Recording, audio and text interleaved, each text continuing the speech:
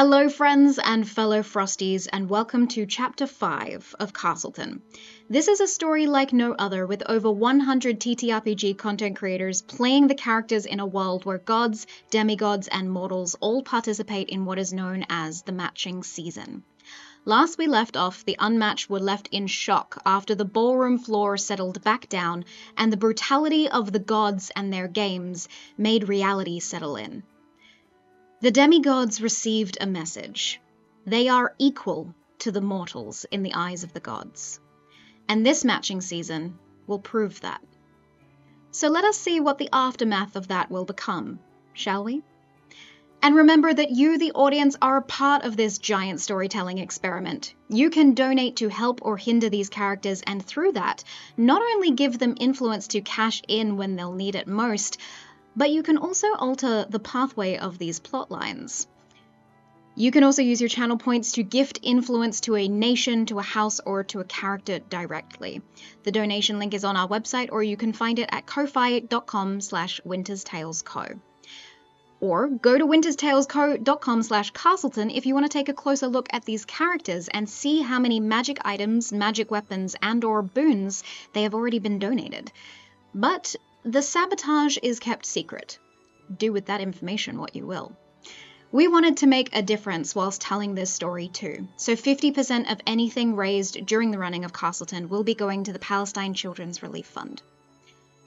And that also applies to a percentage of our merch sales too. If you haven't checked them out already, Cloudkill Clothing have put together a variety of incredible designs, all themed Castleton. Get a hoodie or a cap, or even support your favorite nation with a Cerule, Armor, Eldron, or Castle t-shirt. There's even a Castleton Conspiracies notebook that is waiting in my cart as we speak. The link is in chat or in the description below if you are watching the YouTube version of this video. Lastly, please know that Castleton is all pre-filmed, which means that your donations may not help these characters live in the moment, but it could save them in combat or in social reputation in their next game session. It is date week after all.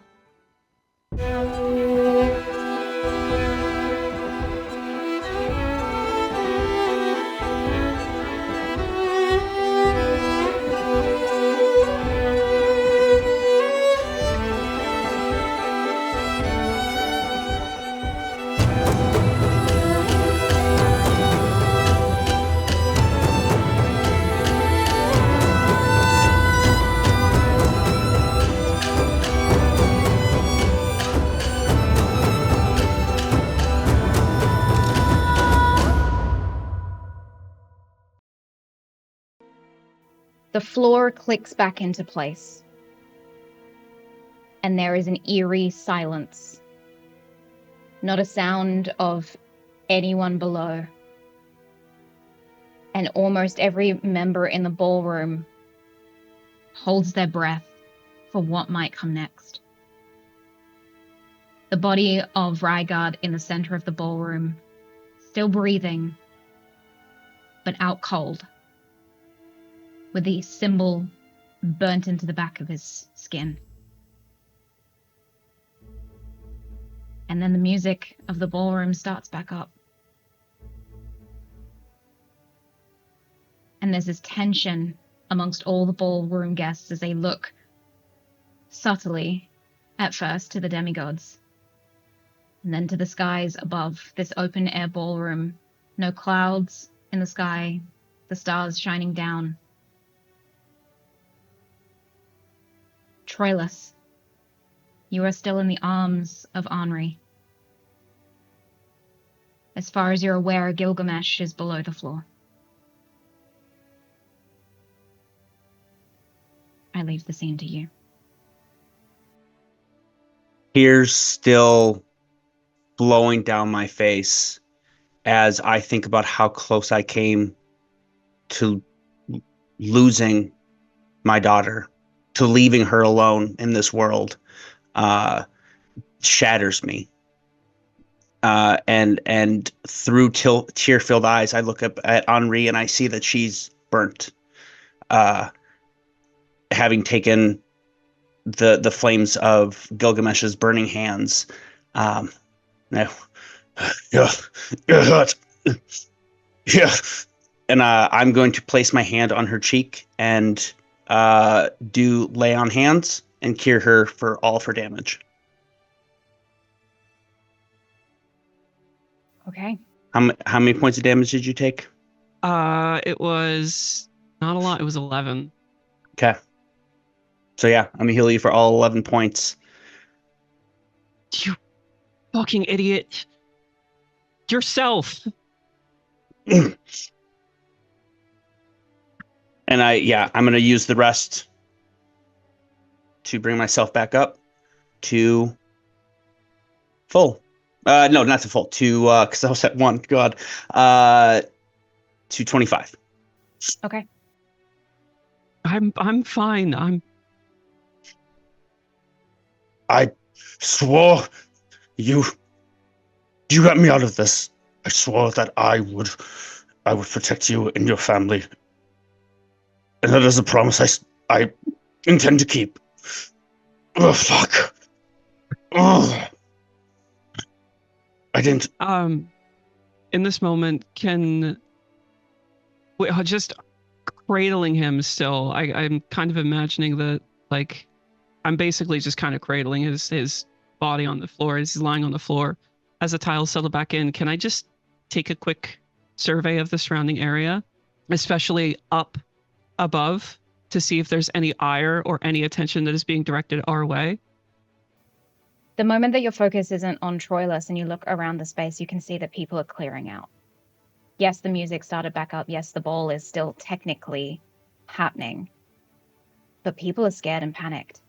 And you watch very quickly as almost one by one the demigods are using solar circles and getting out of the space.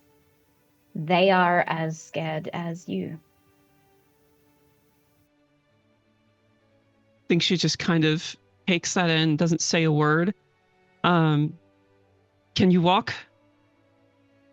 And I force myself up onto my feet. I assume with yours, with your assistance. Seeing you struggle with that, take my left hand and pull out a small leather strap and bring it together with my fingers and burn it with a type of magic that isn't what I used before, and seal the loop into a single band and just slide it on your finger. I'm going to cast Levitate on you. And you are weightless. If you want it. You are weightless, and I will just shoulder you, and I am going to basically pick you up and just run you out of there. Okay. We move over to Naeric as you make your way over to Millie, who almost fell into the pit. I'm sure she's doing all right, but I will help you up, Millie, and look her over from head to toe. Millie was on a platform on her own, so when it's brought back down, she's kind of still on all fours, so she'll take your assistance. And she's looking around at everything going on, everyone not really wanting to say anything, looking up at the gods and fearing what could come down from the sky. And very, very quietly and very softly, she's going to whisper to Naeric, "They're still under there, aren't they?" Don't be scared. That's what they want from you. Whoever did this is looking for us to be terrified right now. Where's Ben? Don't know, he fell. He fell. You're okay. I'm sure he's fine. And I'm going to look around for Ardena, and I'm going to look around for Destral, and I'm going to look around for Ben. Okay. You scan the space.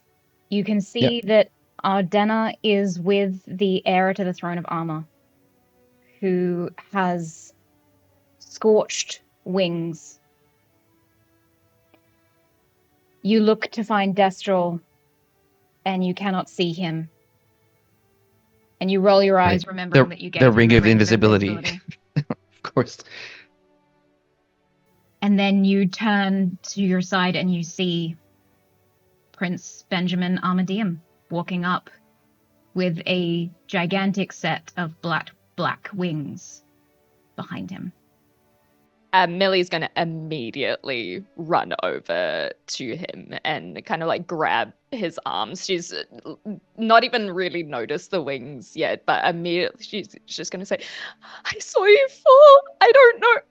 I'm okay. I'm fine. And I'm going to pull her into a hug. And then because I have these new wings, I don't really know how they work. So they're just kind of accidentally going to cradle you as well. I don't really understand how it works properly yet. I didn't see your siblings down there. They're okay. And I'm going to just touch the floor and I'm going to cast Divine Sense and see if I can see any Celestials under there. Because I think that my siblings might ping as Celestial. You don't sense anything. Not a single life form, celestial or otherwise. You look up and you can feel eyes on you. You notice immediately that anyone in the space who had wings has been affected in some way. You see that Lorelei, your cousin, beautiful set of white wings, hers are tangled up or kept bound by this magical darkness. Desta's are destroyed. Rygard in the center of the floor, who's now being picked up by some of the royal guards of the Duchess herself and lifted out of the ballroom, has no longer got his wings. The only two in the space are you and your cousin Cassian, who didn't have wings before today either. I'm gonna walk up. Oh, sorry, go ahead. I was just going to say, will Millie notice all of the eyes? Like, are eyes looking at the prince's wings and everything? With the wings shrouding you in a hug right now, I don't think you're noticing anything. Sweet. I'm gonna walk up to Ben if I can. Just and I'm gonna speak to him. Like, I guess I can't see Millie, but just directly looking you. Well, your wings are around. Whatever way I can try to catch your eyes. I think my head probably turns that way, and I realize that the wings are covering, and I'm like, oh, shit. And I'm going to unfurl them so it doesn't look anything untoward's happening. Yeah. I'm gonna tell you two things. I'm gonna put my hand on your shoulder and say, first, you have kept your oath and you've protected my daughter. And for that, my prince, you have my undying allegiance. Secondly, you are a prince. And panic has run through this place like a bear chasing salmon. Stand tall and dance. Show them that you're not scared. Take ownership of this place now and show these gods and all those that would harm you that you are not easily cowed. Millie, hearing that as well, she's immediately wiping her eyes. She knows Dad knows best. And she immediately takes a deep breath and will offer her hand to you. Brilliant. I'm going to look at Naeric. I'm going to go, please call me Ben. Millie, may I continue our dance? She's going to look up at the demigods. I'd very much like that. And I will take her hand and I will make a point to scan each demigod as I continue our dance across the ballroom. Okay. I will not ask you to roll performance checks, but persuasion checks instead. 25 for me. Okay. Sorry, one moment. I had a prince give me a inspiration earlier, so I will utilize that, but my digital thing is not working. You also have plus D4 from the ceremony, and you still have Exactly. Bless going, I think. Alright, if it's not digital, we'll result to the classic. 17. It's gonna reach like 30. This is going to be a lot. Mm-hmm. 25. Okay. Oh, wait, that's 30. It is 30 now. Your dress, Millie, was stabbed through with a javelin. And so there is this conveniently destroyed but also beautiful tear in the bottom of the dress that allows for when you spin the dress to swirl in a way that does look like the sunrise. And the two of you dance together with the music playing in a show of strength from armor.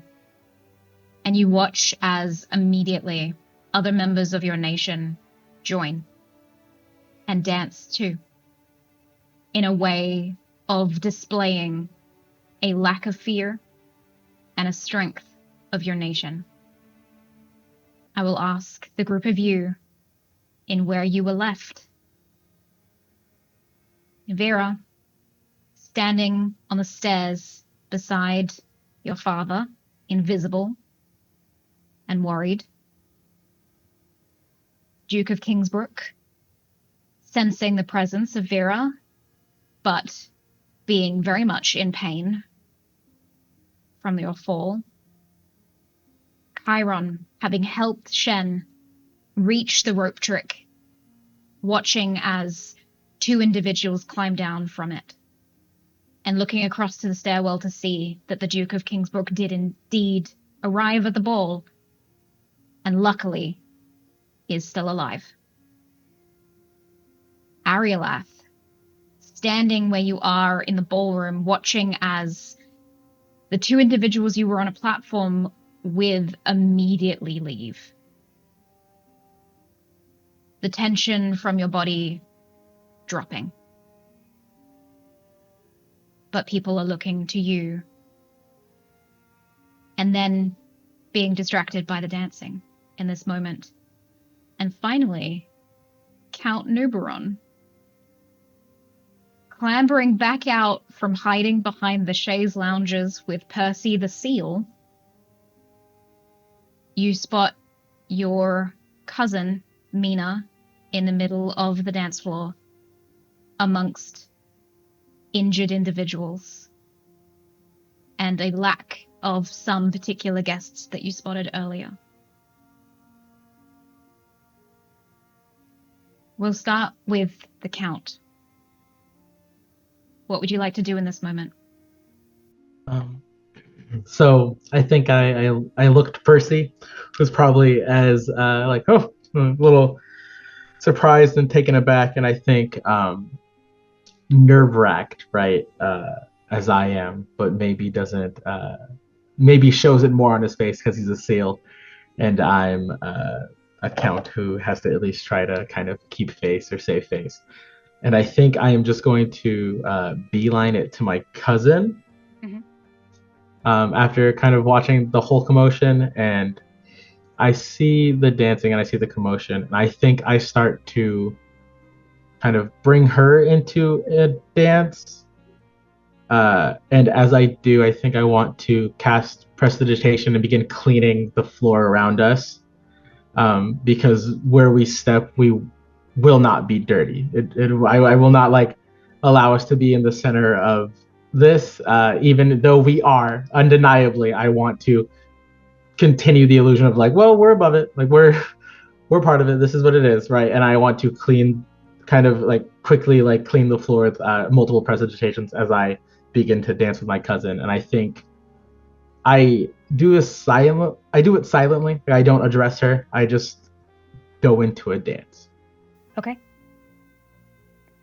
Mina, you are swept into a dance with your cousin, and the reality hits this situation as you are saving face and trying not to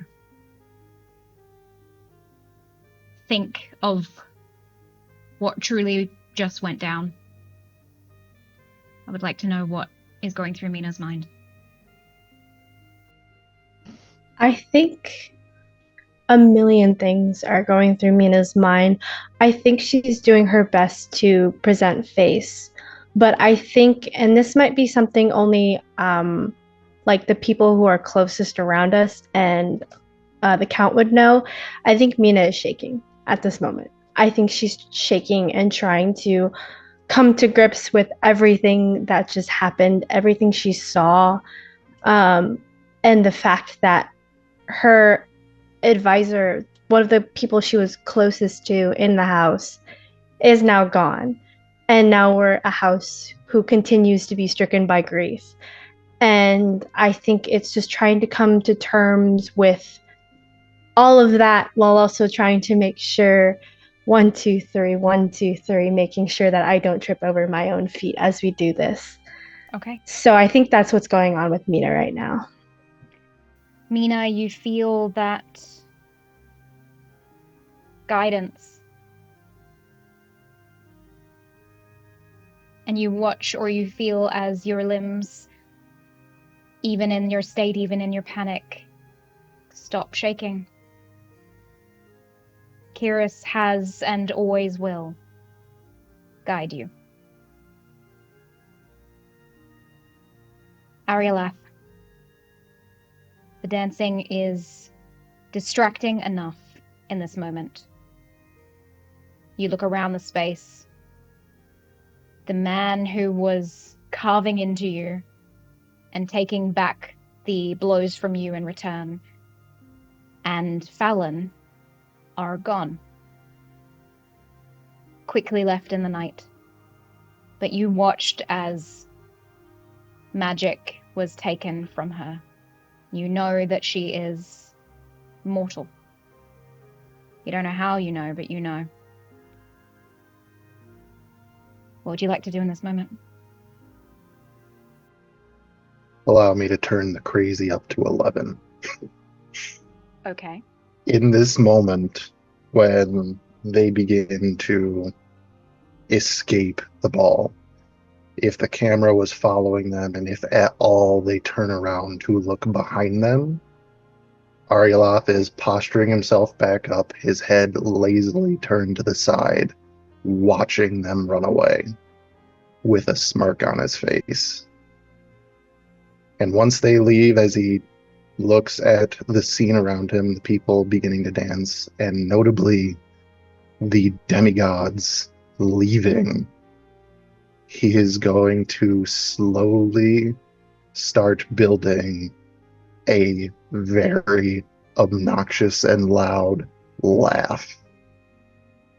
And when it reaches its height, he will yell to the room, "Come, what are you leaving for?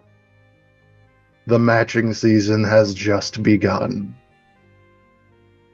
And he turns to leave the dance floor, grabbing the first vessel of some liquid he could find, finds a chair, and doesn't interact with anybody, just watches everybody. And the amount of time that he stays is dictated by the size of the vessel that he happens upon. Okay. The Duke of Kingsbrook. This scene unfolds and you see as the Empire of Armor are mostly standing as a united front. You are unable to count how many of them there are and to understand if every single member that is attending this ball who wasn't slain is on the dance floor, but a significant portion of the Empire of Armor are dancing, are almost without words giving a fuck you to the demigods. What is it that you would like to do in this moment? First, you said there were wounded still laying around. Some, yes. I will put away my sword and say, Cerulates, we stand in the aftermath of a battle, even if we do stand also at a ball. Show your honor, tend the wounded. Then I walk out onto the floor and start trying to help anyone who's hurt, encouraging those who have magic to use it to heal the wounded. Okay. Like a wave from the shoreline of Cerule itself, those listening from your kingdom acknowledge your plea, your call to action, and begin to rise together to heal those that were wounded, regardless of nation or status. When the call from Sir Miles goes out to save or help as many as possible, I think Shadius would probably spend as many spell slots as he has casting Mass Cure Wounds and getting as many people up and patched up as possible. Probably being right there amidst the people, knowing that the princes are safe, would probably dedicate himself to triage with medicine proficiency as well. Okay. You can see from your vantage point as Gideon makes a stealthy but obvious to you exit, not standing with the fellow Cerulites in this. Prince Tristan, you stand in the ballroom center after watching many people be thrown up into the air on these platforms, fighting. You saved Mina. The two of you were safe on your platform, but Shadius did save you from falling. And so it was a close call. Something that hasn't happened before. What would you like to do in this moment? I'm pretty confident in Shadius's capabilities. So, I know he's always got my back. So I know wherever he went, he's probably taking care of himself. Is Amina safe moving away? Is she getting in? Everything's fine. The people have stopped fighting. Yes. Yeah. I'm picking up on this. Yeah. Okay. So there's nobody in combat anymore.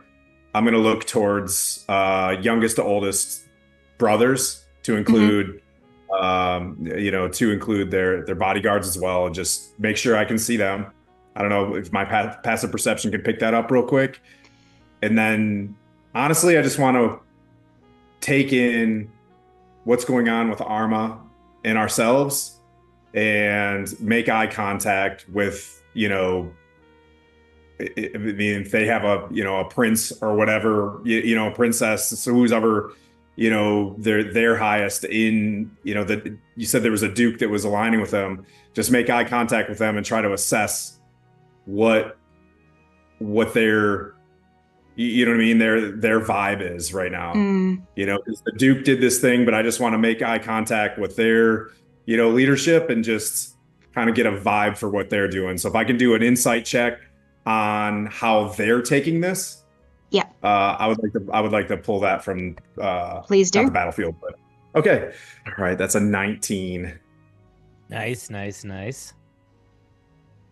All right, with a 19,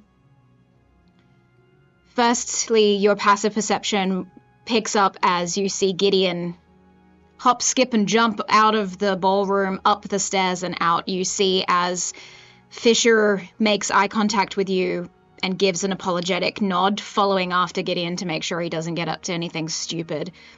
Your eyes scan over and you see Elyan reuniting with Otter after being separated during combat. And then your eyes turn over to Desta, the heir to the throne of Arma. The princess has, or usually has, a beautiful set of black wings as a descendant from a demigod long before. And they are burnt, severely damaged. She may not be able to fly again. I'm going straight over and laying on hands. Okay. If everybody is getting on here, I'm just gonna, walk over. If everybody's dancing, I don't know if it's a political move or whatever, but I'm just gonna go over and do, and try to calm things. Desta, as you are panicked, standing with Tyr, Prince Tristan, heir to the throne of Cerule, walks straight to you, heals you for 15 points of damage, and extends a hand, offering a dance. Okay. Desta is very much in her feelings, but I think she's still very shocked by everything that's just happened. So I think almost mindlessly she'll take his hand and join him for a dance, but she's not entirely there at the moment. Okay. I think she's almost an autopilot. Regardless of how you are feeling or what expression is on your face, the uniting of the heir of Arma and the heir of Cerule on the dance floor almost inspires the rest of the guests to also join. Anyone who is able to. There is this single dance amongst the group before everyone disperses and departs, where the unity of mortals is truly displayed. Anri, Troyllus, this gives you an opportunity to get out as this causes a scene and draws all eyes towards the Empire of Arma. What would you like to do?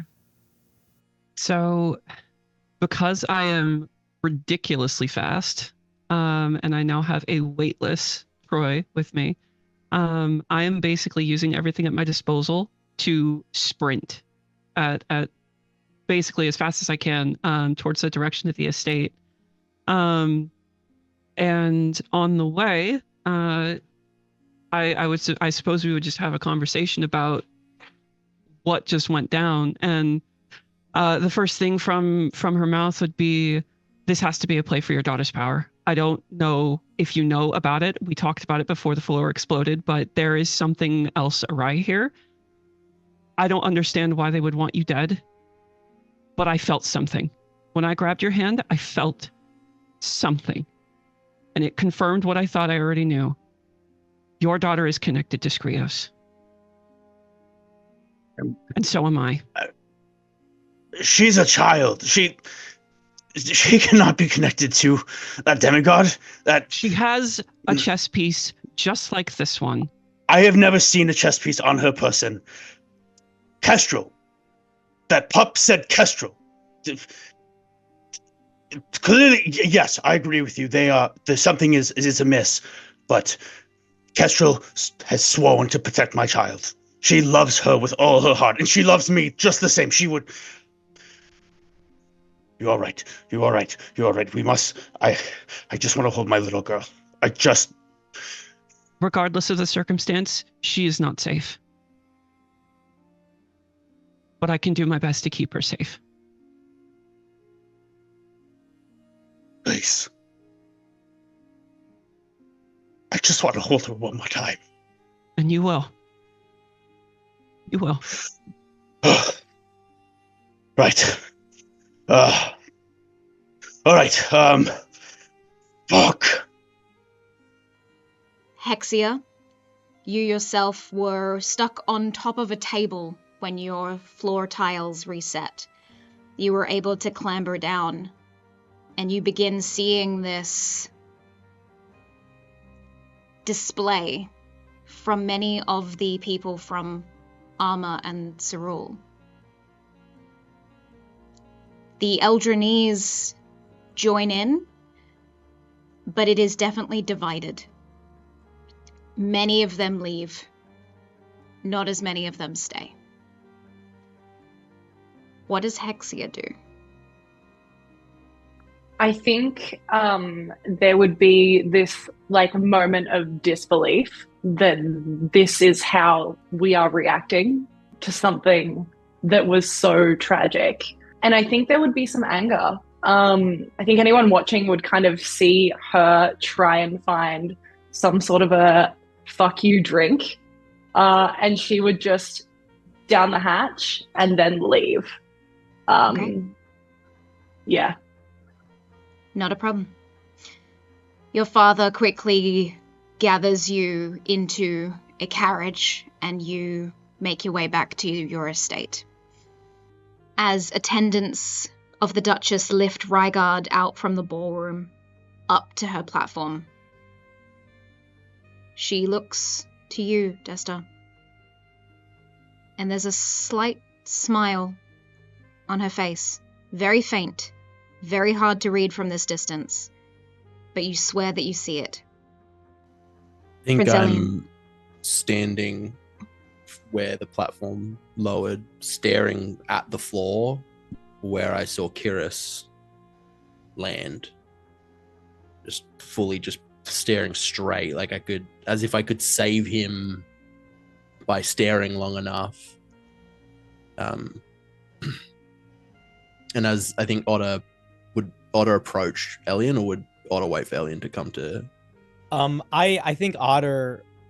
I don't want to interrupt what you want to do if you want to do something before I enter the scene. No, I think no. Feel free to enter the scene. Okay, I think so, Elyan would just be like kind of staring. Cool. So in that initial aftermath, before I think I don't see Elyan for a little while. I think it's hard for me to spot him. We got so separated. And I think there's a part of Otter that feels kind of bad that he didn't go to Elyan, that he went to try to help Kiris, just because I think he underestimated how hectic things were going to be. But I think he's going to spot Elyan staring, and he's actually not going to stop doing what he was doing, which is he's walking around with one of the waiter trays, and it's covered precariously in cups of water. And he's just kind of walking up to people and being like, "Hey, that was crazy. Here, everybody should drink, have some water." And what I'm going to do, if possible, is to as many people as I possibly can, I am going to essentially overstay my welcome in giving them water and talking to them, and just sort of being like, oh my God, that was nuts. Like, what do you guys think? And if possible, I would like to do a general insight or perception check to see if there is any particular focus of either animosity or anyone has any idea about the gods' interaction. Like if there's anybody that has, in their response, they seem either extra calm about it or extra excited about it. But I'm just trying to figure out where the vibe of the community is as I'm stumbling around giving out water. Okay, not a problem at all. Could you roll me a insight check, and I will do a mass roll to see what you pick up there. Sure. I mean, you could just like pick a thing or two. It doesn't need to be everything. 25. Impressive. Okay. As you're going around, overstaying your welcome just slightly with the people as you're handing them cups of water, what you're picking up... repeating myself. What you're picking up is a few major points that people seem to be very distressed about. One was how quickly it turned into taking out people whilst they could. Mm-hmm. There's a few names that are mentioned, Gilgamesh being amongst them, of people who were spotted genuinely making combative and antagonistic choices immediately. Secondly, the fear that the gods themselves intervened into the combat, that a demigod was transformed into a mortal, and that 2 strikes of lightning hit not only one of the arrows trained at an individual out of the way, as if this person was special, and then that the other hit Rygard. Knowing that lightning is from the god of sun and skies, Rygard's parent struck him down and used him as a symbol, showcasing this new 4 circles intertwined on his back in a deep tattoo that was struck into him. Awesome. I'm sorry the cups are a little dirty. I just had to find them off the ground. And then I'm gonna spot Prince Elyan staring. I think before Otter arrives, I would look to Soar. I'd just simply be like, we should stay in touch. Your assistance today was very appreciated. Thank you. She goes to Amina, and you do not spot her twin. You didn't see what happened at the end of that particular fight with Gilgamesh, but you can see that Soar and Amina are starting to look, starting to search. Fuck. Yeah, I would. Yeah, okay. Fuck.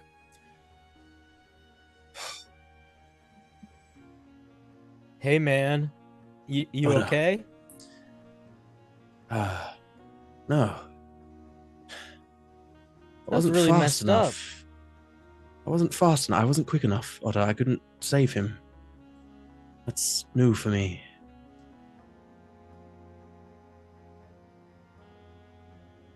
Otter's gonna like very awkwardly sort of like pat you on the arm. Yeah, it's pretty messed up. I'm sorry that I didn't run to you. People were very quick to violence. That concerns I thought me, it was yes. we were gonna be like, oh, how do we not fall off these crazy chess piece board things? But it was people were swinging blades. Yeah. I'm gonna not help other people as much as I make sure that I stick with you if that happens again. Because I if appreciate you that, died, Otter. I would feel that wouldn't be a bummer. I was never in really any real danger. But no, going to Kiris was the right move. You tried your best. You did well. You comported yourself well today.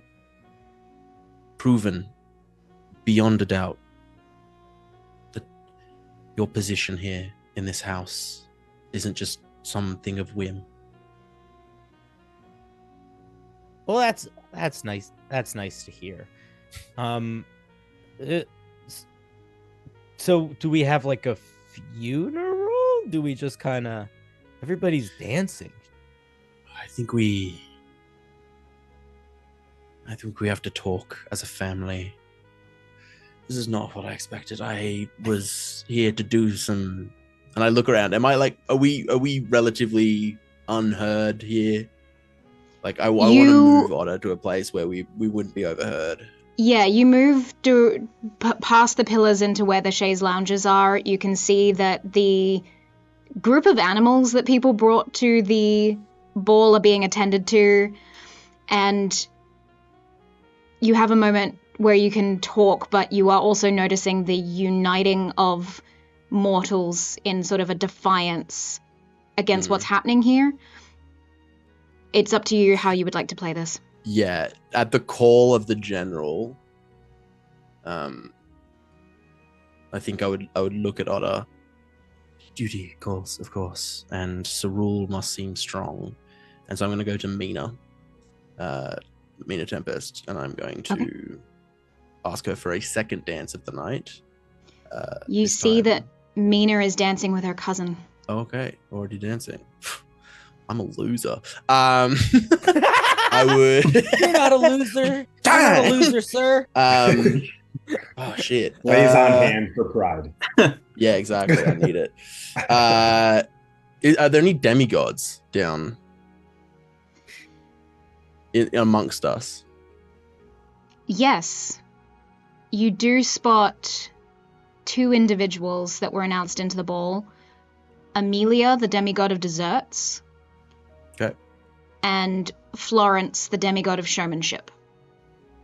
I'll go to Florence. Is she dancing, or are they dancing with anyone currently?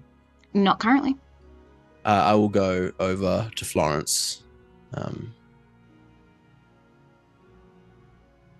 you go for a dance?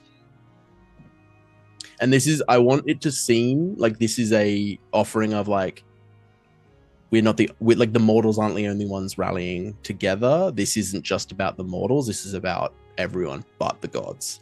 Like, it's a real us and them now. So this is me trying to symbolically be like, do you have a choice but to like side with us at this point? So I'm gonna go, approach the demigoddess of showmanship. Okay.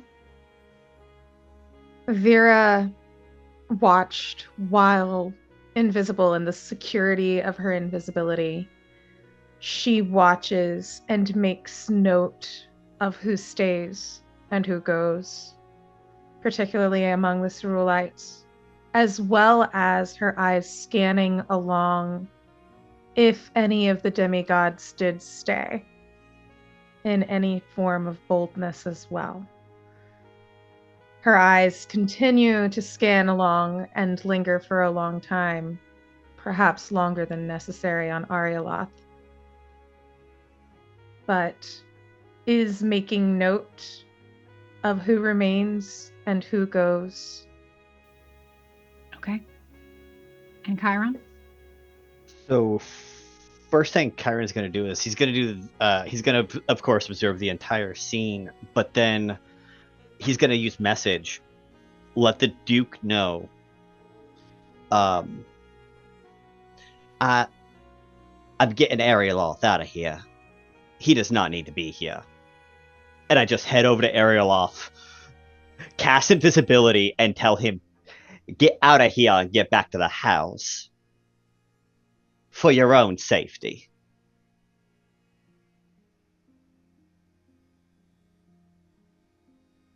From the invisibility, you just get, it's not my safety you should be concerned for.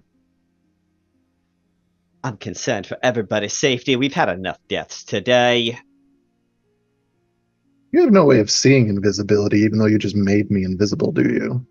I have to touch you. Okay, well. So, no, I don't have the way to see you. I haven't let go yet because I'm making sure you understand before I fully let you go and do your free will. Because I know what I made free. I know what I just let loose upon this thing if I just made you invisible. You will feel Ariolath stand to his full height and actually move closer to you before you hear the low whisper, "Fine." And then he walks out of your reach. Thank you.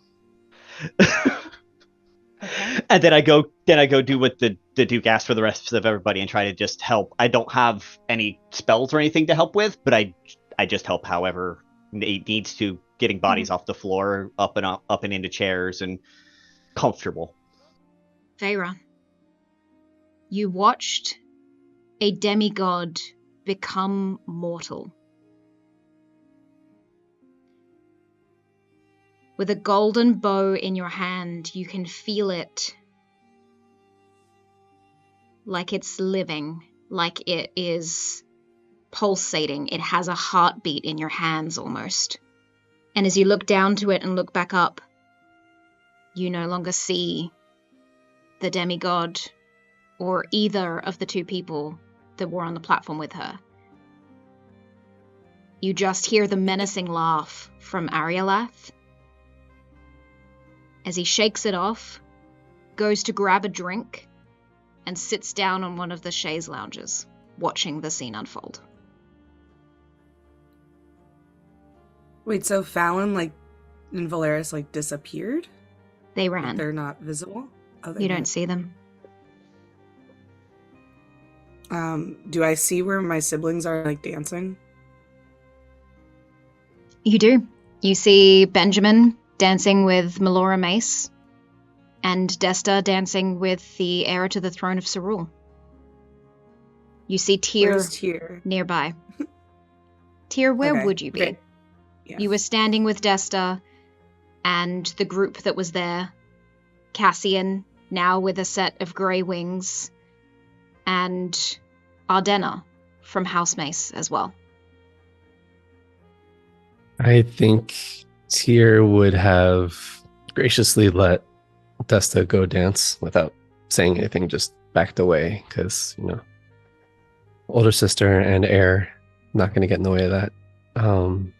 But still, like, scanning the room, probably watching Benjamin with Millora, and observing everyone kind of going back to normal, and kind of questioning it, being like, okay, that's what we're doing.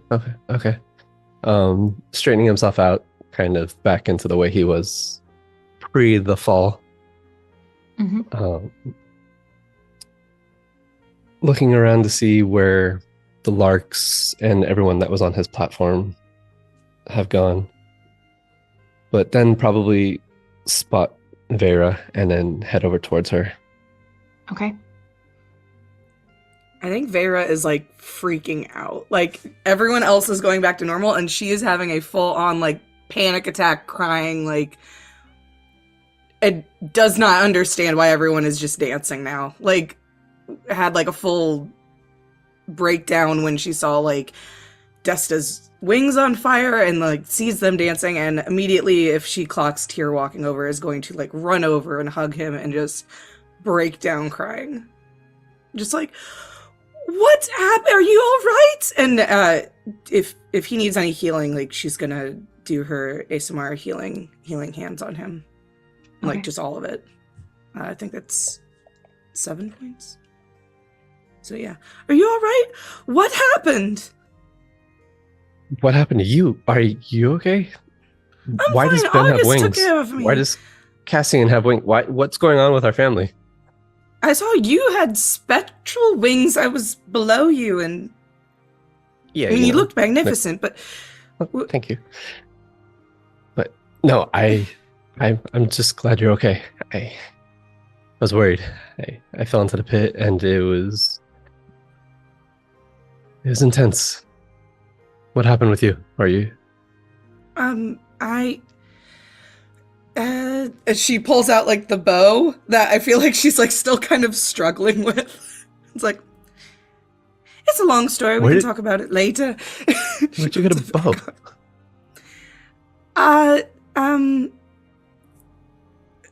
She just points up. Just it doesn't listen though. It's not. Well, it's fine. Listen, it's a bow. It's complicated.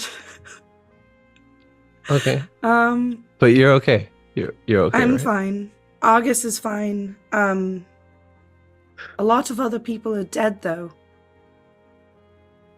Yes. I saw. They look fine, and I point over to Desta and Ben, who are just dancing, and I think like she just looks like she does not understand the whole show of it to the demigods. Like she thinks they look crazy. I think Desta's still in shock, so this may be good for her. Tyr, roll me an insight check, please. See if these dice are good. They're gonna be great. This is gonna go 18. well. Yes. It's a different tier now. I've gone through some things. With an 18, you look to those dancing. And you can see and sense in the way that their bodies are shaking, their faces are not happy. But there is almost a, we need to do this, otherwise we're next. The demigods look weak. We should show a sign of strength. Because one of the demigods got turned mortal. The demigods are now equal to the mortals. There is so much more at stake here, and those that are dancing, you can see that yes, they're scared. Yes, they are panicked just like the two of you. But they are defying how the demigods think the mortals would react.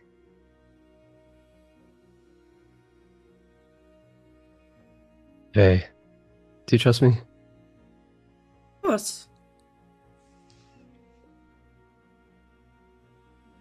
Let's make a show of this. And then I'll grab her hand and Aw. say, let's fly. And so, using your wings to fly up and my levitate, I'll just hold you while we dance in the air to like Aw, I love show that. off and be like, F you gods. Nice. I would cast the light cantrip, but I feel like that's a bad idea. On my Please. disco ball dress. I'm not gonna do this. There is a very admirable end to the dance. As the song concludes, all of the pairs separate and give a curtsy or a bow the way that they would at any other ball. And almost unspokenly, everyone begins to leave. Before we do leave, I just want to pull out a piece of parchment and I'm going to cast the spell Illusory Script, and I'm just going to write on it, he really likes romance novels. And I'm just going to give that to Millie. Oh, it's so cute. I'm going to roll to see if she walked away from you before you had time to do that. Millie gave a curtsy and immediately went to her family. You stand there with said piece of paper. I'll give it to her later. The two of you spend a better part of an hour if you're taking the journey through the Demigod city on foot. To get Whatever back. the fastest way is, yeah. You could try and wrangle a carriage, but it might be registered as to where you would be heading. These carriages move themselves, and at this point in time, there's no guarantee what the demigods are trying to do or what the gods are watching. Then it would be run. covert. You make your way through the back alleys, through across the streets, and into the ephemerals. The magical district created for the mortals when they stay here during matching season. And you run alongside, not down Lavender Lane, but alongside it, following the back of the estates until you reach the Glaive estate, which is quiet. There is a single flame or candle lit in one of the upper rooms. Likely the Lord and Lady of the house. But everything else is eerily silent here. No one knows of the carnage of the ball yet. Something clicks for you, Troy, in this moment. Yes, the pup said Kestrel's name. He also threatened for you to leave Armor. And if you were to leave Armor, Skylark would be raised by Kestrel.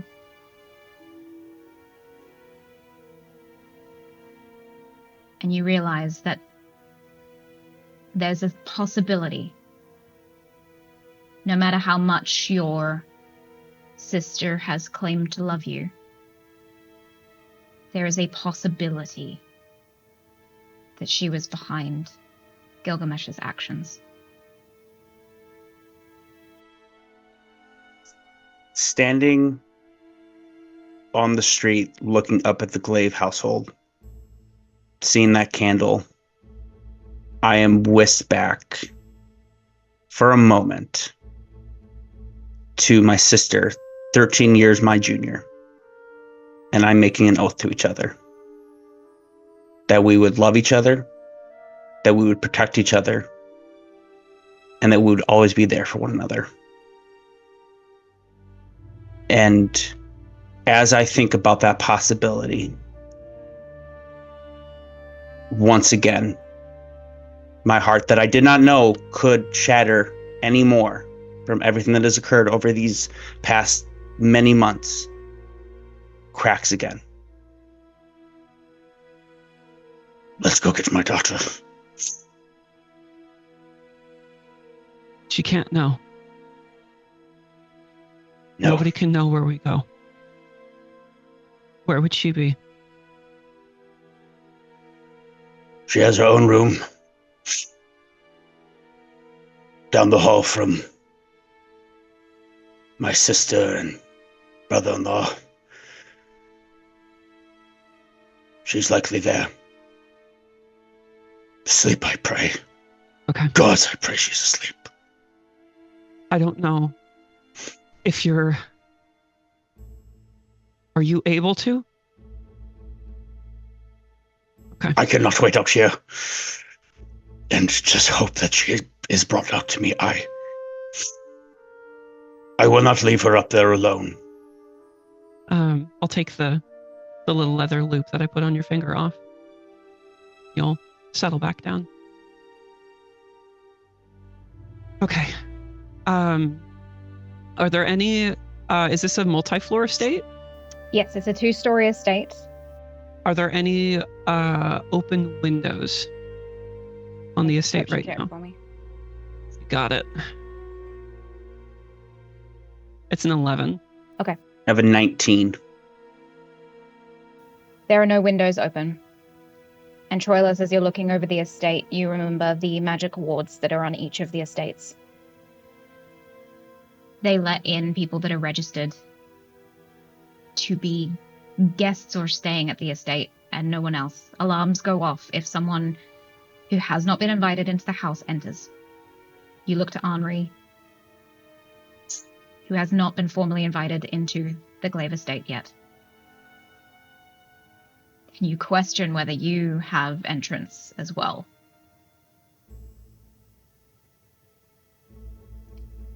But you look to the gate, you raise your hand, and as you push the gate open, no alarms go off for you.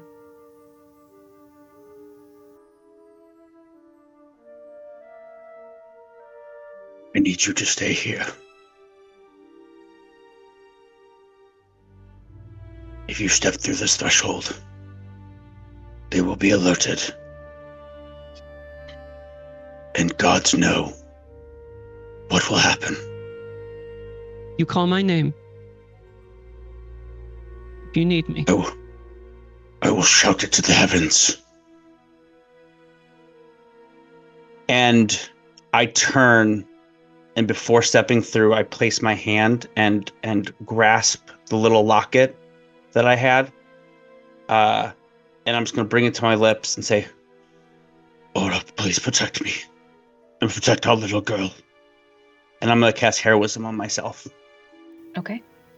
So I'm no longer afraid. You are no longer afraid as you step into the house. It is quiet. I will need you to roll a stealth check to the bedroom of your daughter.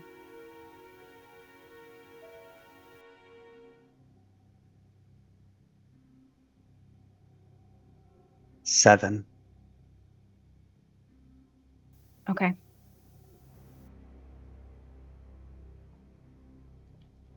I want to gift him inspiration. How do I do that? Can't do it retrospectively. I rolled an 18.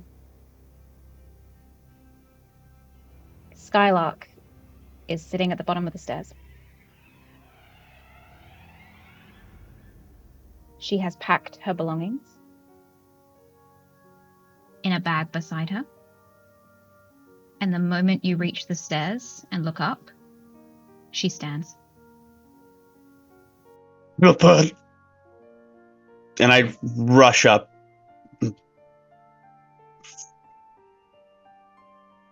We have to go. She takes your hand and she leads you back out of the house. And you notice on her pinky finger, holding yours, a black ring that matches the one on Anri's hand. And on Kestrel's. Yes. You make your way out, and Anri, you see Skylark. She makes a small smile that doesn't reach her eyes. She nods to you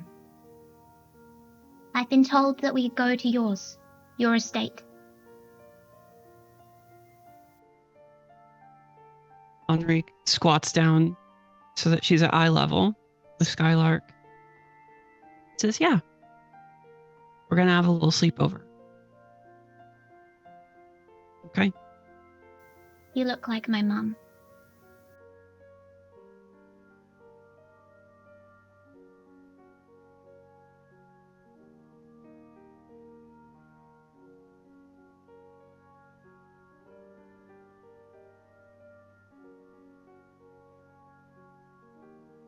I'm sure she was a fantastic woman. And an amazing mother. And I'll do my best to protect you and your father as best as I can.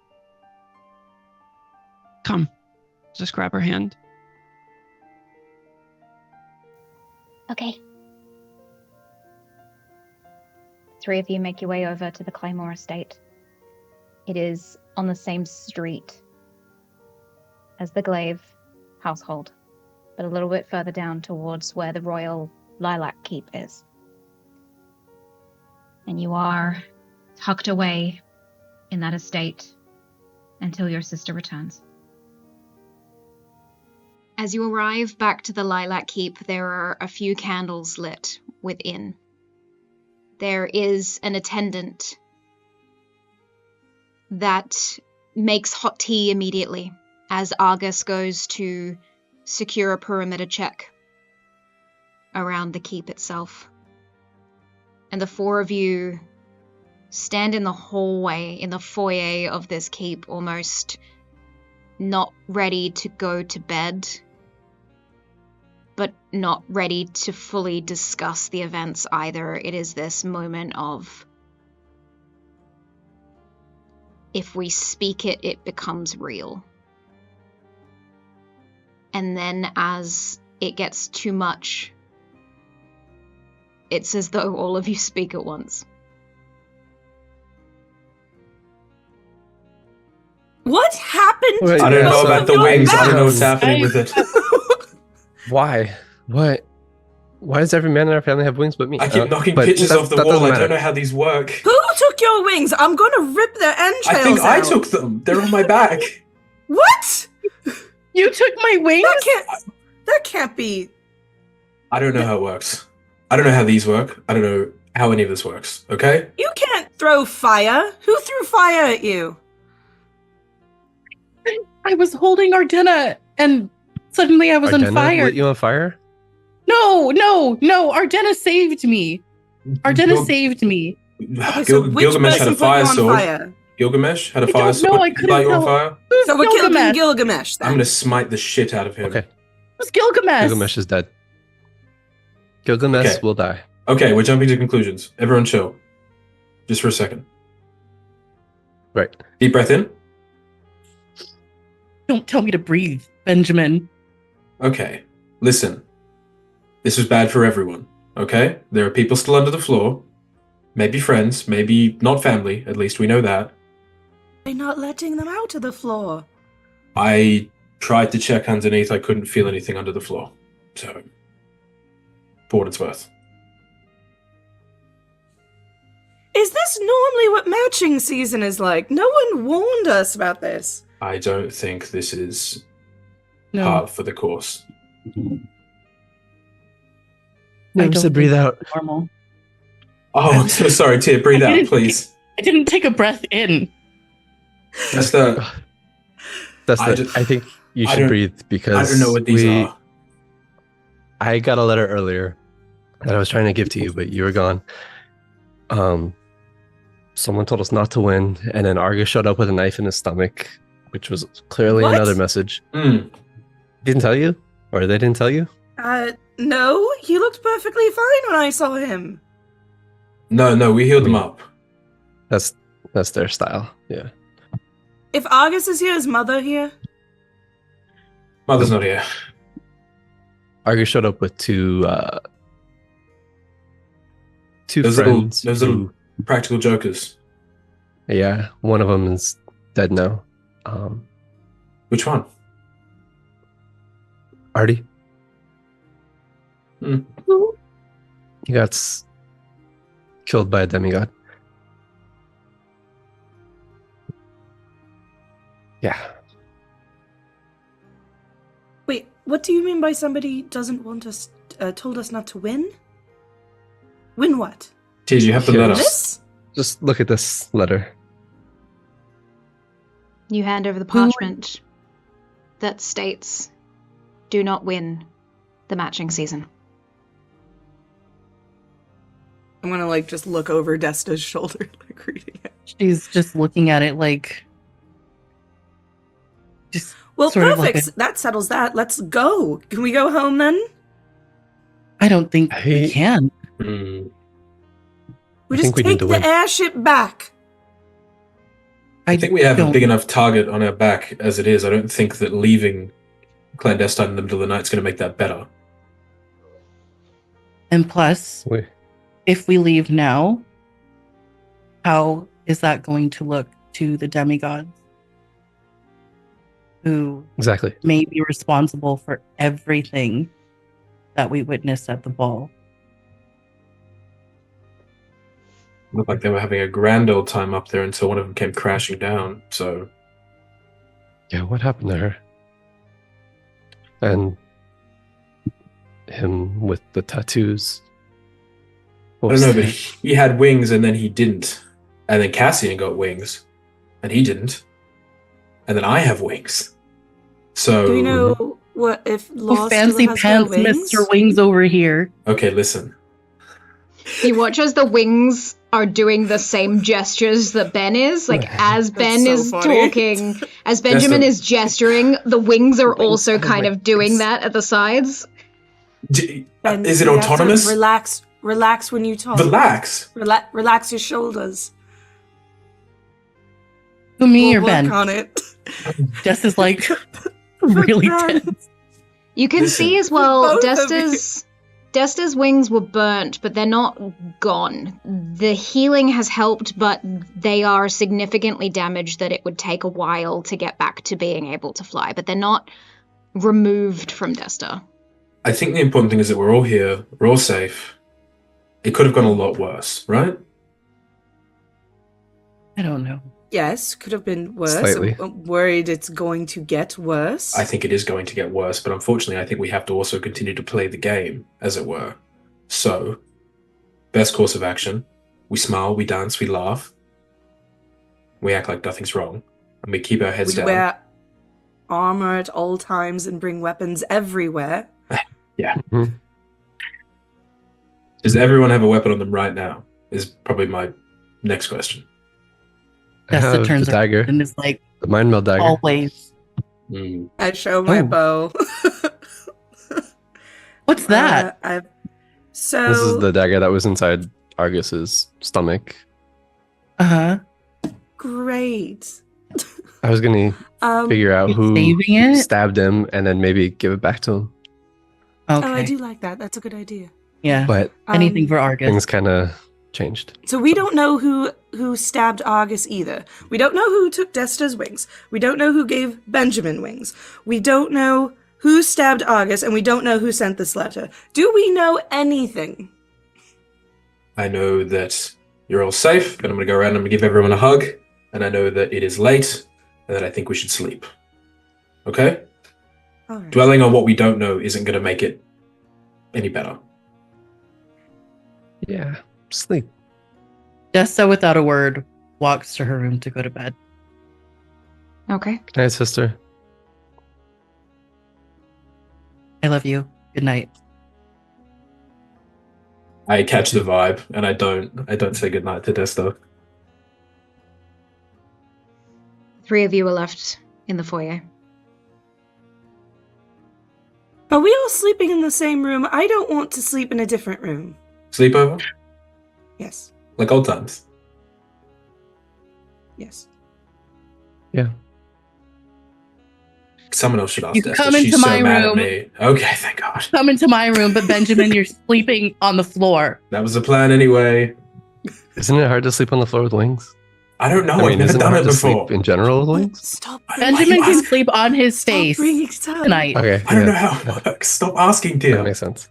I was just curious. And actually, you they're know? kind of soft. You can use them as a pillow. Let's stop talking about him. I'm gonna get some fruit. I go and make like snack bowls. And I bring it to Being the only one without wings, it's kind of. The four of you have a restless night, but in the comfort of each other's company. Unlike any sleepover you have had as children or growing up, reality has hit a little bit, especially for those that never took the matching season seriously in the first place. This is more than about love. This is now about family, about your nation, about your kingdom. If Arma doesn't show us strength and return with good matches and alliances, hell, if the matching season goes any more poorly, there could be war. Something that your ancestor stopped over a millennia ago. And when you wake to the sun dancing through the sheer curtains of Desta's room, it's time to make a plan of attack on how you are gonna prevent that from happening. The morning sun of the second day of the matching season glides through the tidal household estate back in Cerule. Sarah, could you please introduce us to your character?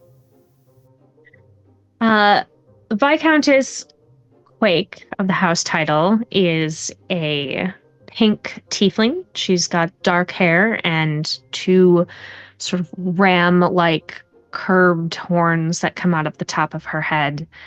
She is always well put together. Currently, she is dressed in what she would consider to be her traveling clothes, which is far more elaborate than I think is probably necessary for most people traveling.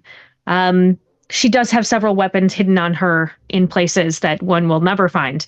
And she's pretty irritated at the moment because her airship that she was supposed to take yesterday is not only not working, but has also not been fully unpacked to wait for the arrival of her good friend, Vernon, who's going to be transporting us out of our current state.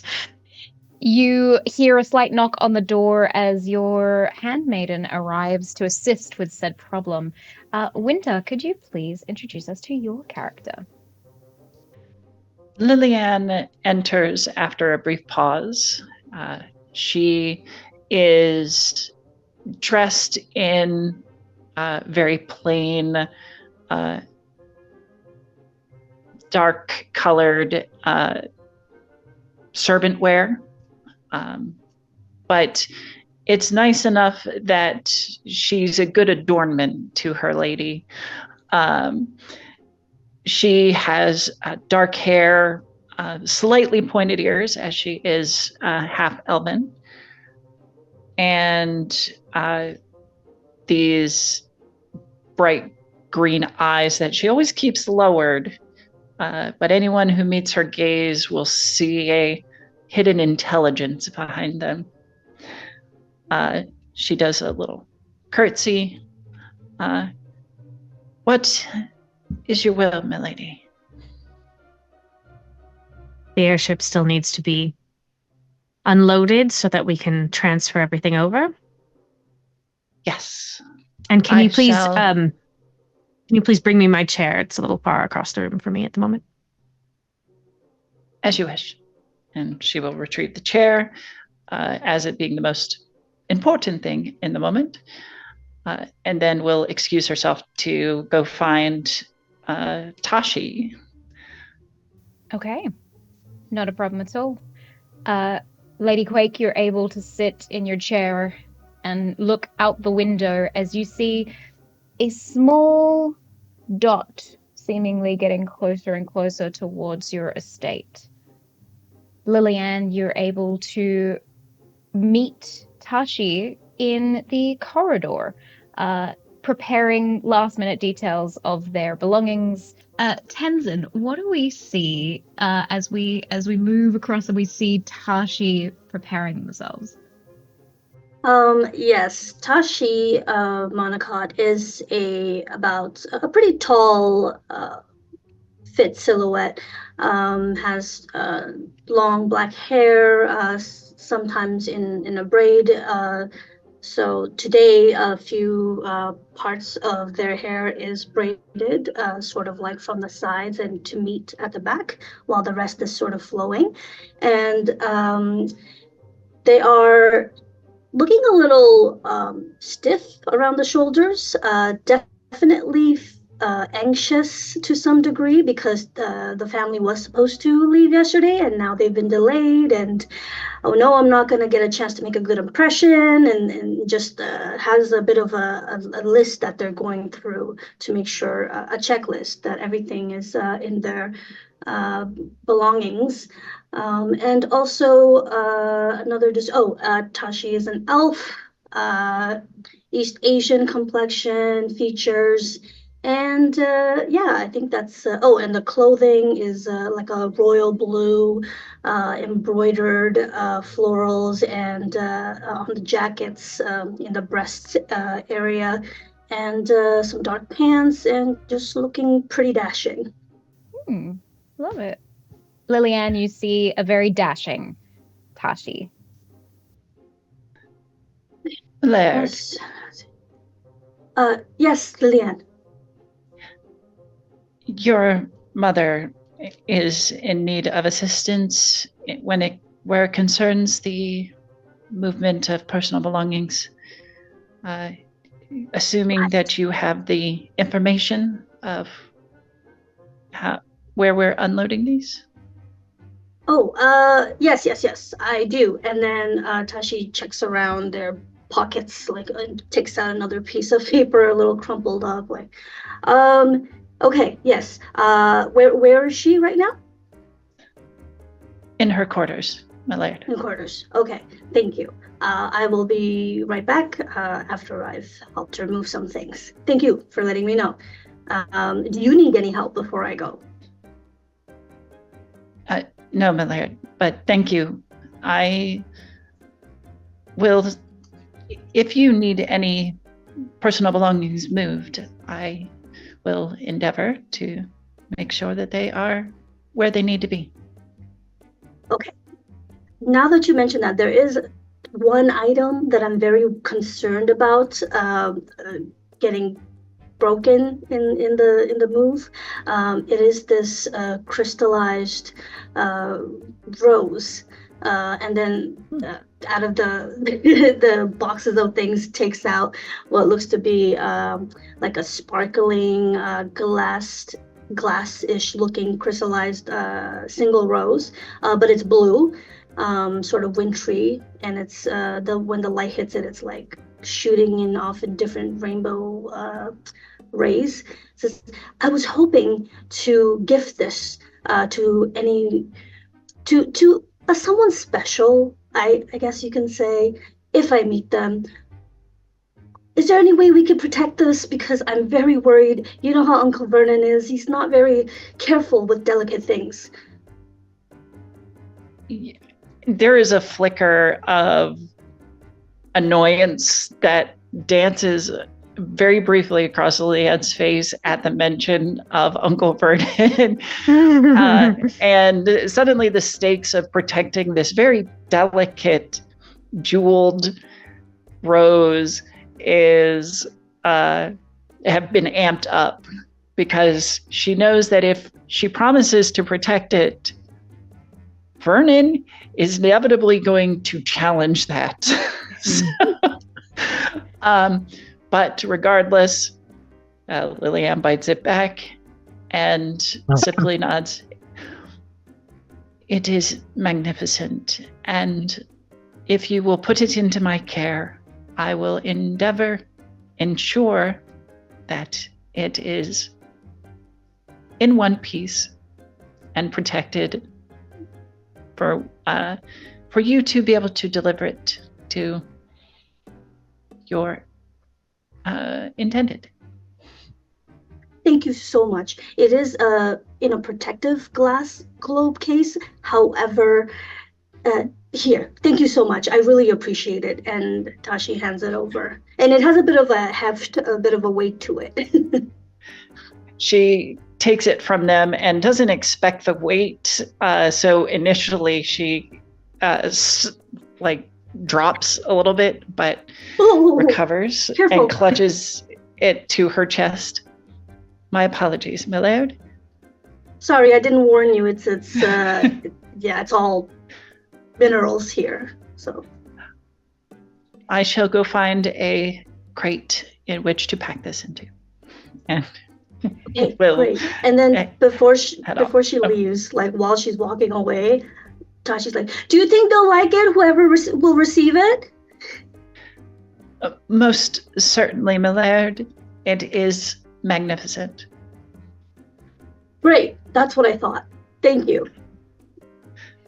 Wonderful. She simply nods and herds off.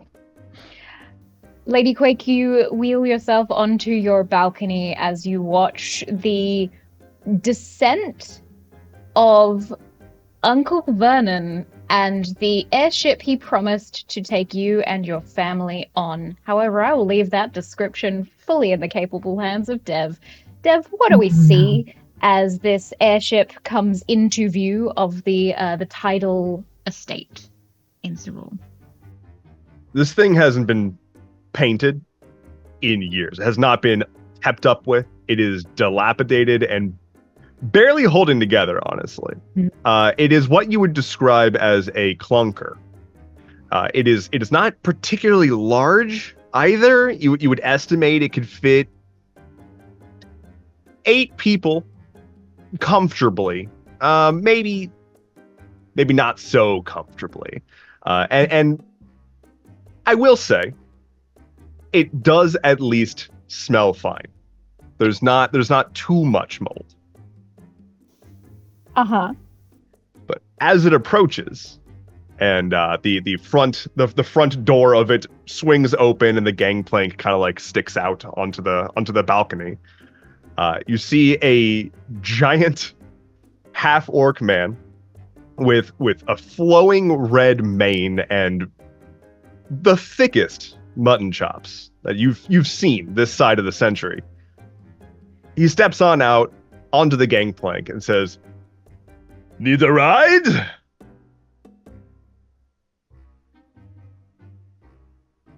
Vernon. How good it is to see you again, oh my good friend Quake. How are you? It has been so long. It's been 2 weeks, first of all. It's been so long. I have an entire new sourdough starter. I would love for you to try it. Friend, do you remember when you told me that you had a ship? Yes, an airship. It's right here. It is able to carry whatever you... You said very large, stately. In personality. It remains... Do not... You need a ride, do you not? Will it get us all the way to the castle? Oh, it can get from point A to point A, no problem. Yes, I said point A to point A, yes. That's where... Yeah, okay. You know what? Come inside. I'm inside. Just come. Of course, I brought snacks. I brought gifts for everyone. I know. Everybody will be very excited to see you. I'm probably not as excited when they see what we're traveling in. That's hold. I'm a little insulted. I brought this ship. Yes. This is my pride and joy. This is the only ship that I am allowed to take out without asking permission first. Oh, Vernon. Oh. Who did you... All right. Look, the missus, she takes care of most of the ships, but this one is mine. I can take this one where I will please. Should have just talked right to her next time. We'll just talk right to her. Oh, but we are the ones that are friends, yes? You don't think I'm friends with your wife? Well, I like to think that our bond is special. Okay. And so you can understand how excited I was to I offer you a ride in your time of need. Yes. I coming to my rescue once again. Thank you, I am here Vernon. for. Now, where are the little ones? I've made so many not so little treats. anymore. They Vernon, are still very, very. Everyone here is very small. Little, small beings. Mm-hmm. Well, Luciano's grow. already in the castle, as you know, went early. Okay. But Tashi is here somewhere. Where's Tashi? I have their favorite snacks. Side note, it's not your favorite snacks. It's just what he thinks it is. Yeah. I was going to say, like, hey, you know, it's changed since they were like 10. You know that, right? You know that they don't eat the same thing. No. I'm every time that I give them sautéed pork butt whole, they are always happy. And they always say thank you for bringing me this sautéed pork butt. They do always say thank you. Yes. Okay. Well, I would hate to stop that from happening. So, Tashi? Vernon's already going. Like, Vernon's seeking currently. Yeah, we're probably gonna collide by the door as I'm coming in and you're going out to see me, and like my head probably will reach your chest or something. Like, oh, Uncle Vernon, hi. Tashi, how have you been? He picks you up in the biggest bear hug. You are multiple feet off the ground. Vernon, we talked about consent. Do you remember that you ask before you pick up yes, children? Yes. May I give you a giant bear hug? Yes. Just don't squeeze me so hard. I need my ribs for this. Okay. Right the back whole thing in. that we're doing. I brought you your favorite snacks. Oh, I'm so sorry. Try to stop. Pork anus again. Great. Oh, well, that's we can use a lighter term. Oh, sorry. Yeah. It's just, it's less of the butt and more of the, that's part of the ingredients. 90%. I made it for you not but 2 weeks ago, so it should still be fresh. Thank you. Where is Lili? Where is Lili at? It's Lillian. It's Lillian, and she is busy right now, packing and unpacking since the. I can help with. I'm wonderful. I can help. Vernon, you don't have to do that. He's already gone. No, boy. He loves lifting the big heavy stuff. I mean, I would, but I just don't want to damage anything before I even get there. Look at you. You look wonderful. Is this the outfit you picked out for your entrance? Spin. Yeah, Give me a spin. Give me a spin. Okay. All right. Oh, it's wonderful. Oh, it looks so good on you. You are going to have so many suitors. Who are you looking for? Tell me. Tell me everything. Oh gosh, I don't even know. I don't even think I have a type. But it's great. That means all your options are open. That's easy. Then everyone is your type. Yeah, but then I would have to be someone's type. So I think that's where I'm really kind of worried. Tashi. But no, I know I'm a catch. I know. You are the most attractive. Truly, I mean, who wouldn't want you? I think you're just so wonderful. Can I have a hug, please? Can I have a hug? Give me a hug. Give me a hug. Okay, sure. And then awkwardly hugs. Vernon is back and joining in this hug, by the way. Oh, boy.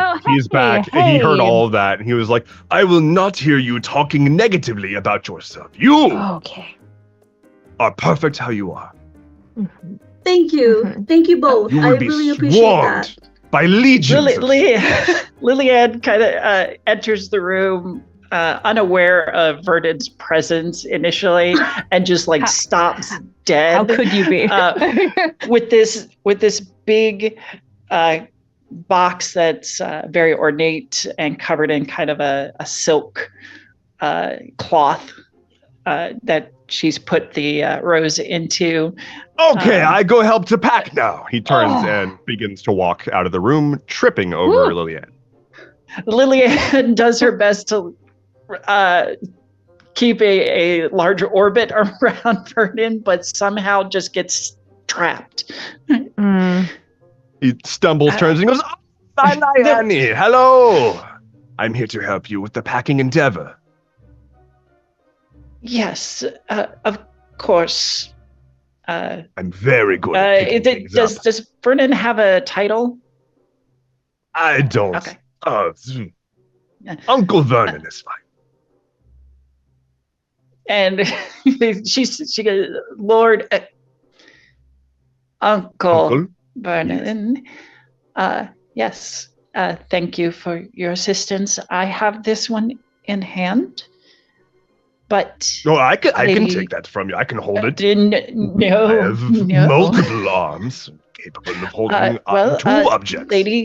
Lady Quake's personal effects need to be moved on to your. And she looks over at the ship and just looks crestfallen.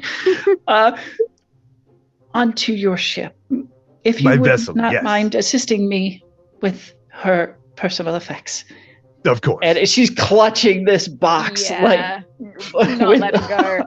You watch as some of the other attendants that won't be going with you, they are helping to put all of the boxes and bags and things that you might need onto this vessel from Uncle Vernon. And quickly, within 20 or so minutes, Vernon is at the helm of this thing. The three of you in the back, holding on for dear life as this airship takes off into the sky. And it's a decent vessel. It does fly. It is smooth. It just comes down to Uncle Vernon's roll that I'm going to ask you to do to see how Vernon actually flies the ship, not that the ship itself can't be flown smoothly. Could you please roll me a dexterity saving throw? Absolutely. And I will say, though, that there is one nice part of this vessel, which is the galley. It is pristine. Sure. Yeah. That's where all the money went. Ooh. You said dex save, right? Yeah, all right. We packed it. We strapped everything down right. Is it nice possible and tight? Because I just help? rolled an 11. Yeah. 11's not bad. It's not motion 10 sick. or under. So I think there's just occasional wobbles to this thing. It's not a smooth journey. By the time you touch down on the castle in the dockyards of this floating demigod city, all of you feel a little queasy. There is just the thanking of the gods above that you landed, and that you are on solid ground again. But as you touch down, as I said, as you touch down, you notice that the city itself is rather quiet. It's early morning, but not early enough that it should be this silent. Especially as you make your way onto Royal Blue Road, the street that is created through magic during the matching season for each of the different nations. Royal Blue Road is part of the ephemerals where those of Cerule stay during these 3 months of matching season. And you make your way as a group over to the tidal estate. Again, this silence permeating the city. And as you open the doors to the estate, you see in the lounge room off to the side a rather distressed-looking Luciano. Justin, could you please describe to us your character, what they look like currently, after returning home last night from the first ball of the matching season? Luciano is still wearing the clothes that he wore yesterday. As soon as he got in, he just sat down and he hasn't slept. He's just zoned out. The clothes he's wearing is still his black coat with the red vest underneath it, with a little with a red and gold cape as well, and you'll see like the sigil of House Title as on the cusp where his cape kind of meets up. And he's just sitting there, just completely zoned out. Doesn't hear the door open. Hasn't acknowledged any of the servants that have been around. He's just been there, sitting. You can see Lady Quake as you enter into the house through the stairs themselves have been altered for your wheelchair. As you move your chair towards the estate, the magic almost changes the way that you interact with the house. These buildings change themselves to the people that live in them, what their needs are, as well as like their personality being projected into the decor. And immediately the house accommodates and changes itself to be the perfect house for you. As you enter in, you see your son, Luciano, and an empty breakfast tray. A breakfast tray in front of him that has been left untouched, uneaten. As you see Luciano just staring off into the distance. Lillian, I think we need some tea, please. As you wish, milady. Quake rolls over to Luciano and just gently takes his hand and waits for him to look up. As soon as you touch my hand, it'll startle me. I'm like, oh, mother, my apologies. When did you? Hey. What happened? And you're just gonna see as he just you'll see his eyes start to tear up despite them being dark. You'll see, you can pick up when he's about to start crying before he will just kind of like look away. He's like, a lot has gone down since yesterday. I'm sorry, I showed up early to just so I can kind of get an understanding as to what everything is going on. I thought I was going to see you all, but I was a little...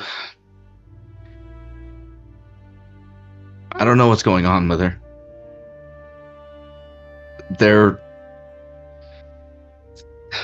Fighting broke out. The ballroom started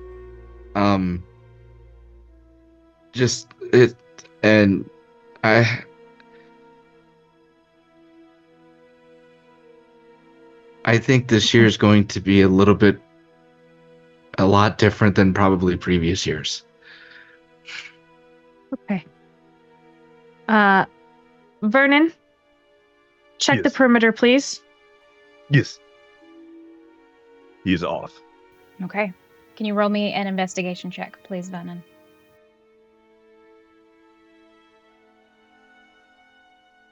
21. Okay. This is why we bring him. With a 21, you can see that the magic wards around this particular estate are solid. There is no danger to the immediate family at this point in time. But as you're walking around, you can ascertain that eerie, quiet nature of this street hasn't changed. In fact, you can notice as you look around the street that the estates are all occupied. There are carriages outside that aren't moving, but all of the curtains seem to be closed and people seem to be staying inside their houses at this point in time. He comes back into the room. He says, "It is far quieter than it should be at this time. And you, Luciano, why have you not eaten your breakfast? I see a whole tray of food. Is it not good? I can do a new meal." And you're gonna see as he kind of like wipes a tear. It's like I didn't even realize that it showed up. It's important to eat. It is important to get your energy. I know. I just, like I said, there was a fight broke. I don't, I don't know how to Who's describe it. fighting who? Everybody. It was a brawl that I had never seen occur, and the first day of the matching season at the ball, to be more precise, I've never heard of this. It's I and he's going to pause for a little bit before he's like, I know people died there. I saw it. Tashi has been sorry. No, go for it. Okay, no, I was just gonna say Tashi has been standing by, hand on Luciano's one hand on Luciano's shoulder, standing behind him and just kind of listening. And when you say, people died, Tashi asks, anyone we know? I'm not sure, but someone close to me did. And I'm so sorry. I thought they could handle themselves. I thought that, if I could buy them a little bit of time, because there was another nice, what is it? There was a group of folks. Do you all remember a couple years back, Ariolath? Fair enough. Ariolath, the one who won the matching season a few years ago. Yes. He was there too. He's back again, I guess, to go up for another match. Something is off with him. I saw him going after one of the demigoddesses. I tried to help her. And before I know it, things happen, and I see, and at that point, he's gonna immediately his voice is really gonna start tearing up. It's like I look and I see as she falls, and I just felt so fucking helpless. Vernon is wrapping you up in a huge hug right now. It is okay. It is okay. You would all recognize the name as well of Ariolath. Ariolath was the winner of the previous matching season 3 years ago. But there have been rumors since that his wife was killed. And the rumors imply that he was the one that did it. For him to be back in the matching season to find another bride, it's surprising and a big deal. Lady Quake, you would know how vicious rumors can spread. Not just in Cerule, but in this demigod city especially. There's no evidence that Ariolath was the one behind it, otherwise Ariolath would not be here. The King of Cerule would have removed his title. But that doesn't mean that it couldn't be true. The group of you returned to the keep at the end of Royal Blue Road here in the Ephemerals, only to be met with a third of the staff that was meant to attend with you. And so you have had to make use of the kitchen yourselves, making your own beds, and preparing yourselves for what is to come. In the morning, Elyan calls the family for a meeting and realizes that Gideon never returned to the keep. Merely sent a letter back saying, I'm out for the night. The four of you sit tensely at your makeshift breakfast that you put together, with the news of Kiris having passed, as well as another member of Cerule, Eviarix from House Rivulet. And before you even have a moment to speak, an announcement goes out across the entire city. A projection of Themius Revelborn manifests in the center of the coffee table off in the lounge. You hear the announcement from your breakfast table. Good morning, Castleton. It is your humble host, Themius Revelborn. And there's a somber mood here in the GMC studios, as it is with a heavy heart that I report to you the news from the opening ball of matching season. After a truly beautiful and moving speech from the Duchess, whose words could have not been more true.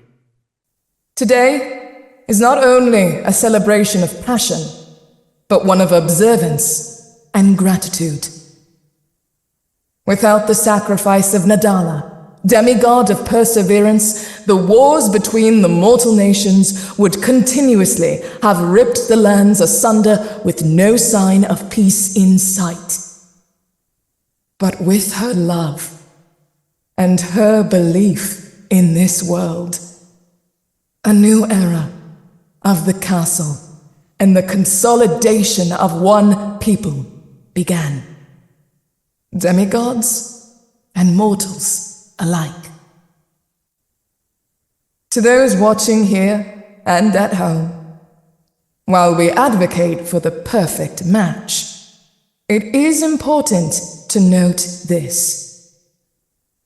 You are whole. You are a prism, a myriad of colors and light. While there may be cracks across your surface, you are complete. Let your match be your sunlight. Let it enhance the beauty that already exists within, and warm you to actions you otherwise believed improbable. And to those that are untrue, your truth will soon come to light. To all the unmatched, I have but one thing to say. May the gods be ever in your favors.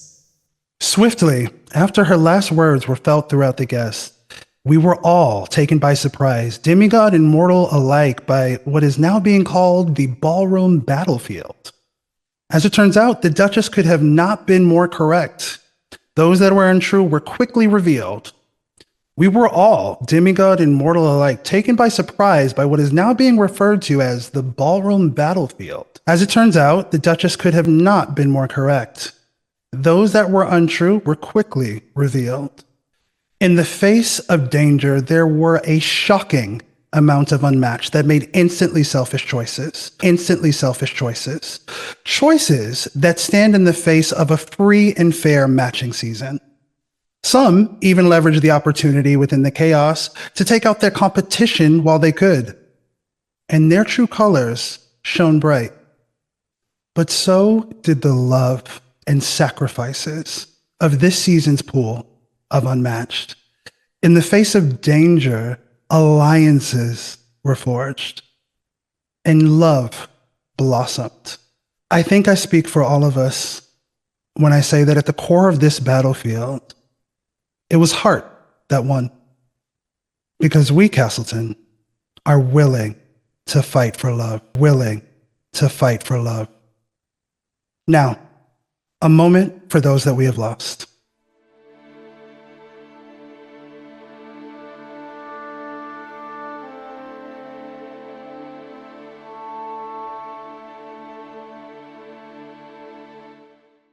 Good Morning Castleton is brought to you by Bicklebuck Soap and Spa. Leave your skin as fresh and as radiant as a newly formed demigod. Bicklebuck has your back.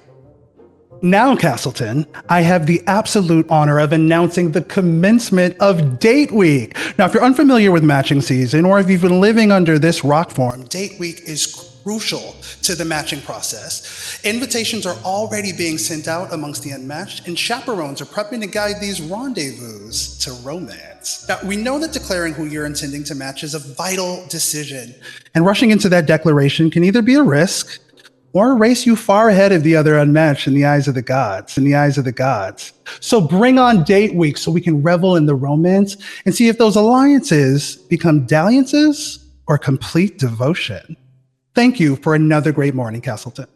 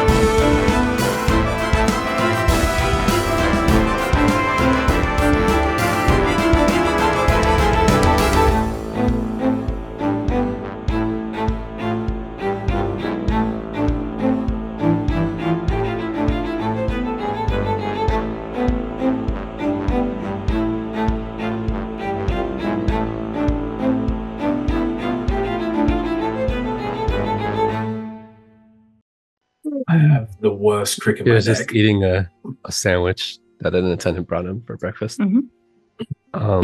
Already kind of awake, but not really a morning person. Oh, All right. What's the I plan? have decided maybe I will consider dating someone. That's big for you. Wow. Possibly. Okay. Who? Who are you thinking? Oh, I don't know. I assume there's a line or something out the keep. Wouldn't be surprised. I'm gonna look out the window real quick. Your bow. Oh, there's adoring fans out there. You're gonna be so excited. Benjamin, Oh, yeah, as look at all of you, them. if you look out the window, Lavender Lane is silent. There's an eeriness to not only this street, but the city. Everything is quiet. Curtains are drawn on almost every estate on this road. People are scared, but they're also preparing themselves. And as you get up and make yourselves fit for the day, you also do not really leave your estate. And then an announcement broadcasts to the entire city. Almost as if it's a hologram forming out of the coffee table, you see the form of Phineas Revelborn, who you met yesterday, Desta. As he announces the events of the ball, gives a very solemn nod to those that fell,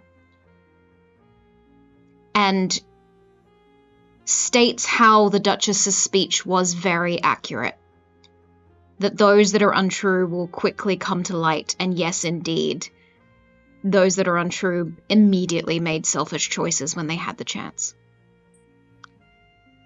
And then swiftly, as if brushing everything under the rug, Good Morning Castleton is brought to you by Bicklebuck Soap and Spa. Leave your skin as fresh and as radiant as a newly formed demigod.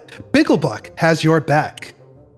Now, Castleton, I have the absolute honor of announcing the commencement of Date Week. Now, if you're unfamiliar with matching season, or if you've been living under this rock form, Date Week is crucial to the matching process. Invitations are already being sent out amongst the unmatched, and chaperones are prepping to guide these rendezvous to romance. Now, we know that declaring who you're intending to match is a vital decision, and rushing into that declaration can either be a risk or race you far ahead of the other unmatched in the eyes of the gods. So bring on Date Week so we can revel in the romance and see if those alliances become dalliances or complete devotion. This sounds like a game. So this is a fucking game to them, right? This is a game. So Cool. People are messed dead, up, and even by my the standards. demigods are sitting there laughing. Wonderful. as the announcement fades, the projection in the other room disperses once more. And the four of you are left to your meeting. How is everyone? Just gonna pick up a muffin. Like,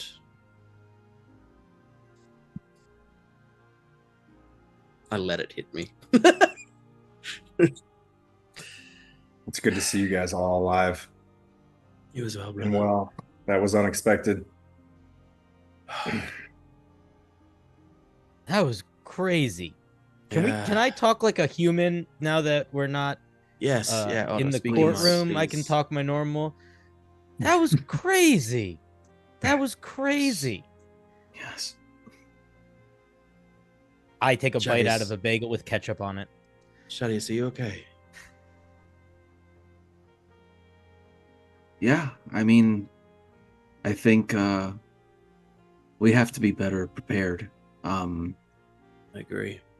I think I don't know. I feel like we're a little. You ever feel so small when you've always felt pretty big? I feel unprepared, and I hate that.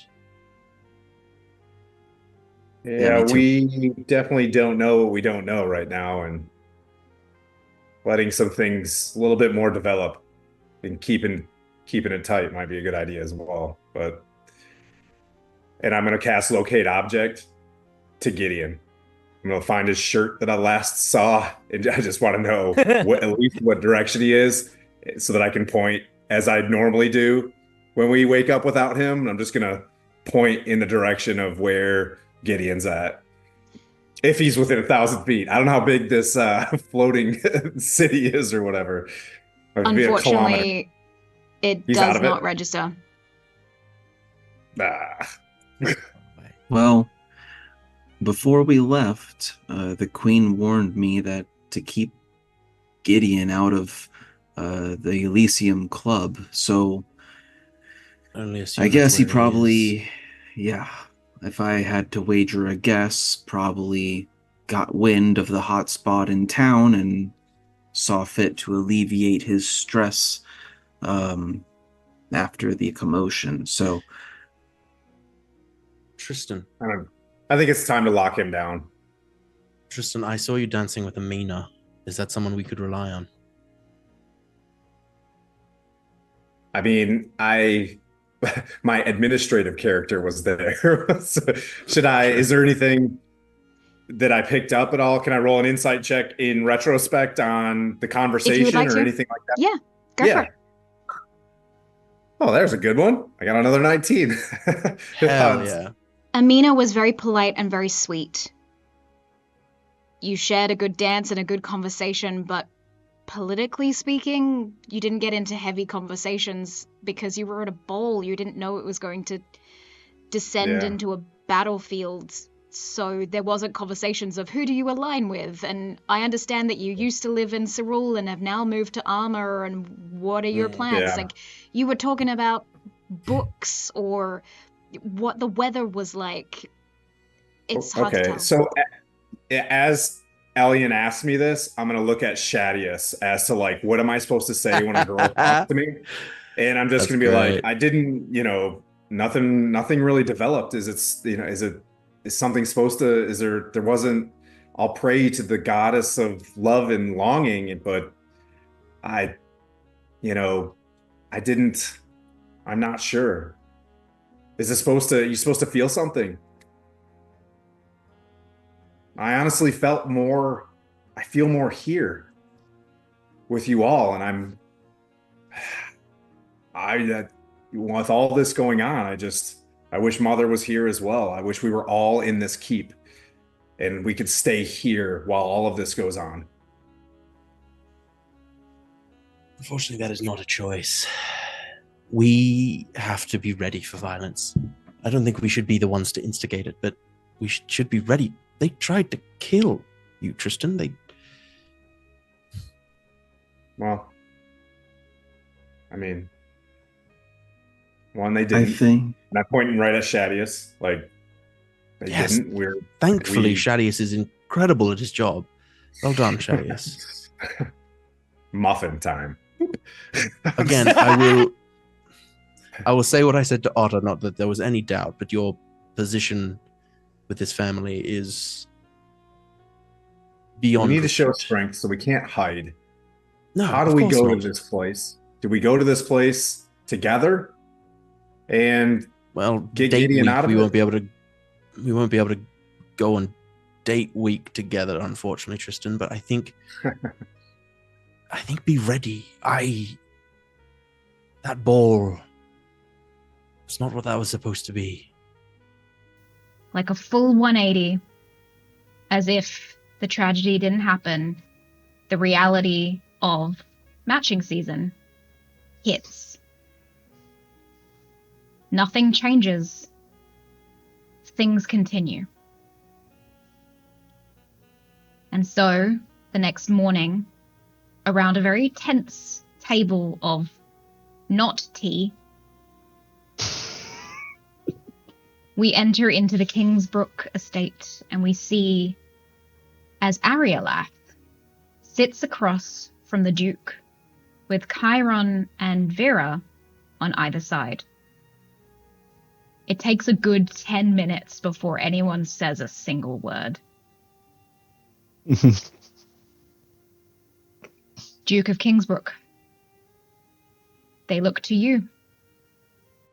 So,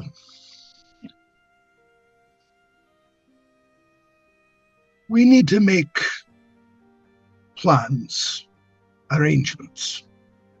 But first, from your perspective, what happened on that dance floor? Why did the fighting start? Ariolath?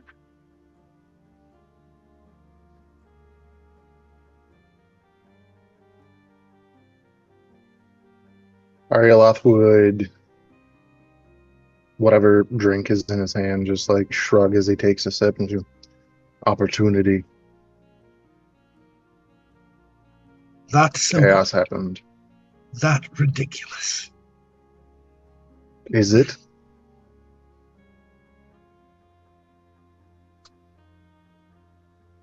There is a way that things should be done, even if blades will be bared and blood shed.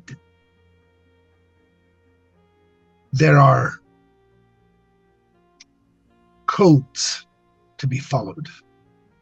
It did not seem as if any were being followed on that dance. Can I get an insight check from Benjamin? Absolutely.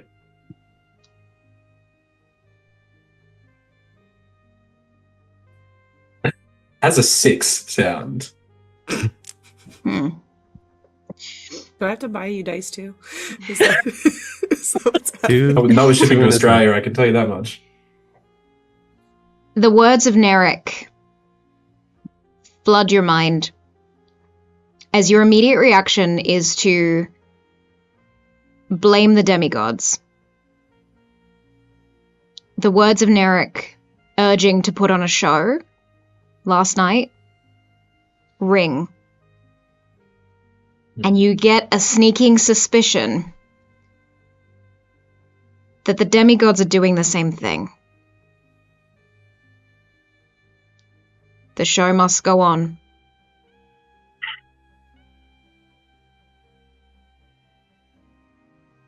Okay, I swallow my angry words. All right, family. Let's speed date, huh? Who are we looking at? Oh, gosh. Well, Ben, let's start with you. I don't know. We're here because we need to find someone for you. For me, yeah. I think the issue is, off the back of the Duchess's speech, is that if anyone's untrue, and I'm feeling pretty untrue about it right now, so... Just be true about your intentions. Oh, just go up and say, hi, would you like to be matched? It's not courting or anything, I just kind of need you as a bit of a show. I mean, yeah. Maybe word it's a little different than that. How do you make that more palatable to anyone? You're Say you're not looking for a love match. Just say you're looking for a companion, a friend. Say you're looking for a friend, and you can offer them stability. There are plenty of people who want stability and in their lives. Do you know anyone who would want stability? I would recommend staying away from Liar. Who? The troublemaker from the keep yesterday. Yeah, she may be upset with me.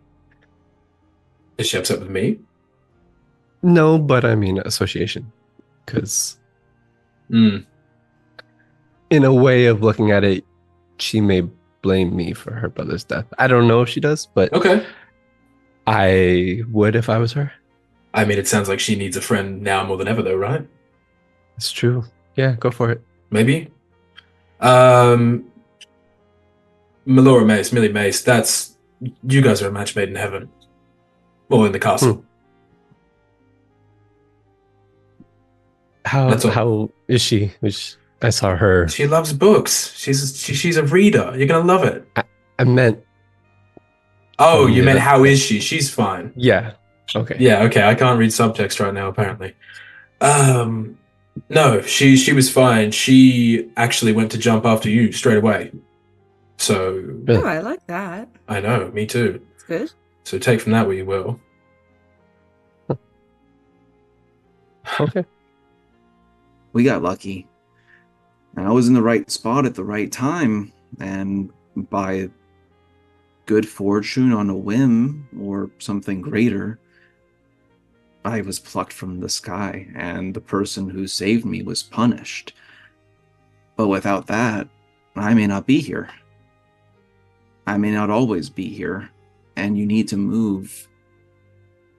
Are with there that in mind. Cerolites? Are there Cerolites below this floor? No, we're not Cape. We're back home. No, I mean, did the people that disappeared, were there Cerolites that went under there? Yeah. Yeah. I mean, we've got time. We want to figure out how to get our people back. Tristan, they're dead. I watched Kiris, the Cardinal. I watched him die. They're gone. They fell on like a lot of spikes.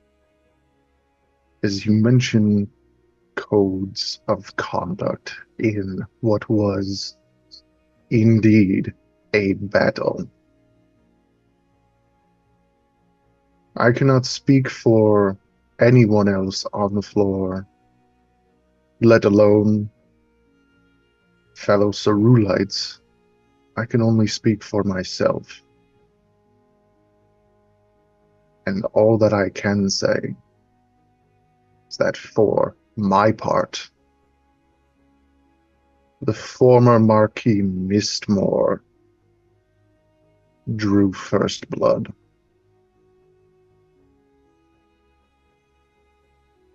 Understood. We could also meet people. What if we hosted a party and had people over? Okay. Met people. Yeah. Just armor? Are we expanding outside the borders? I think we'll need to invite some Cerulites to this. Definitely Eldron. You were dancing with that prince. Did I you was. two get along at all? Yes. But if I'm honest, I was not entirely present yesterday. It's okay. I don't think But- most people were. No. I think if we are going to play the same game, we need to form alliances and stick together. Because if we don't, this is going to happen again. And we will. And I do not want to be surprised again. Agreed. But then we throw a party. We Mhm. say it's to meet people. But in reality, we form alliances. While meeting people. While also meeting people. Lady Quake, learning all of this information and looking at your two children, knowing that date week is upon them, but also knowing that your family wasn't here for the opening ball. And now knowing the information about what went down, you need to get ahead of the story before the story writes itself. We may want to look for... I think the problem with being number one is that when you're number one, everybody wants to prove themselves. I think it might behoove us to make some friends who would want to be friends with the number one fighters. One of our greatest assets is our reputation. So maybe it's time that we start acting like our reputation. The Armaeans took the dance floor first. And they had a good show, and I'm glad that they did it, and we followed suit. But I think if we really want to defend ourselves, we need to portray an image of strength, of unity. I We agree. can't show that we're scared. And to that end, if we're going to show that we're not scared, maybe the people we should make friends with are the demigods. One of us should perhaps look into whatever became of Rygard. I can look into that. So, Chiron, Yes. what is our next step insofar as rehabilitating our good friend? We must turn from the carnage of the battle, just as the message we just received did, to what we must do next. Yes, and I think the best way to do it is to use those who just gave that message. We get a hold of all of the forms of media and work the rehabilitation and the remorse and the I didn't do it type of vibe, and we get him. We double down on the innocence, and we just let everyone understands the craziness that was that ball. I would hope.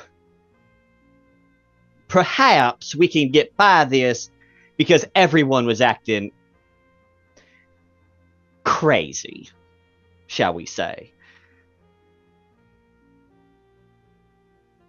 I accept his word that the former Marquis drew first. So he needs no rehabilitation for that.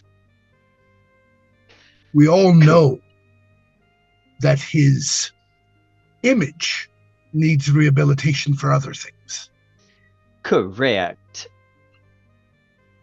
And we will have to figure out a more delicate way to put these things. Ariolath, was there anything on that platform that could potentially help redeem you? Any redeeming qualities at all?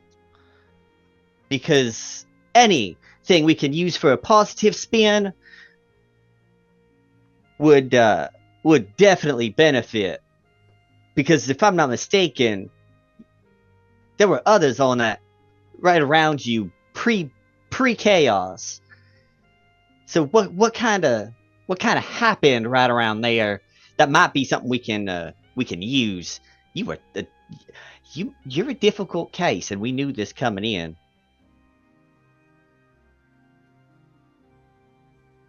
With a snide smirk, apologies for my difficulties. Immediately around me,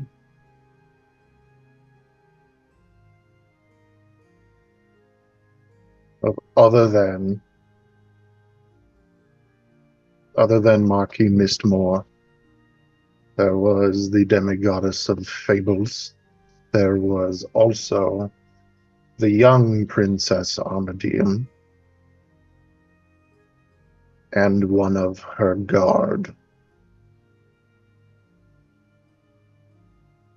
All of whom did seem, at least in the moment, more preoccupied with the former Marquis than myself. In fact, the only one who actually did make an advance towards me was the former Marquis. Other than you, and he's going to turn to Veyrah. I think as soon as she started hearing things, her brain started turning because she knew that she would have to come up with a story. And I think that she is going to blame it on her husband. I think that he is fairly old because he it's like an interspecies marriage. You know, he is not a tiefling, he is an elf, correct? Correct. I think he is elderly And I think that he is not a very social person. I think after we matched at that, however it ended up happening that we got together, that he just sort of didn't go out and do social things. And so he has authorized her always to use him as an excuse as to why she's not doing something out socially or whatever. And so I think it makes sense for her to use it as she needed to stay home to attend to him for one more day and then come out, sending the oldest of the family out into the matching season beforehand. And I think that probably tonight, after she has sent the two children to bed, even though they're essentially adults, like, I think it's go to bed now, please. Like, go get your rest. You've had a lot happening. I think that she and Liliana and Vernon are probably going to stay up pretty late into the night to construct how we keep everyone safe and how we can monitor in a way that will still give them space to actually make connections, but to keep them safe. So I think this is powwow time. I think they're putting out a pot of coffee and staying up all night. I think at that, Shadius will finish eating the muffin that was tossed by Tristan earlier and walk around behind Tristan and put a hand on Tristan's shoulder. And it just says, I know that was scary. I was scared. But I think the time for fear will come later. I think for now, we have to be brave. Because if we show a single crack in the armor, they're going to eat us alive. Otter, you were saying something. When I was put to a platform that was really high up, I could see a lot of stuff. There were people that were not trying to fight. There were people that maybe we could be friends with if we want to be friends with people that are just nice. Also, yeah. There was that old guy who's a good dad with that super intimidating daughter with the mace from Arma. Okay. I don't remember his name. But I saw the mace, though. Yeah, she was scary. And her dad was chill. I feel like they seemed like they'd be pretty nice. Okay. Okay.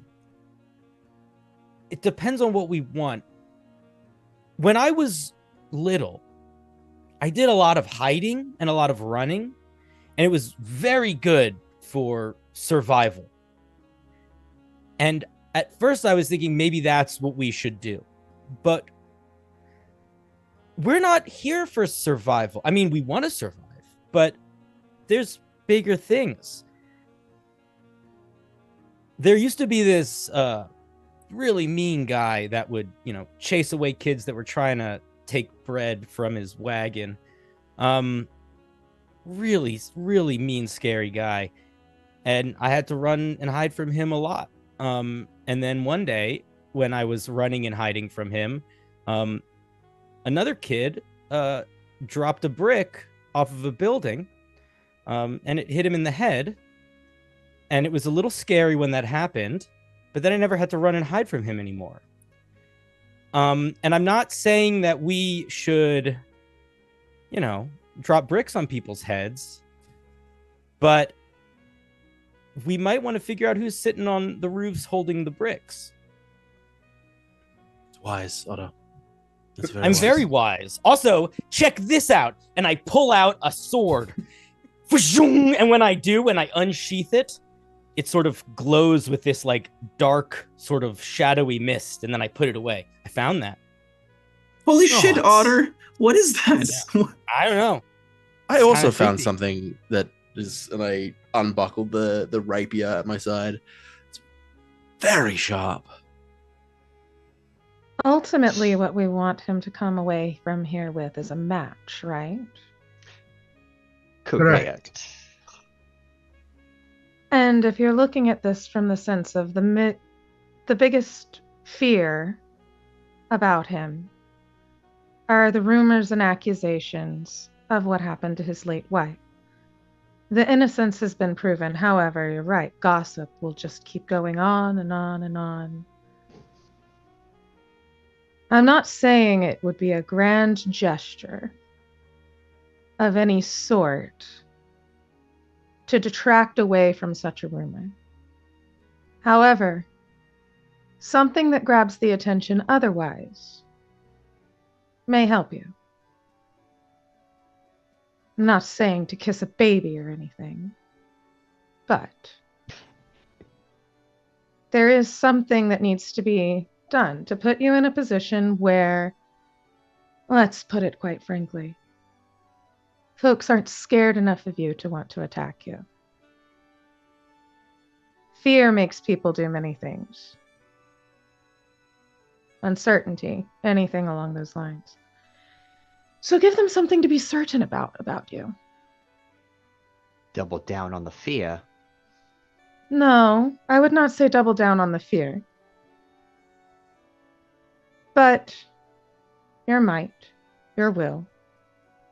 Not necessarily who you were before all of this, but what else you have become. Because, my, have you become something else? Mm-hmm. What I suggest Go ahead, as you are, Your Grace. Is show your worth. Because she's right. They need to see a different you.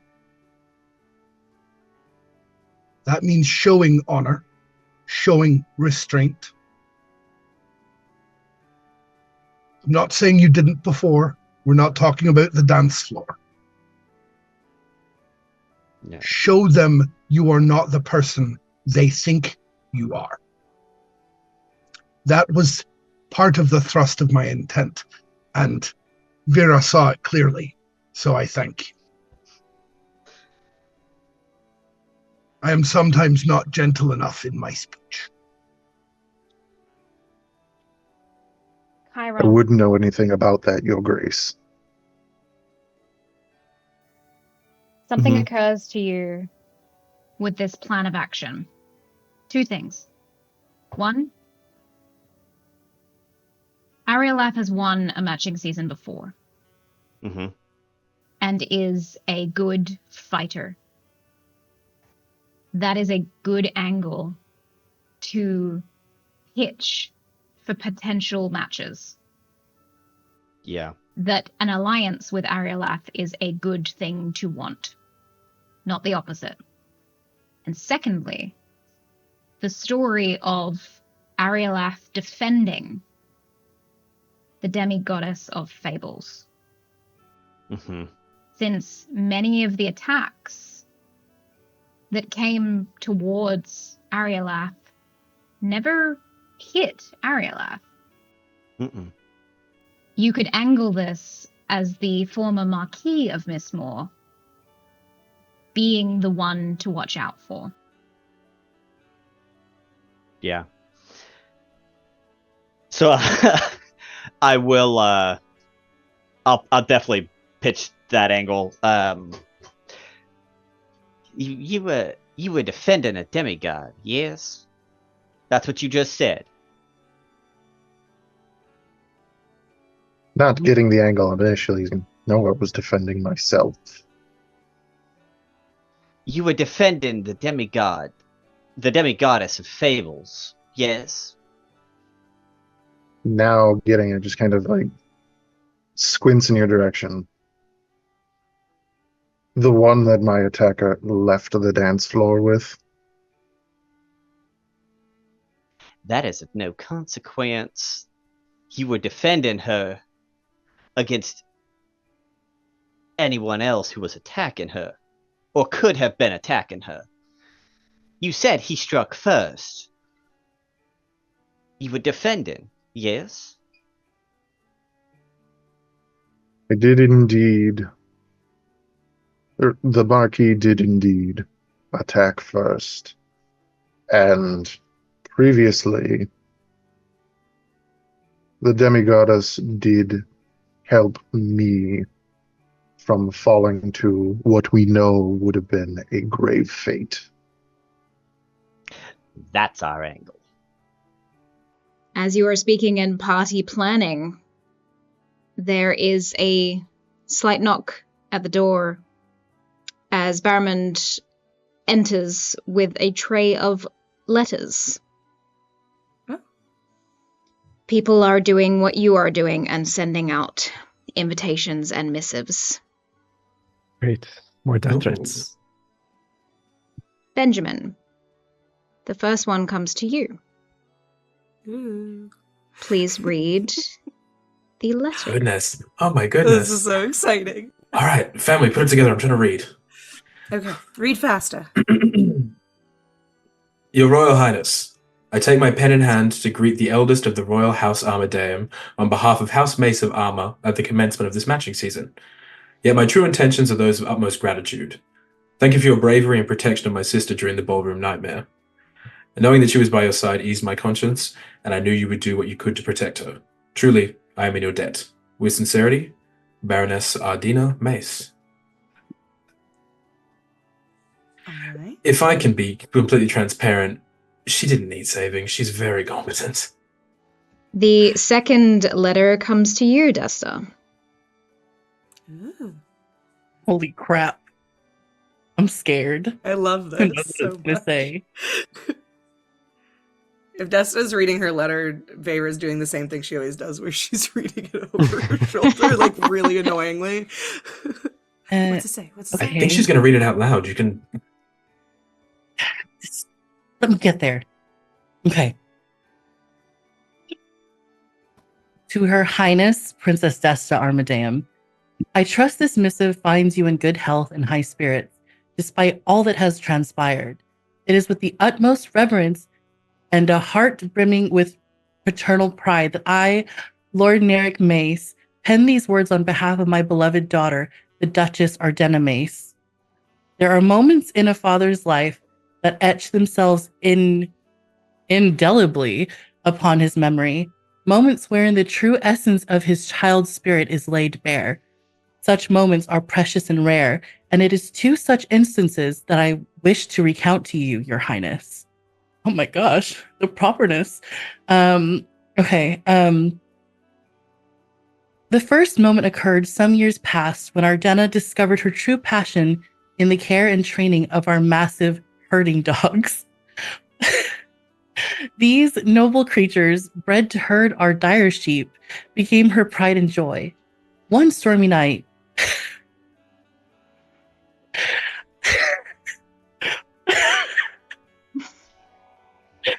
I'm going to. Why are you laughing? It seems very heartfelt.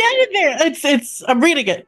One stormy night, Peanut, one of these cherished dogs, went missing. Now, that man loves peanuts. Without a moment's hesitation, Ardena donned her cloak and ventured into the Tempest, determined to find the lost animal.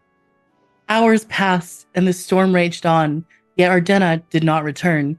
I feared for her safety, knowing the dangers of the night and the fierceness of the storm, but my fears were unfounded. For at the break of dawn, she appeared at the manor's entrance, drenched and weary, but with a triumphant smile upon her face. She held Peanut in her arms, her eyes alight with determination and pure happiness. It was a sight to behold, my daughter, unyielding in the face of adversity, radiant with the joy of her successful endeavor. Despite the ordeal and her bedraggled state, she was the very picture of unwavering resolve and radiant joy. The second moment, Your Highness, is of a more recent and tender nature. It transpired at the grand ball held at the castle this very matching season. As you entered the grand ball, bedecked in your regal splendor, I observed a transformation in my daughter. Ardena, who is ever composed and poised, was struck by an expression of profound awe and admiration. Her eyes, usually so focused and determined, softened with a warmth that was unmistakable. She looked upon you, Princess Desta, with the tender eyes of one who has glimpsed a kindred spirit, a heart that resonates with her own. It was the first time I had seen Dani smile since the passing of her dear mother, my late wife, Corey. In those 2 moments, I saw the depth of my daughter's character and the strength of her heart. The first, when she braved the storm to rescue a beloved herding dog. And the second, when she beheld you, Your Highness, with an affection that spoke volumes of her regard. It is my sincere hope that these words convey to you the esteem and admiration that Baroness Ardena Mace holds for you. Her feelings, as conveyed through the expressions I have witnessed, are genuine and profound. With the deepest respect and warmest regards, Naeric Mace, House of Mace. It came with this, milady. The attendant hands over a small stuffed dog that looks like one of the herding dogs mentioned in the story. Desta takes it and holds it close to her chest and tries not to smile.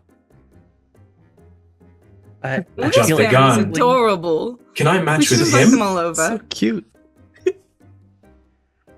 I love being compared to a sheepdog. He called you a sheepdog, but it was so nice. Yeah. But in the best way. He meant well by it, I think. Yeah. The And she's third also letter. very loyal.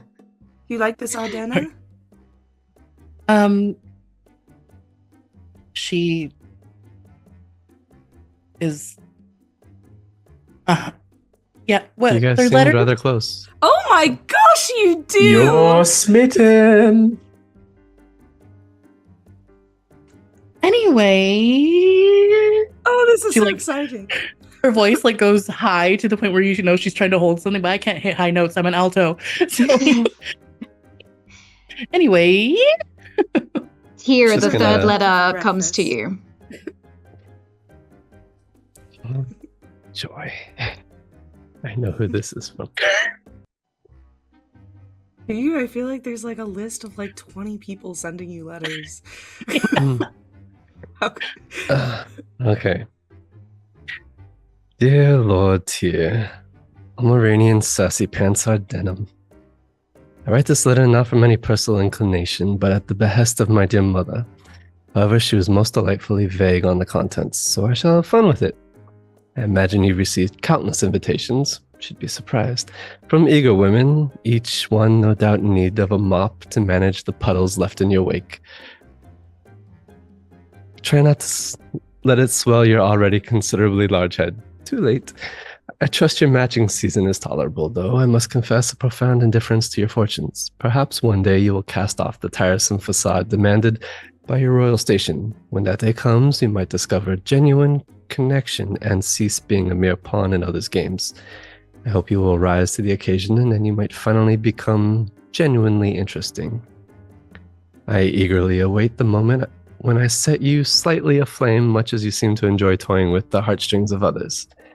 Sincerely, Inara Eris von Mark, the best youngest sibling in all of Arma.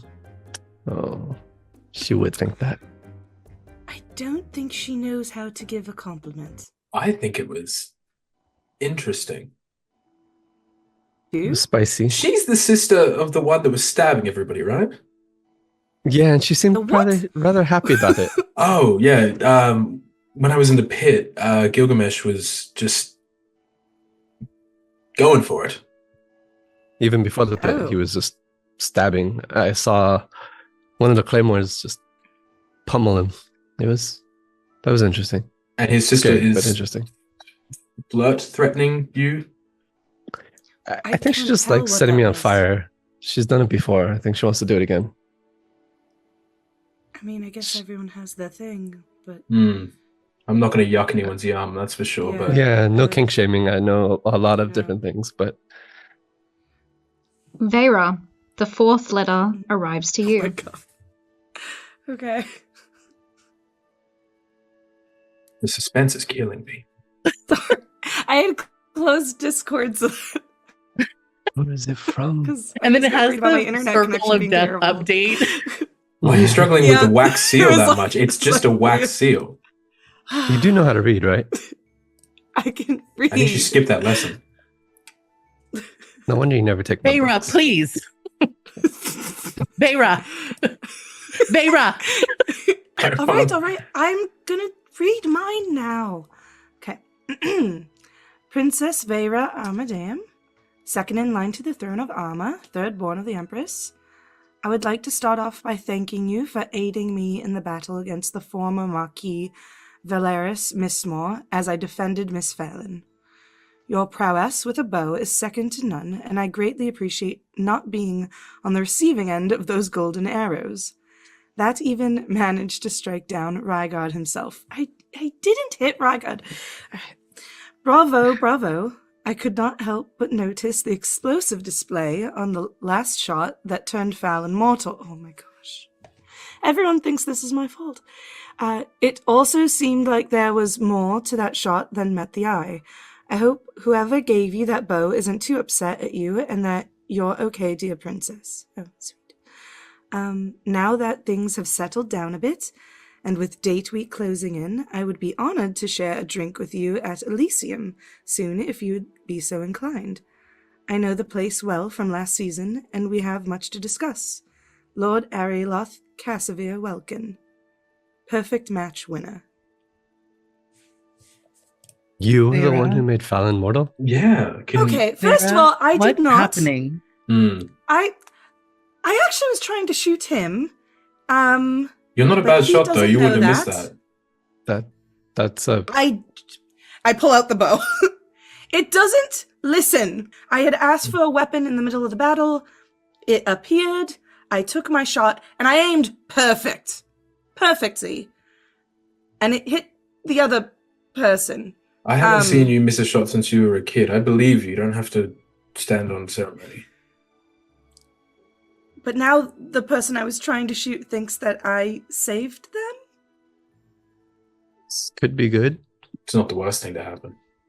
Could get some information. I mean, AJ, would we know about the rumor of him killing his wife? There was definitely scandal surrounding the previous match winner. Not to mention the fact that if you won 3 years ago, why are you back for the matching season again? But it has been an unconfirmed rumor. Though you did watch as giant spikes grew out of this individual. But it is up to you to determine whether that would make a good alliance or perhaps even just simply not making an enemy of this individual. I feel like I can't judge someone for having giant spikes when I have giant crystals sticking out of my back, so that's... Mm-hmm. And the whole necrotic shroud thing. Are you going to meet with him? Should I? What do you all think? Should we all accompany you? Yeah. We can chaperone you on your So date. I've heard a little bit about Elysium, Desta, and I think it's going to be fantastic fun. It's not necessarily your scene. What do you mean? It's like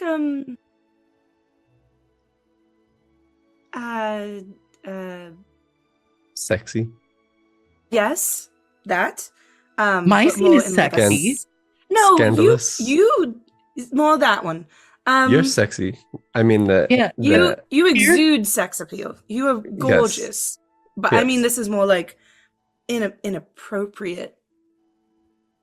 Would you care for a shovel while you keep digging that hole? Club. It's a club.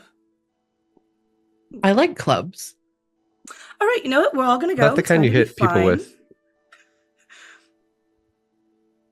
I know that people might think that I've got a stick where it doesn't shine, perhaps. But I do like to have fun.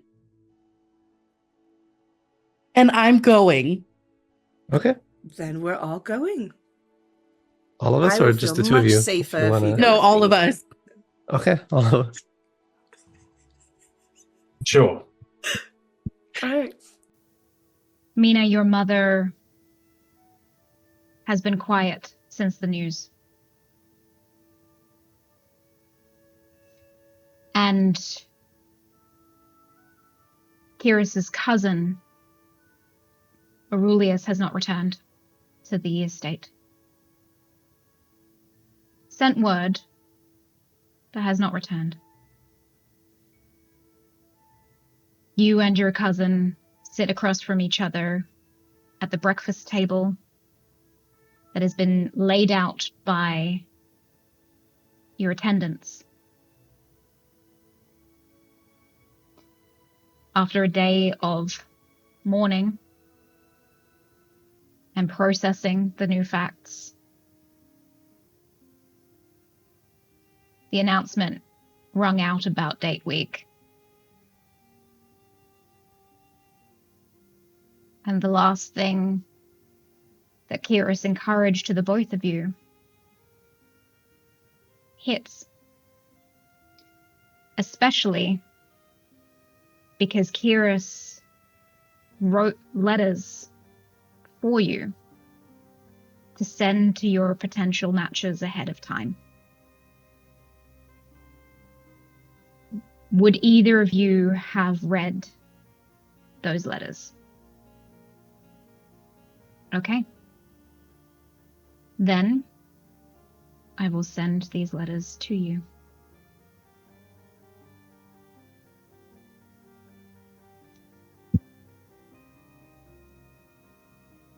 Mina, as you sit at the breakfast table, you are reading the letter. Could you please read the letter for us? Boy. Okay. To His Royal Highness, Prince Elyan, second-born Prince of Cerule. Dear Prince Elyan, I apologize as it has been much time since I've had the honor of conversing with you or your family in person. As you are certainly aware, this last year has been hard on the Tempest family with the passing of the late Count, and seeing to the family has been the subject of much of my time, a task that continues into this letter.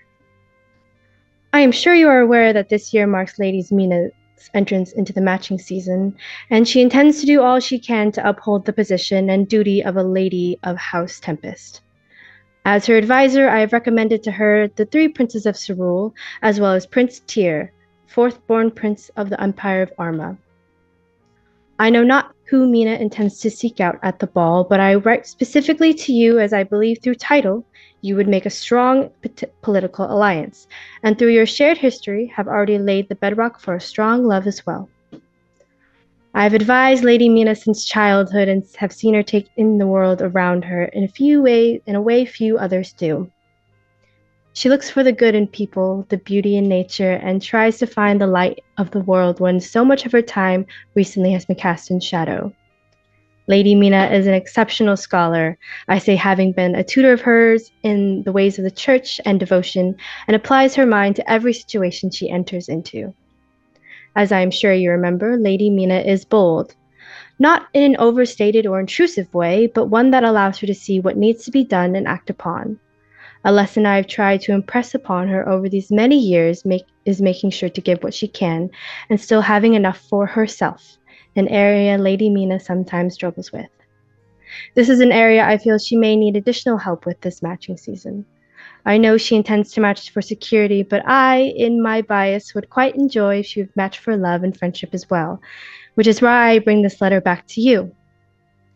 It is not often 2 friends enter the matchmaking season together, and while you, as a Prince of Cerule, have much expectation upon you, I ask humbly, both in my position within the church and my position in the House Tempest, that you entertain the idea of allowing me to set up a formal official introduction between yourself and Lady Mina this matching season. May your days be as warm as the sun and as beautiful as the sunset. Humbly yours, Kyrus, Cardinal under the sun and sky.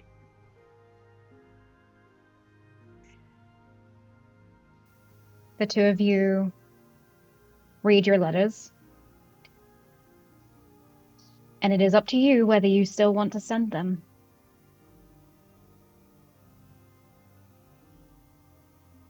I leave the scene to the 2 of you as you partake or do not partake in the breakfast across from each other. I am 100% partaking in the breakfast in front of me. And I think I like sit in silence, but not in like an awkward way. And not in like I'm uncomfortable way, but it's like, meh, like we're being quiet. And I think I eat for a bit, and then I sort of read and reread the letter again. I go, great at his job. I will certainly be sending this out.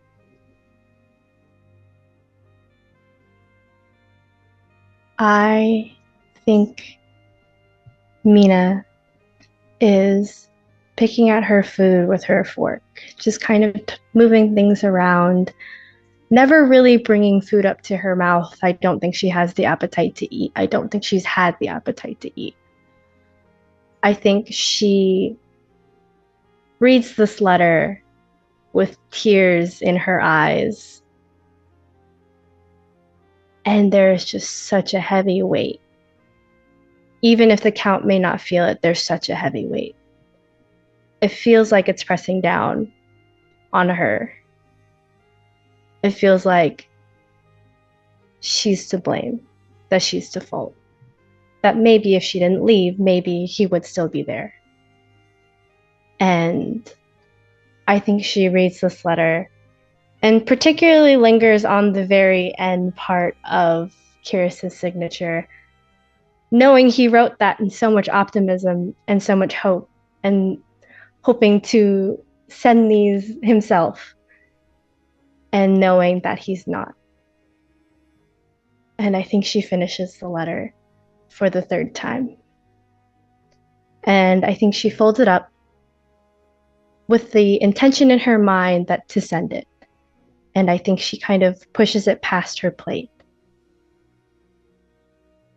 and kind of lingers on her hands a bit. And I think quietly, but not too quiet to not notice, she says, "There was so much blood.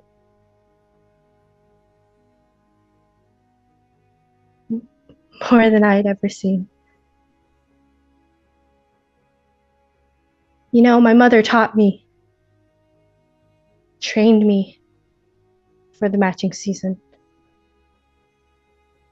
But I had never anticipated it to be as gruesome as that.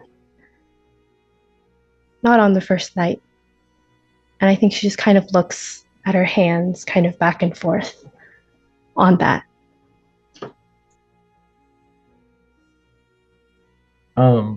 I think I once again let that silence linger for a moment. And then I think I give the room a look, and I do have a question. Mhm. Would Count Nubron be aware of any possible like scrying or divinations on their place of abode, right, where they're staying? Is that something that he's aware could happen here, or is he comfortable to speak freely? He is comfortable to speak freely. Each of the estate houses have not only a protective barrier around them so that only those noted down as guests staying or those invited by the guests staying to enter can actually walk into the space without alarms going off. And part of that is also being unable to scry into houses or look into others' estates, keeping the matching season to be fair as best that the demigods and gods can do. Yeah, so I think he lets it sit in silence then for a moment, and then with that knowledge, kind of froze his brow, and he's like, "What did you think would be happening when we are playing a game for things bigger than us?"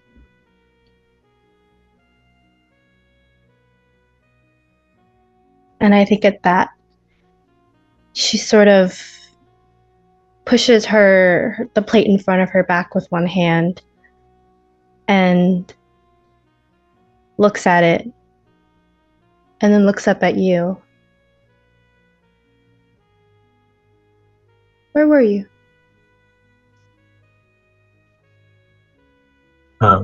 Cousin, I was watching the animals.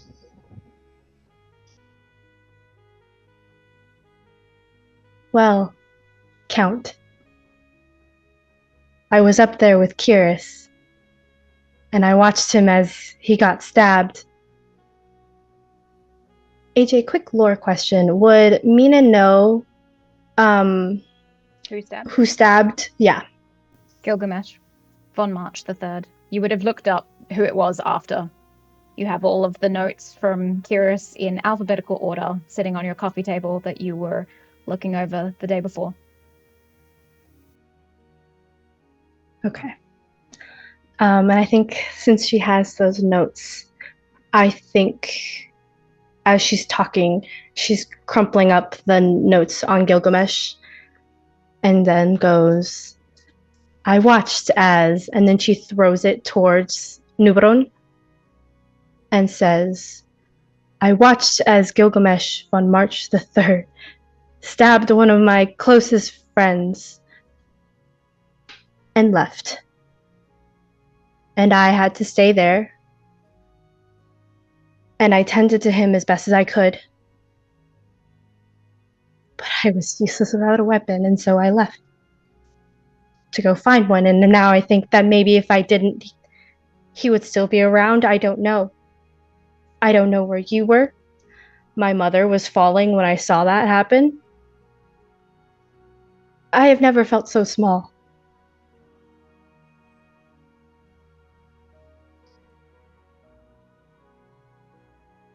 I think the Count takes a kind of sighing breath. I told you, cousin, I was watching the animals. I watched as House Tempest bled and were shown to bleed amongst all the other houses. And I think he takes the crumbled paper and unfurls it and prestidigitates it back straight. And I watched as the animals jumped from space to space, from point to point, attacking each other.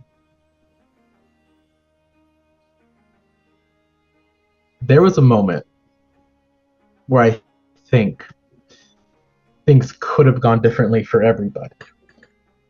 But cousin, where we're at now, and where your mother's at now, the way we are going to have to go about things, unfortunately, is going to have to be a show of tact and strength that, well, we all have to be on the same page for. Have you heard from her? My mother, I mean, she hasn't spoken to me since. Frankly, she never spoke much to me in general.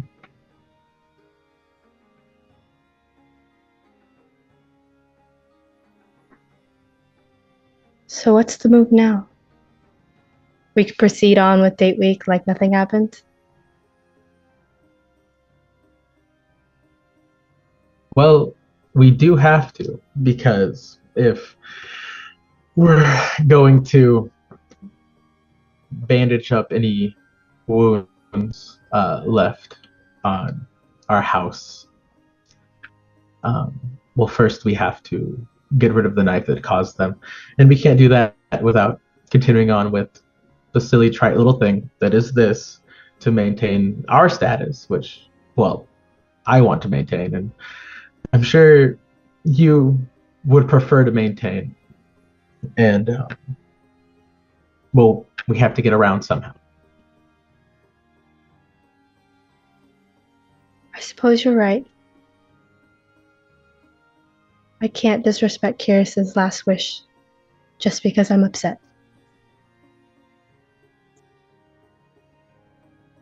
I mean, if you really wanted to, you could have just asked me to kill Gilgamesh already, and I would go do it. I'm sure it'd be interesting. I could challenge him to a duel or something. I don't know. I'm sure there's something of that sort that we could work out, right?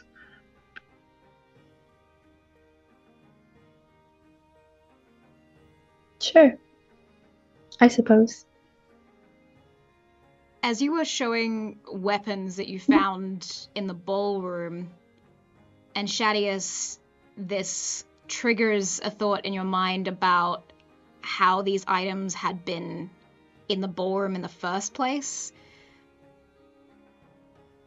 There is a slight knock at the French doors to the dining room, and an automotive staff member rolls in with a tray with 2 letters addressed to Prince Elyan. Mail. Who's it for? They're for you. And I'll just Oh. kind of toss them, slide them across the table your way. Aren't I popular? Apology. I only have 1 letter, AJ. That's because you got to do it one at a time. Sick one. I will open it. Shall I? Ooh, you've made me nervous. Should I read it out loud? Please do. Right. To His Royal Highness Prince Elyan, second born, la la la la. Prince Elyan, I apologize as it has been much time since I've had the honor of conversing with you or your family in person. As you are certainly aware, this last year has been hard on the Tempest family. With the passing of the late Count, seeing to the family has been the subject of much of my time. A task that continues into this letter. I am sure you are aware that this year marks Lady Mina's entrance into the matching season, and she intends to do all she can to uphold the position and duty of a Lady of House Tempest. As her advisor, I have recommended to her the 3 princes of Cerule, as well as Prince Tyr, 4th-born prince of the Empire of Armor. I know not who Mina intends to seek out at the ball, but I write specifically to you, as I believe through title you would make a strong political alliance, and through your shared history have already laid the bedrock for a strong love as well. I have advised Lady Mina since childhood, and have seen her taking the world around her in a way few others do. She looks for the good in people, the beauty in nature, and tries to find the light of the world when so much of her time recently has been cast in shadow. Lady Mina is an exceptional scholar, as say having been a tutor of hers in the way of church and devotion, and applies her mind to every situation she enters into. As I am sure you remember, Lady Mina is bold, not in an overstated nor intrusive way, but one that allows her to see what needs to be done and act upon it. A lesson I have tried to impress upon her over these many years is making sure to give what she can, and still having enough for herself, an area Lady Mina sometimes struggles with. This is an area I feel she may need additional help with this matching season. I know she intends to marry for security, but I, in my bias, would quite enjoy if she would match for love and friendship as well, which is why I bring this letter back now, to you.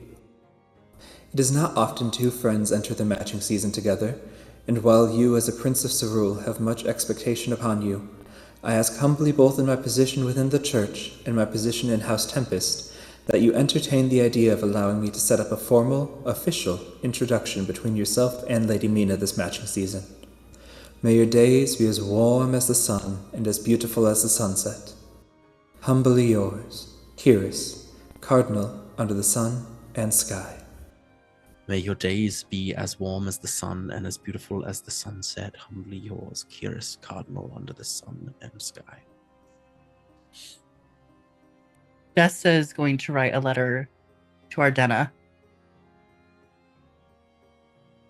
And we'll possibly reach out to Prince Tristan. Okay. I am going to send a letter to Lady Lilac. Okay. I'm going to give my condolences for the loss of her brother, and I'm going to invite her over. Not a problem. I will be sure to be gone. Good call. And Tyr? I will send a letter to Millora, Mace, as well as I would like to find, if I can, Fallon. Don't know if they're in hiding or if her being mortal makes her more easy to figure out where she Find- is. Yeah. Yeah. But if I can, I will write one to her as well. And then maybe, yeah. There's a list developing. Yeah. Okay. just a small list. Just a small list. I'm also going to send one to Naeric, Mace as well, as a general Nice. thank you for your whole family, for saving my family. Our home is your home. Please come over. We have peanuts. As you are going about your party planning, putting together the invitations, the details, and the guest list, there is another knock at the door for you, Benjamin, as another letter is sent to the house. So popular. Well, makes sense. Got You wings. are the most eligible bachelor here. I'm the cutest too. All right. Let's have a look. Your Royal Highness Prince Benjamin. Duty often directs our paths, guiding us through choices we might not have made for ourselves.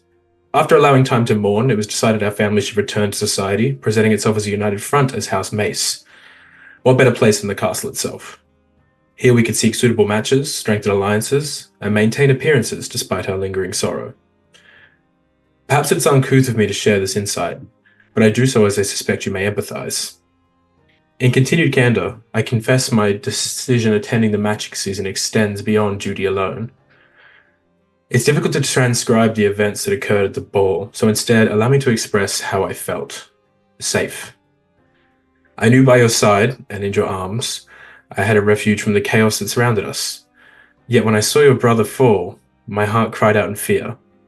Fear as I imagined the harm that could befall you. Harm not from combat, but from loss. I felt an urge to reach your family as if they were my own, to spare you the pain I've had to endure. Your charisma, kindness, and affection for your siblings illuminate your character. You do not deserve the suffering that comes from losing a loved one. If the invitation offered during our dance remains, I'd be honored to meet your family, if only to stand by your side once more. I share with you a passage from my favorite book. You are the moonlight in my darkest nights, the anchor that holds me steady, and the key that unlocks my innermost self. Yours truly, Miss Millora Mace of House Mace. Unfortunately, Tyr has already sent his letter to Millie before you received hers. And indeed, almost like terrible timing, you have the realization that you might have misread things with Millie and she might have been interested in you the whole time. Shit, family. I just start hitting Ben with like a bunch of papers. Like, why did you woo her? What are you doing? What do you mean? I was trying to set her up with Tia. Were you? She was falling, and I grabbed her. I would do the same Clearly she for was any falling. of you. Really? Okay. I don't know what else you want from me. Okay, It's fine, I've it's fine, it's fine. I've never professed to fine. be clever. Okay, Fine. It's fine. we leave the smart things to everyone else here. I don't know what you want from me. Desta's just gonna tap Tyr on the shoulder. It's okay. Why are you comforting Just don't him? know if she's the one for you. You I know just why, don't know. Ben. Sorry, I'm frazzled. Sorry, Tyr, what were you saying? I don't know if she's the one for you with your situation. Listen, it would Yeah, only that's the other thing. It would inevitably break break her her heart. heart. Mm. Maybe too late. But that's fine. It's fine. I don't want to lead anyone down the garden path. That's the issue. That's why she's too sweet. That's the problem. This is gonna That's not a sound problem. terrible, but you could try being not nice, and then Tia could swoop in and be like no to you, and then save her. No, Ben. I like that. Yeah. That's very interesting. But have you seen the size of Tyr and then the size of me, and I'll extend my wings out fully.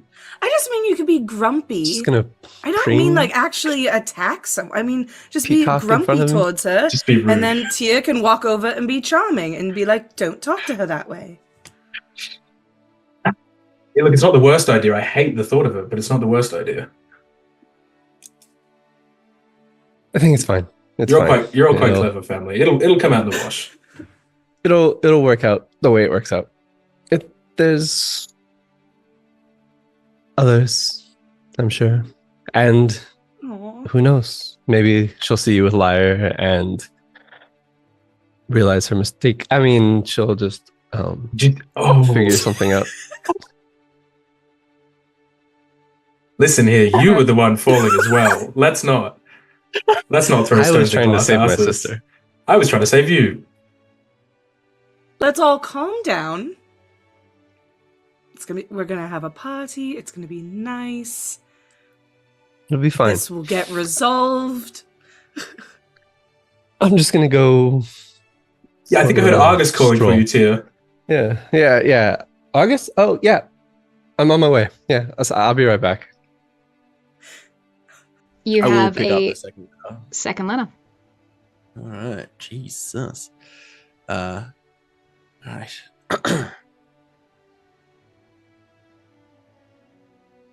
To the most esteemed Prince Elyan of House Torrent, from the moment your grace's arrival illuminated the castle upon the wings of your flying chariots, my thoughts have been ceaselessly consumed by the mere thought of your visage. The illustrious winds that brought you have been the subject of my reveries. Now that you are here and I gazed upon your stature up close, you surpassed even the most elaborate of my machinations. Who would have thought amongst the princes of Serul I would find the precious sapphire of legend? Your worldwide fame of beauty and wits was clearly understated. If justice is served this season, the gods themselves are watching your elegance and lush with blushing cheeks. Before I go on, I must beg your forgiveness, for I must veil my identity behind the shroud of secrecy. My pedigree, royal stature, and obligations force me elsewhere this matching season, but know that for you I would carve out the very fabric of time itself if my lordship accepts an invitation to a clandestine meeting filled with wonder and delights. Being you and I are the two most beautiful of the unmatched, a union between us would not merely guarantee a life of renown for the House Torrent, but also a path to perfect matching and the tantalizing gift of immortality. Such an alliance would undoubtedly make our parents proud. Not only am I among the most sought after, but my beauty is said to be unparalleled this season, though my popularity and stature demand discretion now in both this missive and our further furtive encounter. I promise that once you see me there beside you, your heart will be forever changed. Should our meeting reveal this which I already know to be true, that we are reflections of one another matched in spirit and ambition, I would journey to the ends of demigodhood to ensure our house becomes the envy of both the sacred and the divine. With ardent anticipation, your phantom whisper. Now that's a fucking trap, right? I grab the letter out of your hand. Could I make either a insight or investigation check to see if I can decipher anything based on the penmanship about who this might have come from, or the descriptive language that you're using to see which kingdom this might be from? I think it's a demigod. Like that. Can I cast aid and or bless upon this here move as well? We're gonna go with guidance. I cast guidance. Yeah. Guidance. Yeah. Let me know what sort of check you want me to make. Let's go insight first, because you were talking about identifying which nation this could be from, and it's sort of like interpretation rather than the paper and the writing at first. Am I adding a guidance to that too? Yes. You guys, I have true sight. 26. Hell yeah, dude.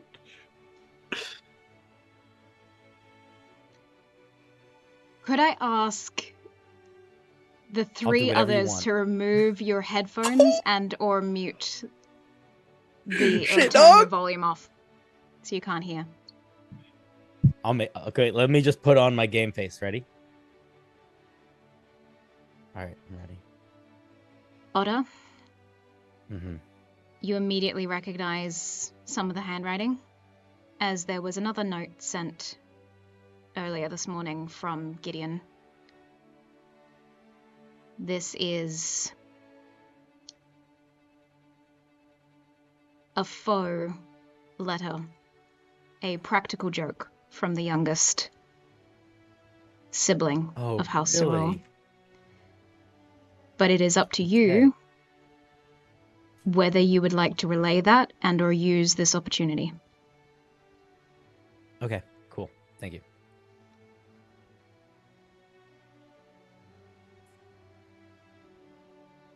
I used that time to scan through the list of demigods.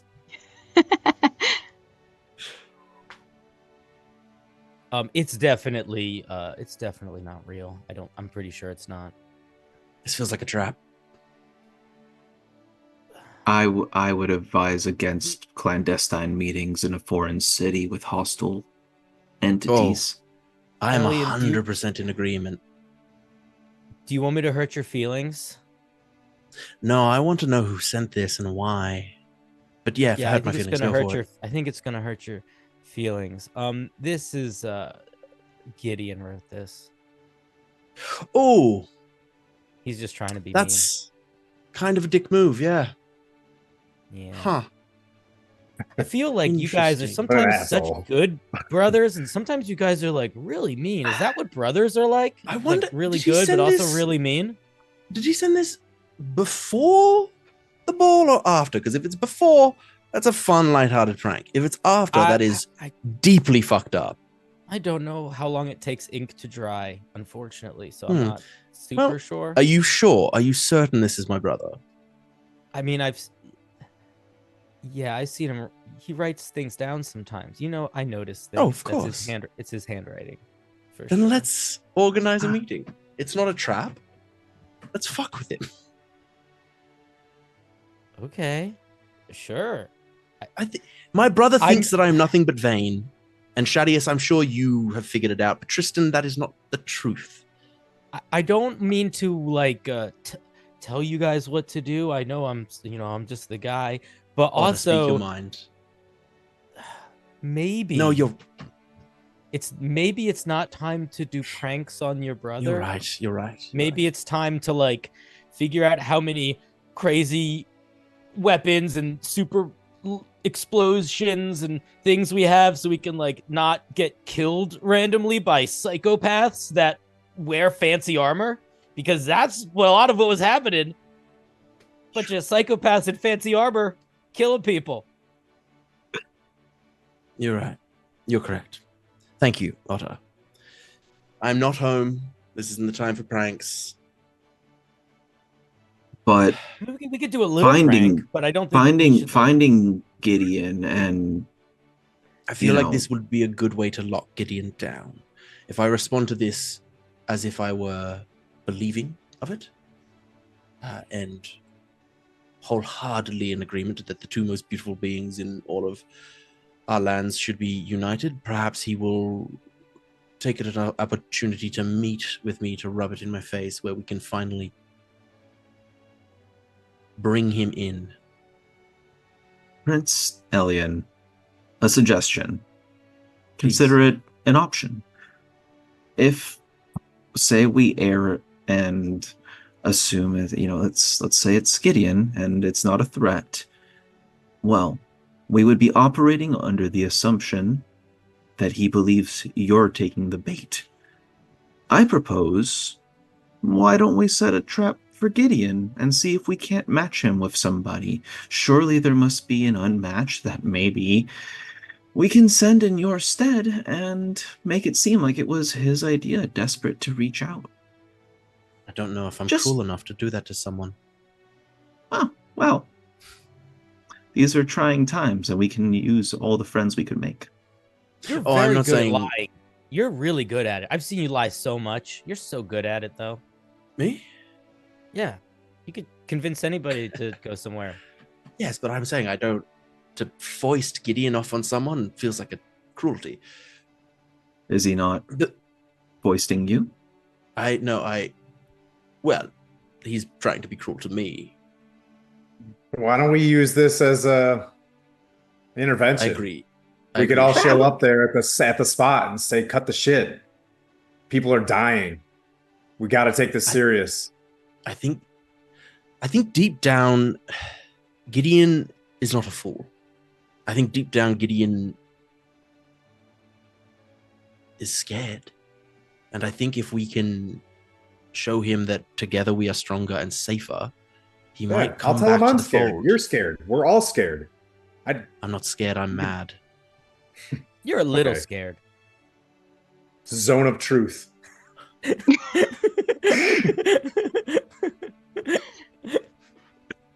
I'm like angry, scared. You know? Deep rage. I understand. But we need to come out of this as a family as well. I agree. And I have a closer relationship with Fisher than perhaps was well known. Perhaps I'll reach out to Fisher and see what we can find out. Maybe this is just what it's like with royalty, but I feel like there's a whole lot of like subterfuge for what could essentially just be like, hey brother. Yeah. Like, is this what it's always like? Yeah. I know I've only been yes. with you guys for like 2 years. I've never seen you guys have to like deal with each other like this before. It just seems like it's a lot of stress. I don't know. Well, there's only this moment that we have left. We don't know what's going to happen next. We saw a lot of things just occur. So there is no hangover tomorrow if he doesn't come back. So, I mean, at some point, we're going to have to reel him in. And, I mean, as much as this is matching season, right, I think we still need to come out and I look at all of us, Otter, Shadius, as our family. You are family. We're all getting on that, airship. We're all coming back together. We'll let the gods sort it out. They have a plan. Especially you, brother, that you need to be careful. I am not yet ready to be the first Prince of Cerule. Be on guard. If that's the path, then so be it. We'll make good choices and we will come back with the best possible security for our family. I could have just died. So we all need to act in the best possible. Yeah. I'm saying stay safe.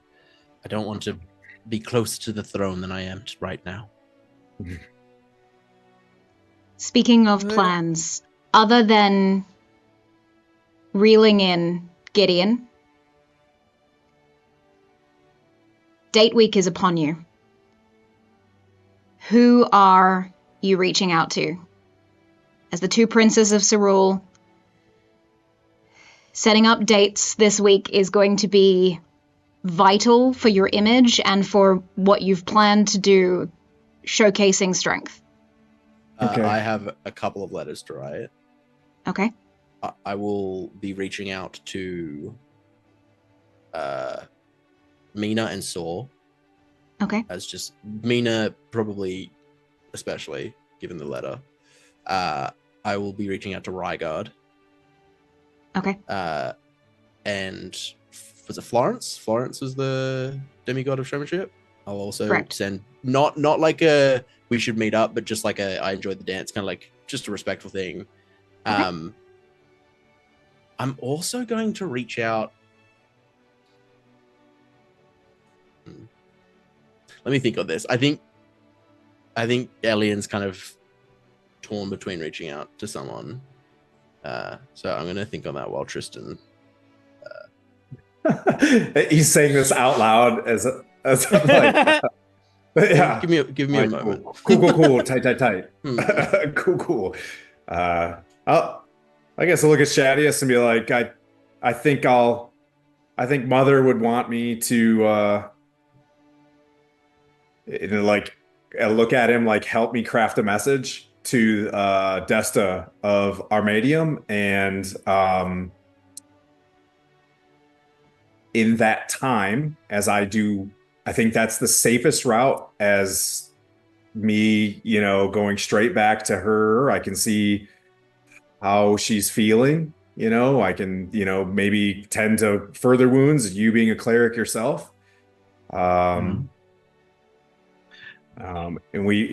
and then in that time, if there's any, we just kind of see what else is going on. I want things to develop just a little bit more, and I don't know. I didn't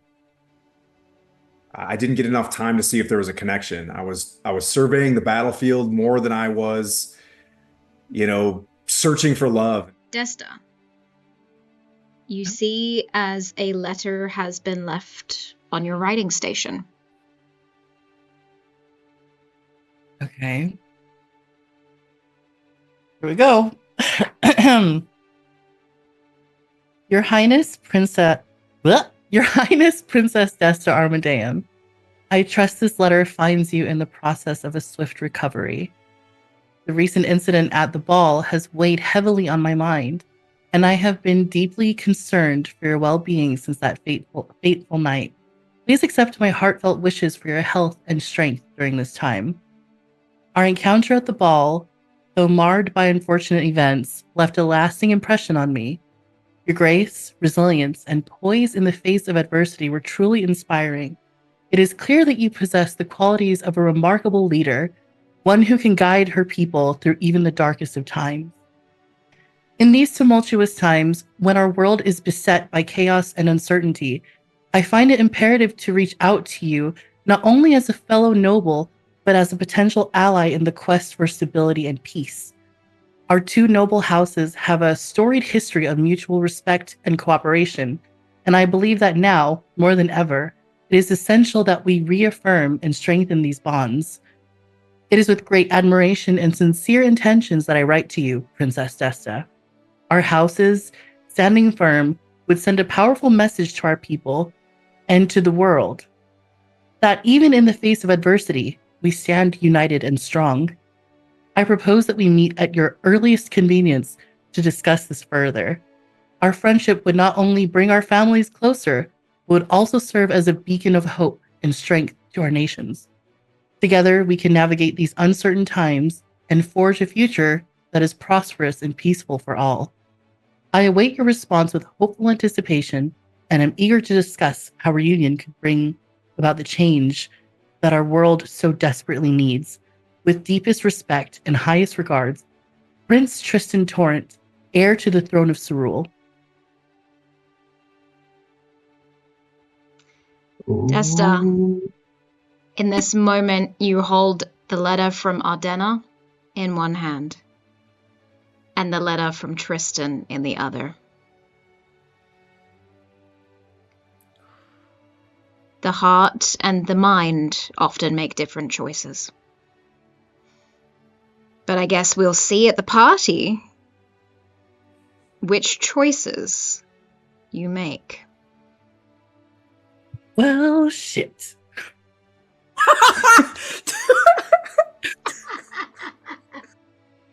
We move to Aerulius.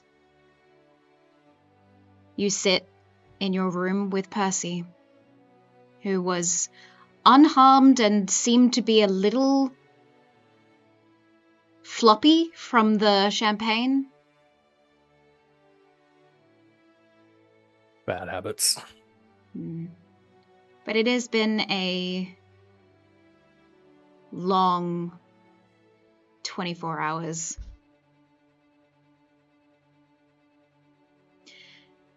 As you stare down at a letter that was pre-written for you by Cyrus. If I could get you to please read this letter. Certainly.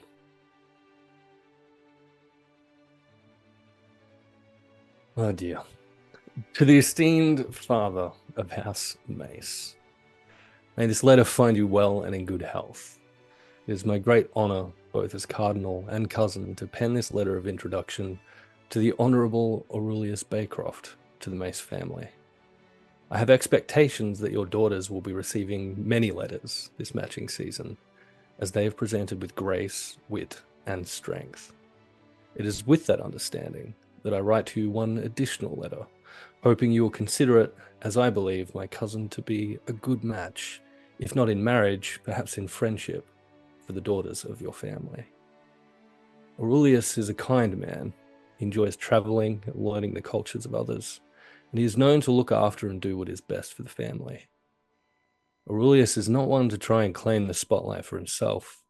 More, he would prefer a quiet life with someone he truly cares for outside of the spectacle of the courts.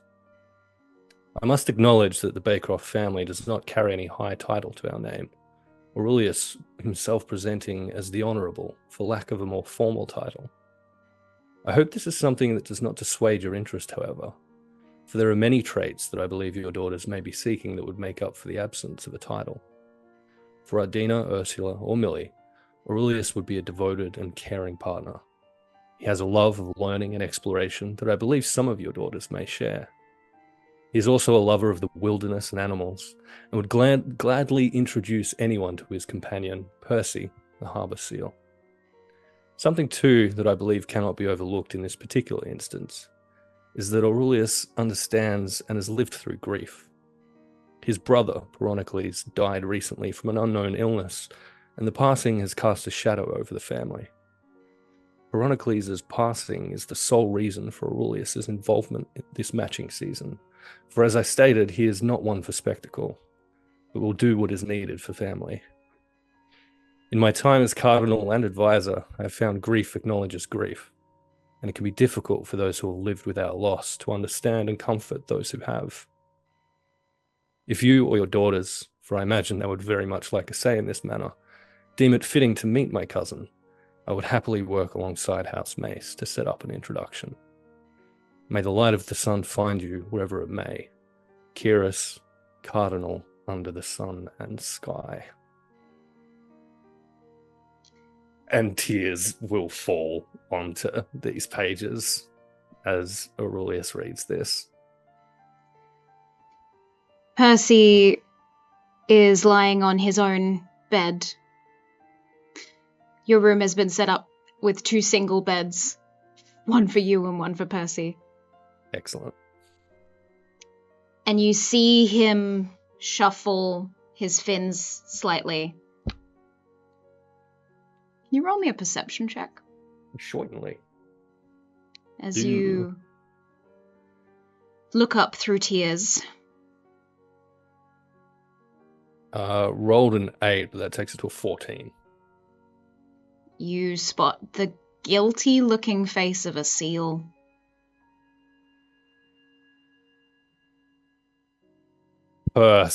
Mate. What? None of this is your fault. No, no, it's not. It's not my fault. He didn't do anything. It's not. You right? Yes. Do you need a hug? I need a hug. No, don't come over here. No, don't. No. Wait, why You not? see again, he starts shuffling his fins, and you see a bit Percy. of an envelope that he is trying to bury in the bed sheets and hide from you. What is that? And Aerulius will just kind of jump out and No. snap at the envelope. He tries to slap you out of the way. Misses entirely because a seal is not a very good defense mechanism. And you're able to pick up a second letter that was sent to you. Amazing. This is gonna hurt, isn't it? Okay. Excellent. Okay. This letter begins, Dearest Aerulius, but the dearest has been scratched out. Coincidence is a funny thing. Truly, it is something I've fought with. Whether or not there is some grand design out there remains to be seen by my eyes. However, true and pure coincidence is something I used to think people used as a mask to disguise true intent or planned meetings and circumstances. At least until now. I'd prepared myself for the thought of never seeing you again. Our paths weren't ever destined, also scratched out, meant to cross once. Twice is true, an utter fate. Fate is scratched out and replaced with coincidence. I hope the hope is scratched out. I expect the opening ball saw you safe. In the interest of honesty, I'm not here to slander your name or sabotage who you are, but I will admit there are still parts of our past that never feel quite buried, at least to me. And the at least to me is also scratched out. In the interest of the fulfillment of both of our duties to our nations and to our families, to avoid awkward circumstances, it may be worth crossing paths just once more. And it reads, I would like to look upon you even just one last time, and that is also scratched out. Should you accept this invitation, then it will be beneficial to lay outstanding questions or concerns we may have to rest. It begins yours, which is scratched out and is replaced with kind regards, Hexia Mabel Grace. And Aerulius will kind of snap a look over to Percy. What? Did you know? Did you? No. I had no. This changes everything. It changes nothing. It does. How am I supposed to fulfill the promises that I've made? As shit of a man as my father may be, I made a promise to the memory of Peronicles. If she's here, how can I fulfill that promise? She is dead to us. She left us. No, Percy, that's not how this works. Well, she It's left never me. been how this works. She did not leave you. In the ending of your marriage, she left me too. Can a seal not be bitter? You cannot blame Hex for that. That's on me. I could never blame you, so I blame her. Please don't. What, you cannot accept the invitation? You're going to go on the date with her? Well, look, it doesn't read like a date so much. She just wants to talk, right? Like, what could possibly go wrong with that? If nothing else, just to make sure that she's safe and fine after the ball. Come on. Okay. Why am I asking you? This is not your decision. Yes, I'm absolutely going to meet with Hexia. Fine, but I am still going to be bitter about it. That seems unfair. Sometimes life is unfair. You were like a tiny little seal pup when you were. How do you even remember in your tiny seal brain the events that happened? Come on. Trust me. You could be surprised how much children pick up. Yeah, okay, that's fair. Again, though, don't hold it against Hexia. None of that was her fault. She can say it to my face.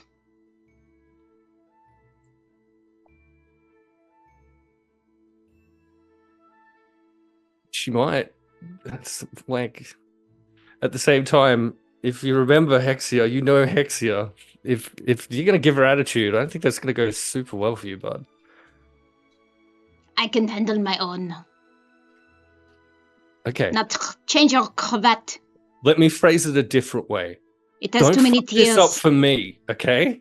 Like, if I will roll out the commanding speech if I have to. Yeah. Just neutral for now, okay? I am offended. You can be offended all you want. Okay. I agree. Listen, it's been a rough couple of days, okay? We're all a little broken up. It will be nice, at the very least, to see and speak with someone who at least knows me a little better, who gets me a little better, regardless of what the outcome is. Ah, yes. Well, let us go see my mother. I don't know how she'll feel about you calling her that, but sure. Yeah, agreed. We move across to a different part of the same estate as Mina. You look over a handful of letters that have been sent to you. You see one that is addressed to you from Prince Tyr, and one that is addressed to you from Elyan, another prince from your nation. Which would you like to read first? I think Mina would kind of look at both of these letters. And I think she would take a second, figure out which one to read first. But I think her interest would be piqued by the one from Prince Tyr. Okay. Then you open the letter from Prince Tyr of House Armadeum first. Oh boy. Okay. It reads, "To the one and only Lady Mina of House Tempest. I was eternally relieved to hear that you and your mother survived the recent events of the ball. I caught a glimpse of you early on in the night and had the intention of heading over your way to introduce myself, but alas, seeing as you are from a neighboring realm, I would not expect you to know who I am. However, I have heard of you. Though I may be entering this matching season alongside all of my siblings, I can imagine it is another thing entirely entering along with a parent, especially an esteemed mother after the loss of you both have been through. I've heard you enjoy a good read and would be very interested to see if our interests align. If you would do me the honor of a chance getting to know you, I would love to call upon you. Forgive me any awkwardness. In Arma, it is often the women who direct the courting, but as you are from Cerule, I will do my utmost to meet your expectations. Just like Leonis from For shall she shall come under the moonlight. My fingers tremble a bit as I write, not knowing how you will receive my package, though I do hope the strokes and the flow are to your liking. Perhaps reenacting a passage of something we both write could be a more direct way to break the ice and a way to further understand one another? ? Yours, Tyr Armadeum." Spicy. As you close the letter from Tyr, what is running through Mina's mind right now? I think part of her is like a little taken aback and a little shocked because given how like the night at the ball went, that she was like gonna go say hi and then it didn't work out. And then I think she's thought that like, oh, I don't think that that's an avenue that would have worked out. I think she's a little bit like, oh, I didn't realize that this was a path that still might be open. So I think she's trying to process it currently. As she also holds this letter from Elyan. As you are processing the letter full of sexual innuendos from Tyr, you begin to open the letter from Prince Elyan. Two princes vying for your attention, Mina. Oh boy. Okay, this one's written in cursive. I'm going to try my best to read it. That's not bad. All right, it reads, "My dearest Lady Mina, I have restarted this letter countless times, and I hope it finds you in good health and spirits, though I fear recent events may have cast a shadow over both our hearts. The loss of Cardinal Kyrus is a blow not only to you personally, but also to our nation, for he was a steadfast pillar of wisdom and guidance. In the midst of this tragedy, I received a letter from him, a missive that carried with it unexpected revelation and aspirations. It spoke of his hopes and dreams for Cerule, but more significantly, it spoke of you, Lady Mina. It conveyed his belief that our union could bring stability and prosperity to our beloved land. His words were both poignant and stirring, for I must confess, reading it reminded me of the halcyon days of our childhood. It is important that you know I write to you not out of our duty or obligation, but out of a true and profound desire to understand your thoughts in these times. The loss of your advisor is a wound that cuts deep, and my heart aches to offer you solace and support. Whatever your feelings may be, know that I am here, ready to listen. I hope that we might meet to discuss further our plans for the matching season and to perhaps reminisce on happier times. I await your response. Yours, Elyan. What a brilliant time to move across to Soar as you read your letter from Elyan. Oh no! I feel like I'm being put on blast here. Everyone's reading my letters. My letters are so short. I feel bad. Do you want me to make it not in cursive? No. Okay. I'm just reading now. All right. To Lady Soar Claymore, I trust this letter finds you in good health and high spirits. I find myself compelled to reach out to you after the memorable evening we shared at the ball. Though the night took an unexpected and tumultuous turn, it is the moment of camaraderie and valor that stands out most vividly in my mind. The dance we shared before the festivities were interrupted was a rare moment of peace and joy. Your grace and poise were unmatched, and I truly enjoyed being able to have that time with you. My only regret is that it was cut short, leaving our conversation unfinished. When the chaos erupted, your wits and courage were immediately apparent, watching each other's backs in the heat of combat. I felt a deep sense of respect and the beginnings of a potential alliance. I would be delighted if we could meet again under more serene circumstances. It is my belief that together we can strengthen the ties that were formed that night and explore the potential of what we might achieve as allies. Your insights and prowess would be invaluable to the endeavors I plan to undertake this matching season, and I'm eager to discuss how we might collaborate further. Please consider this an invitation to meet at your convenience this week. I would enjoy having your thoughts of the state of the state of affairs this matching season. Until then, please accept my gratitude for your bravery and companionship during the ball. May this letter find you well, and may our paths cross again soon under more favorable stars. With highest regards, Prince Elyan, Torrent, 2nd Prince of Cerule. Sick. Letters. I think. Yeah, go for it. I think Soar is gonna read that and go, okay. The night wasn't a complete bust, I guess. Point 1 Soar, for me. You have 2 other letters. What? That sit on a silver tray ahead of you. Today has been a wild day in the Claymore house for many a reason. But in this moment of quiet that you have, you look to a letter written by Troyllus and to a letter written by Cassian. Which one would you like to read first? I'm gonna pick up the Troyllus one and make sure it doesn't say it's for my sister. Like double check. It says Soar. It does indeed say Soar. Opening that one first. Okay. Or I guess second. Are you sure about that, my guy? Oh my goodness. All right. To Lady Soar Claymore, I want to thank you for welcoming my daughter and me into your household. Oh yeah. I am certain having members of another house residing with you in your estate is not how you anticipated your matching season to proceed, as it is not what I imagined for myself. But I'm eternally grateful to your family, especially your sister Anri.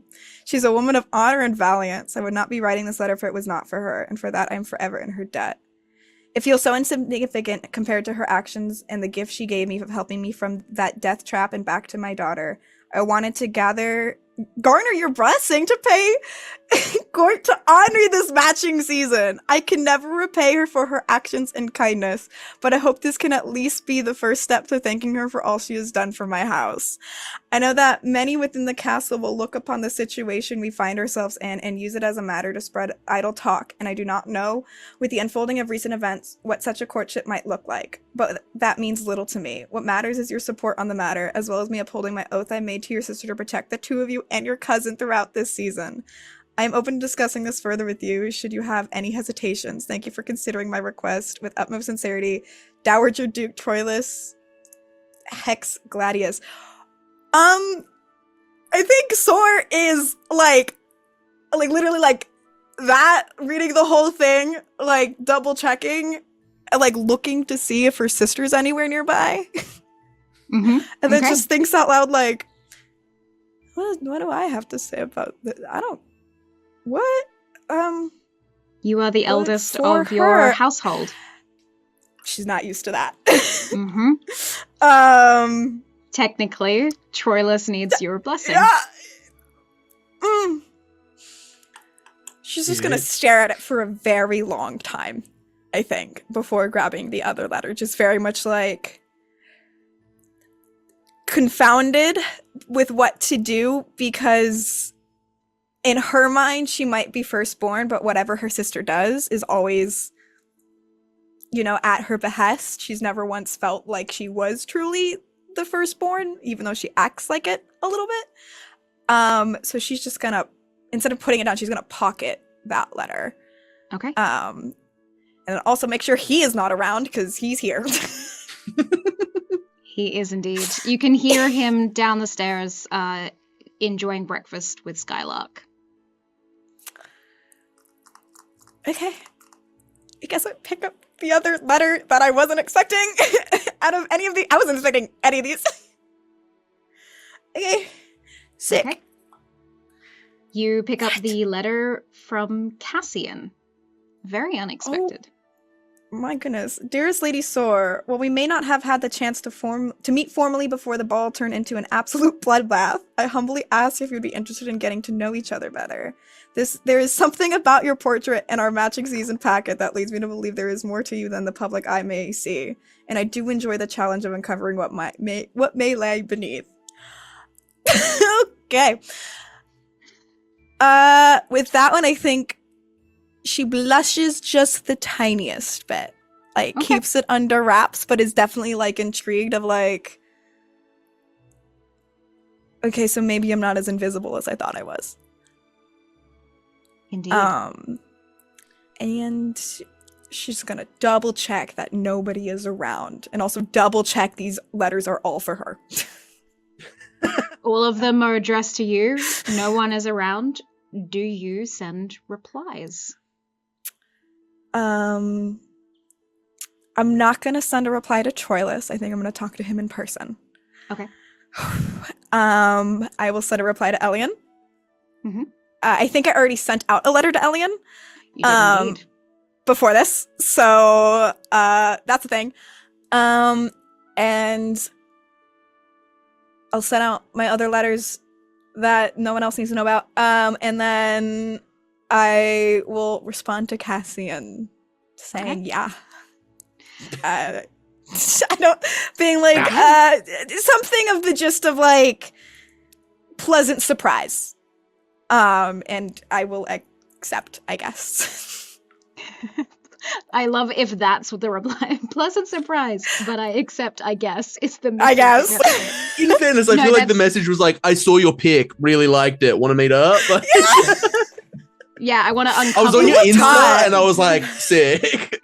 Cassian did the equivalent of sliding into the DMs. Yes. Cassian slid into Soar's DMs, and I think part of the shock of Soar is that's the equivalent of like, oh, that's why the blush happened. Where it's like, oh, you just did that.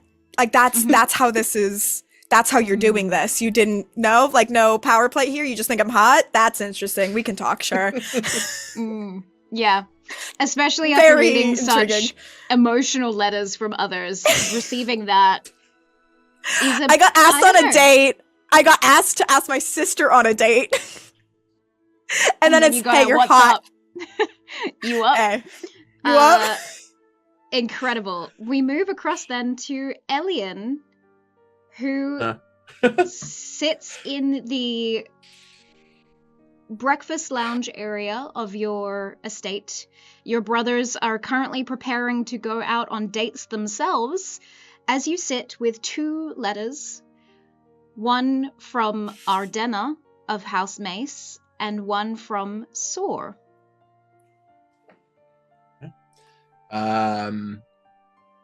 I think the letter from Ardena is surprising, so I'll open the letter from Soar first. Okay. Prince Elyan, it is usually protocol within my family to have such invites written in a very prim and proper manner by some aide, but there is no need for such pomp after what has occurred. You have my never-ending gratitude for being at my side during that ordeal and not leaving me to defend myself. I do not hail from Cerule. You did not need to stay, so thank you. While an invitation to meet with me does not repay that gratitude, it's a good start. That is, if you decide to accept. I feel we have much to discuss. Maybe our goals align more than we both know. There is only one way to find out, don't you think? Yours gratefully, Soar Claymore. It's interesting that both of our letters were essentially the same. Fully the same sentiment, just shifts in the night. Great. Love that. I think Elyan would chuckle a little bit, being like, reading the parallel in this letter, and then he would open the letter from Ardena. Okay.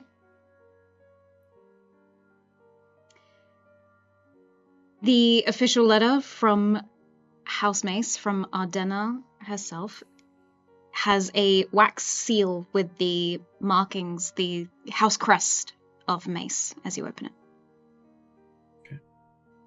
Your Royal Highness, I take my pen in hand to greet the Royal House Torrent on behalf of House Mace of Armor at the commencement of this matching season. I write to you specifically to bring some unexpected news to your attention. At the devastating ballroom nightmare, I came across a pirate disguised as a Cerulite noblewoman. As you are well aware, pirates tend to travel in crews. It is my hope that upon receiving this knowledge that you will endeavor to remove such scoundrels from impersonating nobles of your esteemed kingdom. I fear that my removing one of their persuasion in defense of the crown, Princess Armor, I have painted a rather large target upon my person. If I or my family am accosted by those masquerading as nobility, I beg forgiveness for whatever force is deemed necessary for our defense. Lastly, would it be permissible to pursue a partnership against these miscreants with your highness? I believe it would be to our mutual benefit to ensure that they do not disrupt these matching games any further. With sincerity, Baroness Ardena Mace. Interesting. What do I know about these so-called pirates? You were unaware that there were pirates in your midst here in the Demigod City.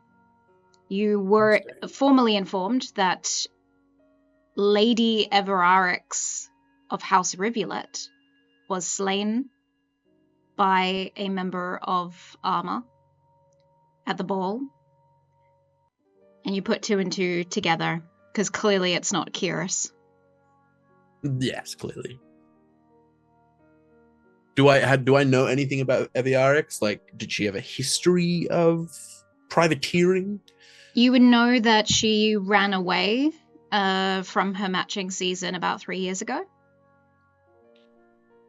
where she was meant to be formally introduced to society, and she left, and has only recently returned. How many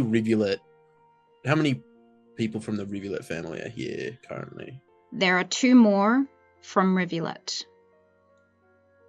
Are both of them known to me, or are they also, like, a little... Both of them, one of them more so, Orion Rivulet, the future lord of the house, and his cousin, Neale, who you would know less of, but... And sorry, one last question. I know I'm full of them. Did Ori at any point, was there any gap in which Ori was not in the public eye? So Ori has always been up and up as they come. Mm-hmm. Naela is newcomer, mysterious, and Aviarix disappeared and returned. Correct. Was there like a noticeable change? Like, was there rumors about like a change in the 3 years? I don't think it would have been publicized. Mm-hmm. Interesting. Okay. She's always been a wild spirit. I'll look into this. Okay. This is interesting to me. I'm going to pen a letter back to Ardena, and Okay. I can write that and send that. Not a problem. We move across to Hexia. As you sit Excellent. in your small room in the estate that your family is sharing with other families of Eldron, you look down at a letter from someone incredibly unexpected and from someone who is no longer here.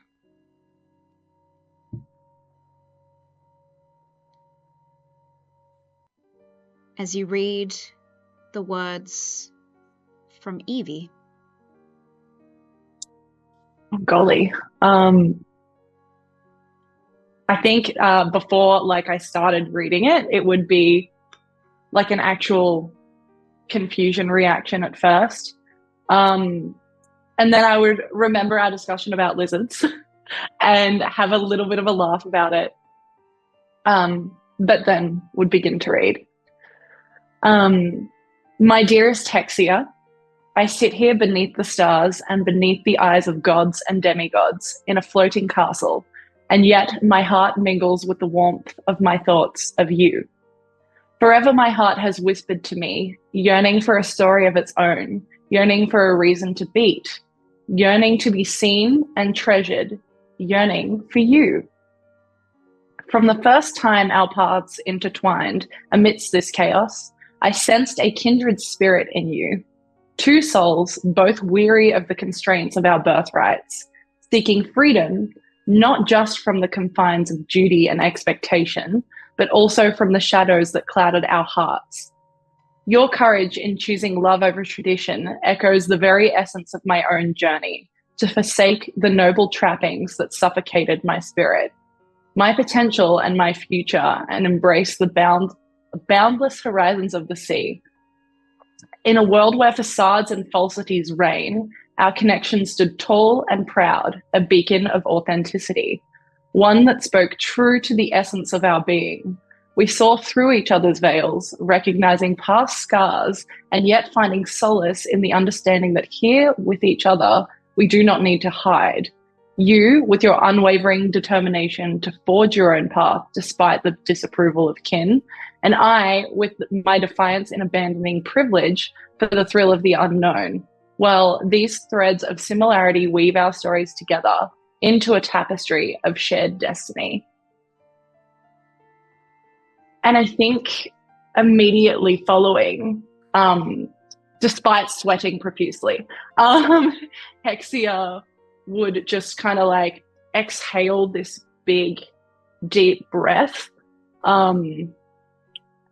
just for being seen, I think, for who she actually is. There's part 2. I didn't even realize. Sorry.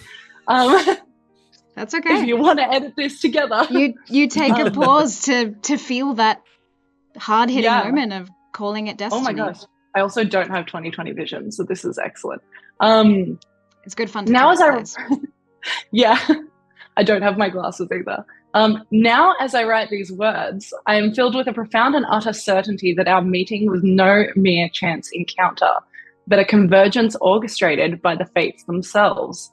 I now know why I have endured such pain and longing. We have weathered storms on our own, navigated the treachery of nobility, and in your gaze, I found the anchor that grounds me amidst the tumultuous seas of life. Hexia, it is our turn now. I am certain of it. Let us put our hearts first and choose ourselves. The echoes of our past may whisper doubts and fears, but let them be drowned out by a chorus of love, resounding stronger with every beat. Golden strings may adorn my violin, but no strings play a melody so beautiful, so longing and haunting as the one that plays when you grace my thoughts. Together, we rewrite our story not as fugitives from duty, but as pioneers of our own happiness. A future where authenticity reigns supreme, where love is our compass, and where our hearts are free to soar. Forever yours, Eviarix. Hexia. Reading the second half of the letter, something dawns on you. This letter was written post-ball because you hadn't met Eviarix before your conversation about lizards. Which means this letter was written after Eviarix fell. And I think when that kind of washes over her, like another deep breath would just like exhale. And she would kind of be sitting there scanning it again and again, trying to find any other clues to figure out what is going on. Please roll me an insight check. Sure. And also initiative, because I think we all want to fight you for that kind of love in our life.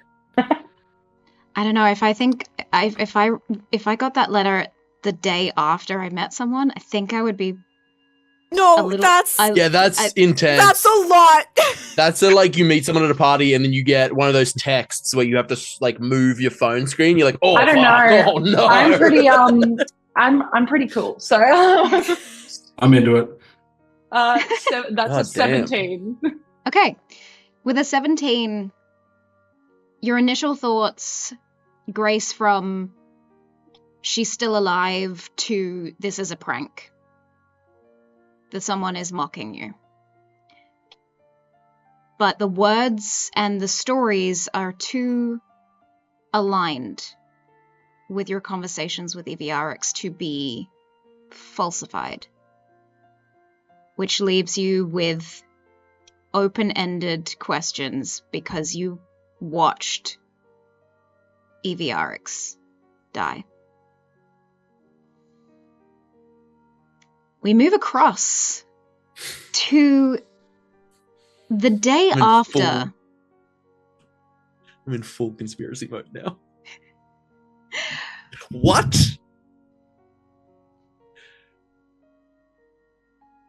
The fresh breeze moves through the garden of the Demigod city. A beautiful, breathtaking central space within the castle, where trees and flowers that do not grow on the mortal lands fills the space with smells of citrus and florals, of baked goods and of the ocean. Almost as though every favorite smell from any individual around or roaming through this central park is being cascaded through the wind itself. As we see Lady Mina being chaperoned by Aerulius. Your invitation, or the invitation sent from Prince Tyr, was accepted to rendezvous in the garden for a stroll together publicly, and Aerulius joins you for this date. The two of you are walking through. What is it that you are speaking of, since it has been rough in the last day? I think it starts off being kind of tense and awkward Because I don't think we've probably seen each other since. I think we've all kind of been, especially in the house, in our own little spaces. And so I think Mina is trying to figure out what to say, if there even is a good way to say it. And I think after maybe far too long of awkwardness and silence, I think she'd finally try to break it and say, "How are you feeling?" Look, it's just one more pile of earth on the mound of time, really. I didn't want to encroach on what space you might have needed, but I very much have the same question. And this is such an important meeting that you're about to have, and certainly it could be a little bit embarrassing on my part, due to some events at the ball. I'll be here for you, absolutely, but if there's something that you wanted to talk about, get off your chest, talk through beforehand. I'm by no means going to be able to do so as skillfully as Kiris would have, but I'm here for you if needed. And I'm very glad you are. I'm glad you're the one here to help chaperone. To be a little frank, I'm a little nervous, my first outing. I don't know what to do with my hands. I don't know. Am I going to forget how to walk? That sort of thing, I don't entirely know what I'm doing, and that's a little scary.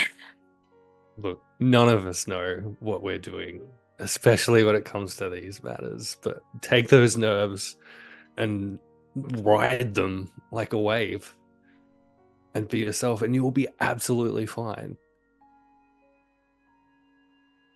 I suppose you're right, but I guess that's the scariest part. The scariest part might be if Tia tries to calm everyone down. But no, you will be absolutely fine. It's a beautiful day.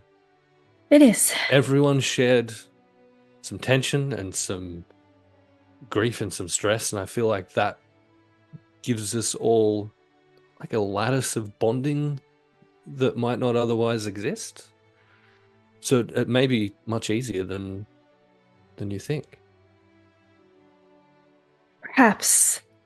I sure do hope you're right. It is at this point in time that the Prince of Armadeum walks through the park to greet you.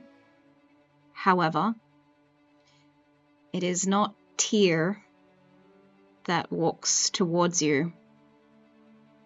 It is the apologetic face of Prince Benjamin, who has to explain that Tyr will not be joining, and instead is going to offer the date in his place.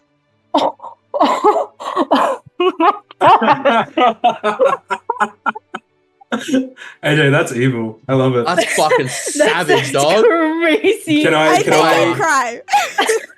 I think I died. Look at her sipping her tea. God damn. I'm just going to change my camera battery beforehand so we don't get my little screen of death real quick. Tyr has been inundated with letters. Yeah. And he did want to attend this date.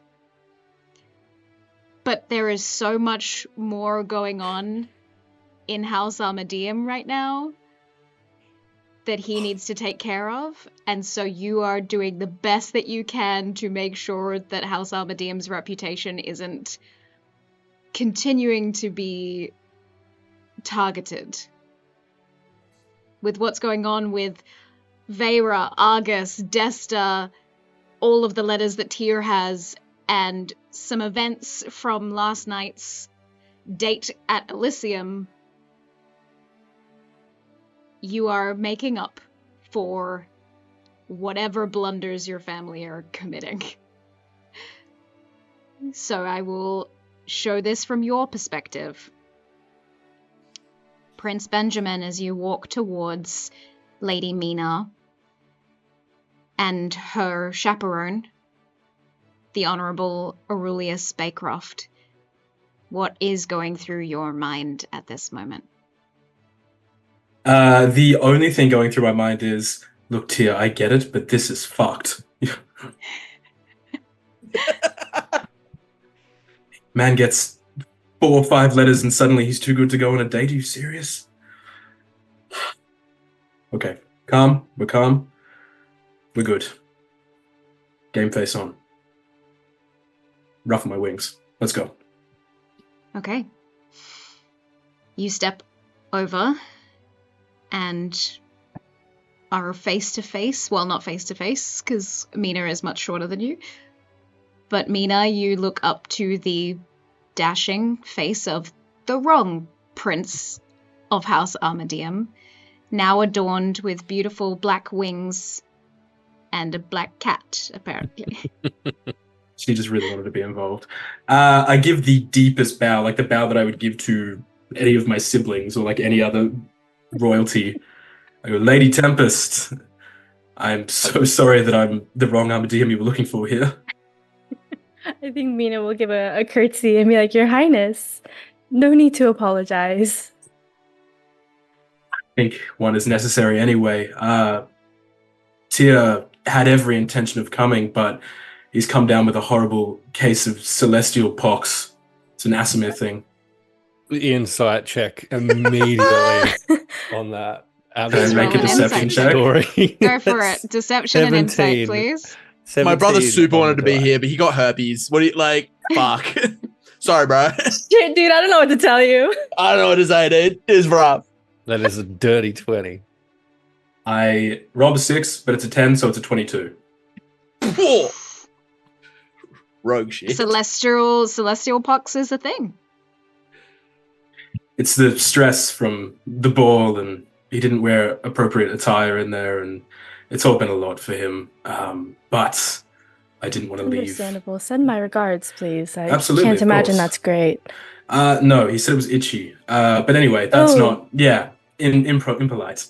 I would love to walk with you though, if you'll have me. Yes, I would love to. And I'll link arms with her. I'll look at Aerulius there as well. Lord? Oh, nothing so formal, Your Grace. Aerulius will be fine. Aerulius. Well met then. And I'll extend a hand out to him. Which Aerulius will shake. And feeling a bit extra protective, we'll probably just pull it in a little more closely than would be expected. The news about your brother is unfortunate, and as Lady Tempest has said, there's absolutely no need for an apology from yourself. No need for an apology from yourself. Trust me. He's writing one as we speak. And Aerulius will nod and then just take a couple of steps back and off to the side and let these two have a little stroll through the garden. Okay.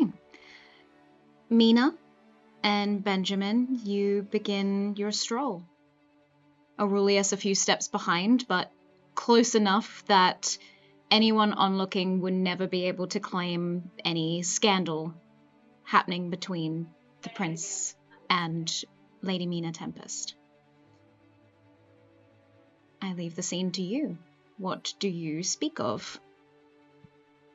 Lady Tempest, you'll have to forgive me. I'm not as well versed in the cerulean politics as I should be. Is this your first matching? No worries. Yes, it is my first and my mother's second. Well, my condolences. They don't all start like that normally, from what I understand. So, From what I was trained, yes, I was not expecting that in the slightest, but we persist. Persist we must. So, in lieu of Tyr being here, what were you hoping to talk to him about? Maybe I can relay some information in detail to him. I was hoping just to get to know him a little bit better. Unfortunately, our time at the ball was intercepted, and I was hoping to catch that here. Well, I'm not one to give out family secrets freely, but he loves a good romance novel, if that helps. Ah, I do as well. I suppose we have that in common. Wonderful. And your background, again, forgive me, I'm at a loss here. Martially trained, what's your... And I think he's kind of struggling. He's not really sure how to fill the void here. So he defaults back to, do you know how to swing a sword, basically, is like the baseline.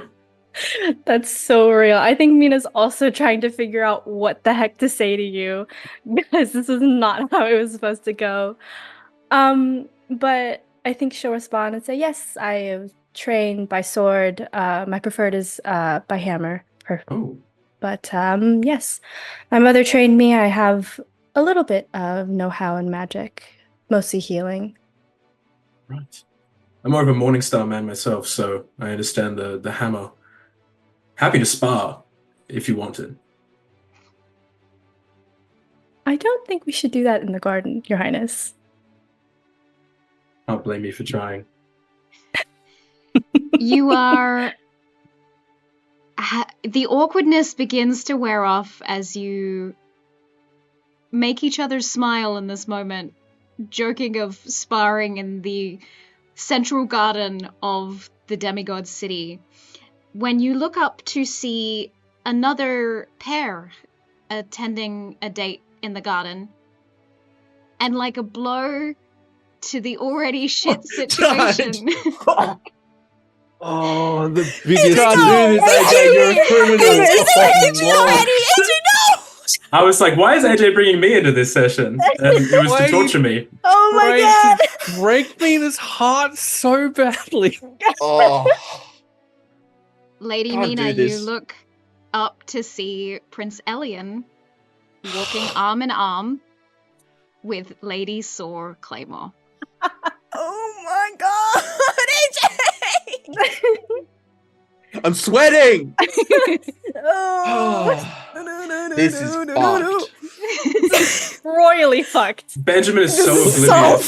so fucked up. He doesn't Please tell me that's in understand. character. Walk up, this is fucked. Not understanding the intricacies of what's going on, I'm just like, oh, Prince Elyan. Well met. Prince Benjamin, it's a pleasure. Lady Mina, it's always lovely to see you. I think Mina will give a little curtsy and say, Your Highness. And Lady I Claymore. don't know what's going on either. So I will curtsy to both Lady Mina, Aerulius, and Benjamin. But to Benjamin, be like, "Oh, Your Highness," and I will curtsy a bit lower, and then turn to Mina and Aerulius and be like, "I don't think we've been introduced due to, well, the ball. But I am Lady Soar Claymore of Arma. It's nice to meet you too." It's wonderful to meet you as well. I'm Lady Mina Tempest of House Tempest in Cerule. Oh, okay. Well, it is a pleasure, and I will curtsy again. Deeper to the two in Cerule than to Benjamin. Interesting. Yeah. I clock it. Okay. She's not hiding it.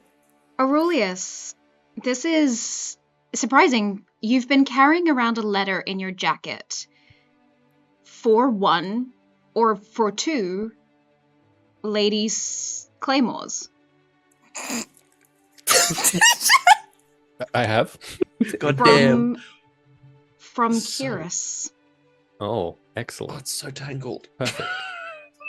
This is so tangled, oh Jesus! This is insane! This is quite fortunate, actually. Can't. If somewhat sad. On my date! Lady Claymore, before tragically losing my cousin at the ball, Oh, my You did, in deepest fact, condolences. pen these Oh. letters. If perhaps you would like to take them. I would gladly. At that, I will put my hand out because I didn't say hi to Aurelius. I'll put my hand out to say hi to Aurelius to shake his hand, quite informally. And as oh, I don't know. Would you take? I think... if you were reaching, I wasn't. No, I shouldn't not know the what letters. to do. To shake his hand. No, not the letters. I'm just reaching to shake his hand. Just say hi. I think I would step forward and offer my hand in greeting to Aurelius. Aurelius, it's good to see you. Indeed, Your Grace. And Aerulius will decline the hand that is offered and instead offer a very formal and respectful bow. Okay. Soar, you are handed this letter. It's probably not the perfect time to read it. No, However, she just immediately pockets it.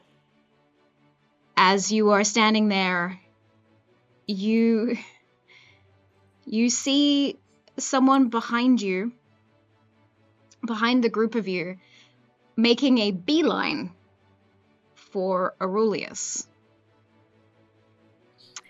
Hexia. Aerulius. Fucking hell.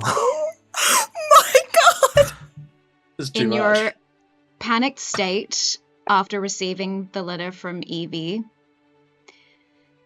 you decided to find the one person you could have a conversation to about this. And unfortunately, find Aerulius surrounded by royals from both Arma and Cerule, and two ladies of the same stature as you, a lady, yes, from Eldron, walk into the mix and then realize you probably should have waited.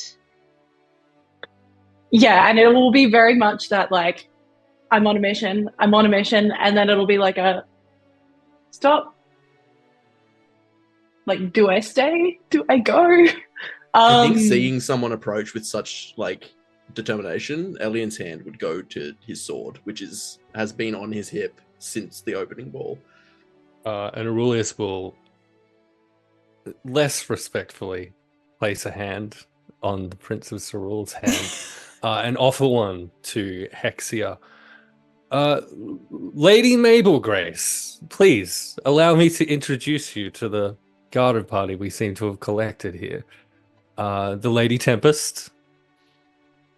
And I, to each of these introductions, will curtsy to everyone, very formally and kind of awkwardly. Excellent. Prince Elyan, second Prince of Cerule. A pleasure. And to you. The Prince Benjamin Armadeum. Oh, yes, your highness, lord. I'm gonna just mutter under my breath, fucking tear. And Lady Claymore. I will just wordlessly curtsy because does Soar pick up on that the vibe is weird? Insight check. Everyone. I would also like to make a vibe check if I can. Yeah, if I can get in on this vibe check. I think the vibe check is bad. The vibe check is, oh no. The vibe is so intense right now. Oh, wait, I did math wrong. And to all 25. of the party, just to cap that off. And this is the Lady Hexia Mabel Grace of Eldron. Hexia will do just fine. Don't need titles, thank you. 25 on vibes.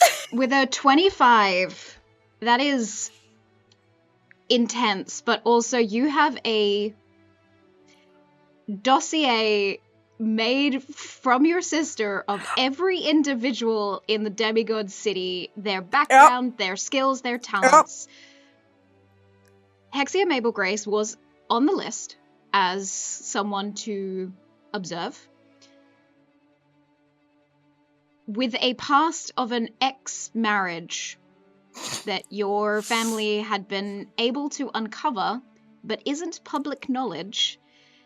And from the way that Aerulius introduces Hexia, there is history. And with a 25, since that is decently high, you pick up on the vibe that is radiating off these two of potentially a failed marriage. With the 25, it is blatantly clear that Aerulius has stepped in to speak before Hexia can say really anything to this group of people. Because I'm a problem. Can I cast message to Elyan? Of course. And I'm gonna try to do it discreetly. Because I don't know if there's. I don't remember exactly the mechanics of message where I can do message it. is usually where you whisper it into a copper wire and it is received by the other person. However, I find this more fun. I want to be dramatic. You have your bracer allows you to message one individual during combat. Sick. I will take that as what this is happening right now, because this is social combat. Yeah, it's social combat. I'm just you're gonna hear a Soar's voice in your head, Elyan, saying, "Oh, there's a story there."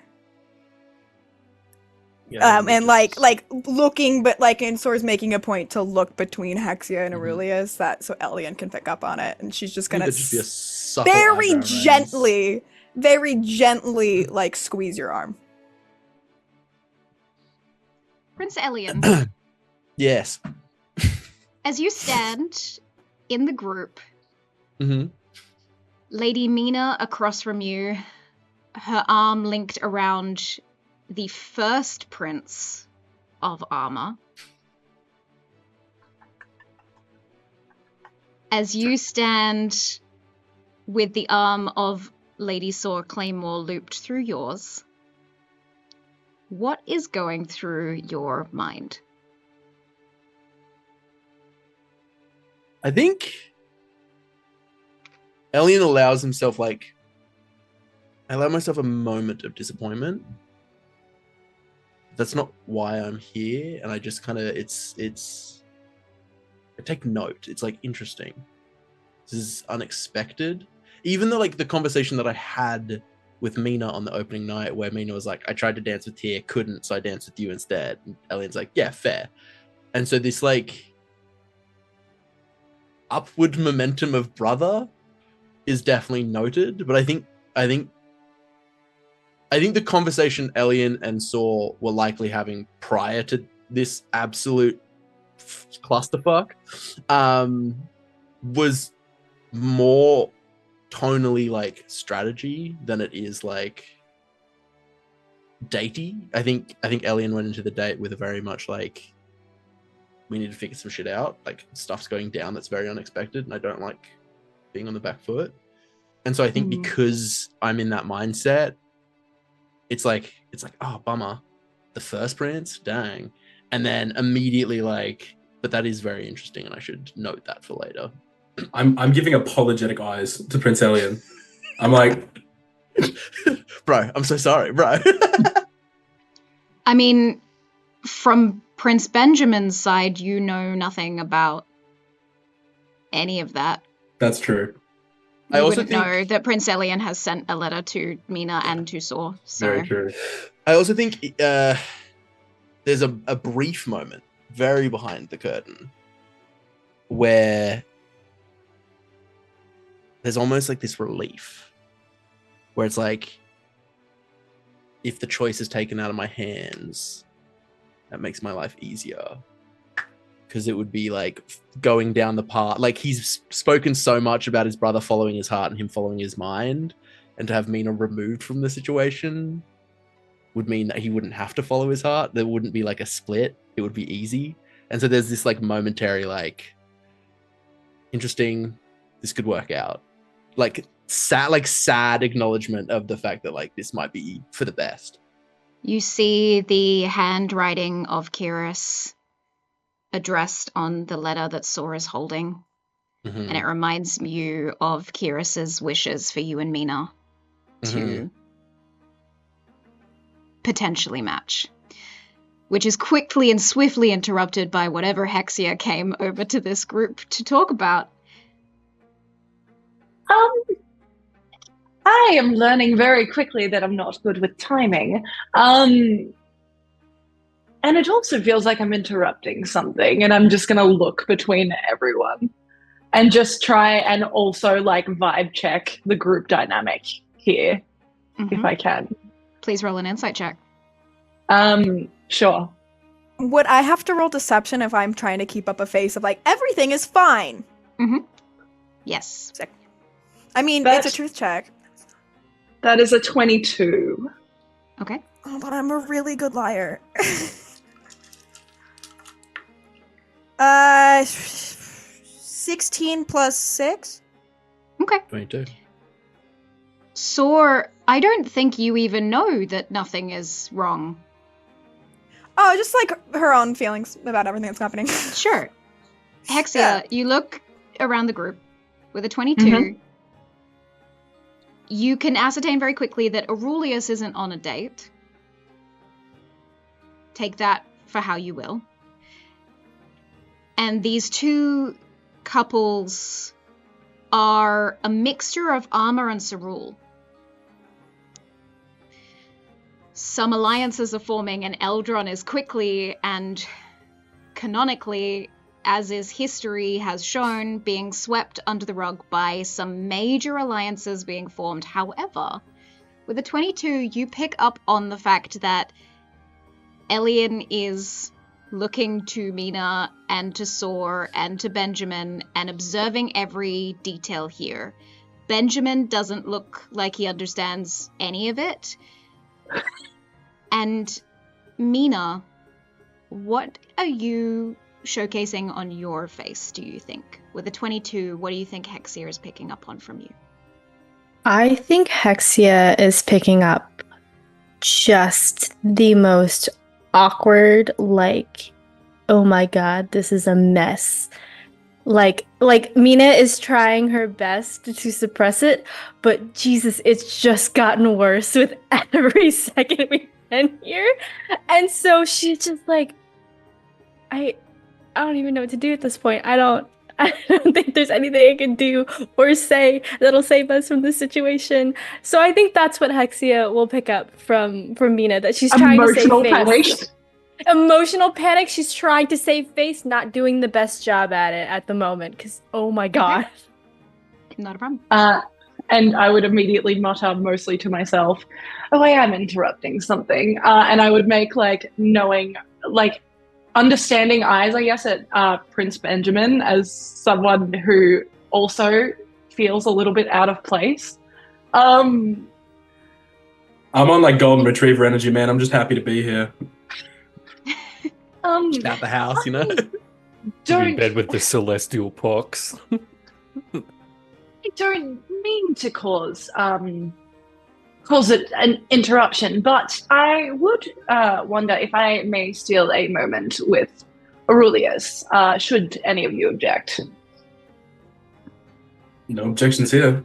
I think with the four of us, it means that everything is within propriety. So, yeah, which Aerulius will My agree lips are with. sealed. But isn't necessarily super keen to be in this situation. And will probably look to Mina most directly for a response to that, if she's comfortable enough for him to step away from the group. I can help watch. Soar says that out loud. I think Mina would sort of return Aurelius's gaze and just be like, yes, that is fine with me. Go do what you must, Aerulius. I won't steal him for too long, I promise. I'll return most quickly, Lady Tempest, thank you. And he'll linger just that little bit too long. Like, it's clear that he's kind of hoping for something to be thrown out to keep him there. And then we'll... no, stay, I love you. At that, I think Elyan... At that, I think Elyan would say, of course, stay within sight. We can't have any scandals on our hands. Of course. Where's the fun of that? I don't think I would have waited for him either. I would have just kind of done a little That sounds super Hexia. done like a little really courtesy slick. to everyone after I've asked, and then just been like, "Get me out of here," and walked away.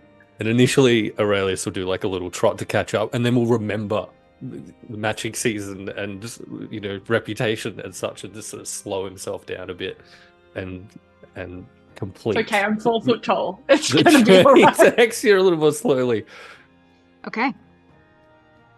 The two groups split from each other. The now double date, in order to remain decent in the public, without chaperones chaperoning each other, Prince Benjamin with Lady Mina and Prince Elyan with Lady Soar. What are the four of you going to do and or talk about as you continue the stroll through the park in eyeline of Hexia and Aerulius, who are conversing with what looks like a very put-out seal following them? Divorced child seal. Divorced child seal. I think, like, as far as Elyan, I think just he's so well trained in courtly graces that I think just the ability to do small talk, like, very comfortably, just to put everyone at ease, I think is very second nature to me. Well, Soar, so I think it's just really like technically doesn't know what's going on. innocuous, edgeless small talk. Talking to Benjamin about like his the day-to-days, the relationship blossoming potentially between Desta and Tristan, like commenting on that dance, like how lovely it was. How lovely it was to see Cerule and Arma joined after such tragedy. Like, I think it's very polite, not Very chatter, fluff. but it keeps everything very. We don't need to get into it. Like, let's be. And I think courteous as probable. Ben jumps on that like a life raft because it's just like, I don't know what's going on here. This random person just came up. Yeah, your family has put on quite a spectacle so far. I'm impressed. Hopefully, of the good kind. Of course. All spectacles are good spectacles here, I fear. I don't know if I would say that about the ball. I feel like that spectacle was bloody, somewhat wild. But well, the show must go on, right? It is a question of who the audience is. I don't think it's us. No, of course not. That was never Why in would it question. ever? But whether it be the demigods or the gods themselves is now up for discussion. Let's turn away from such dark matters, though. Of course. Plans for the week? What's everyone doing? Oh my goodness, busy times. Busy how? Can you elaborate on that? Well, as you must know, that there's so much to be done. There's parties to be planned. There's dates to be planned. Planning a party? It's a soiree, a soiree of friends and family. Should we expect an invitation? The House of Armadeum, of course. Should I be waiting for one too? Lady Claymore, you insult me, of course. Just Elyan's like, teasing fuck, you. I just promised a party, fuck. Fuck. Shadius is gonna be so mad. We have no staff. Soar's gonna turn to Mina. Oh. Yeah, because you're there too. She can't ignore you. Because you're hot. So Good, Soar's gonna turn to Mina, nod her head a little bit. You look quite stunning today. For your outing. It's a shame we didn't get to meet at the ball. Thank I'm always you. trying to get to know everyone I can. Yes, same here. I'm very saddened that this is our first interaction. We can amend that. We're talking now. That is very true. Look at us go. We're doing it. Look, guys. Look at us. If this is not the symbol, hey, who would have thought? If this is not the symbol of cohesiveness that we and unity kind of did, and unity at the ball the other night, I don't know what is. We're in the Central Park, right? Like there are passers-by coming through? Indeed, yes. But speaking of unity, Aerulius, Hexia. Wow. Fuck, dude. I think you mean lack thereof. I leave the scene in your capable hands. I think I would just like abruptly stop in a spot that felt comfortable and would appear incredibly scattered. But then you would like visibly see her just like, okay. Interesting company that you keep now. Cerule is going to Cerule. But before we get into any of that, are you okay? Did anything major happen at the ball? I had no idea that you were even here. Yes, the gods do have a sense of humor, don't they? I am fine. I saw you, but I didn't know you would be here either. Veronicles is gone. I've been thrown to the wolves, I guess. Yes, and to be fair, I think subconsciously I expected it. Well, awkward as this is going to be. Well, it does not I wish have you to be well. awkward. That's not beneficial for either of us. Yeah, look, I absolutely agree, but some of those words that you scratched out in your letter were... You scratched through the paper. See, like, actual panic on her face for a moment. They were scratched out for a reason.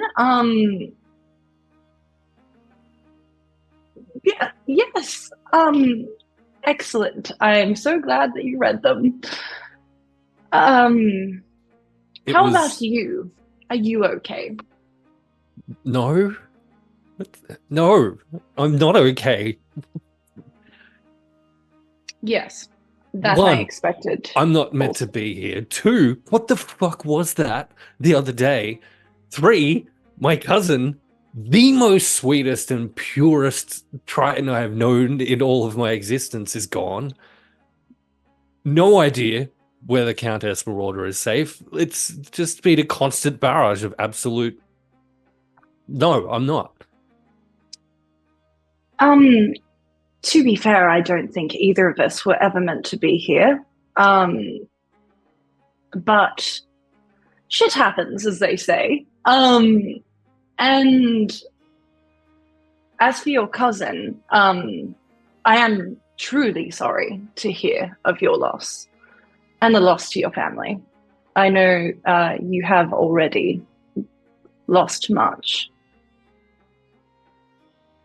He was the last person I guess I felt I could be at least partially me with. So, look, the other side of that coin, receiving your letter, that wasn't nothing. That was actually incredibly important to me and helped me quite a lot. So thank you.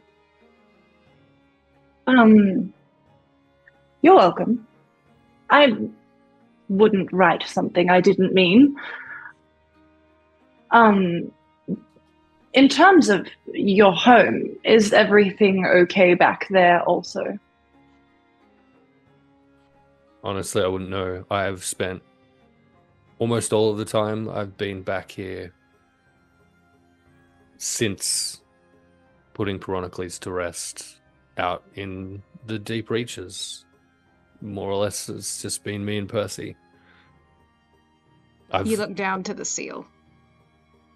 Is the seal scowling at me? Percy is refusing to make eye contact with you.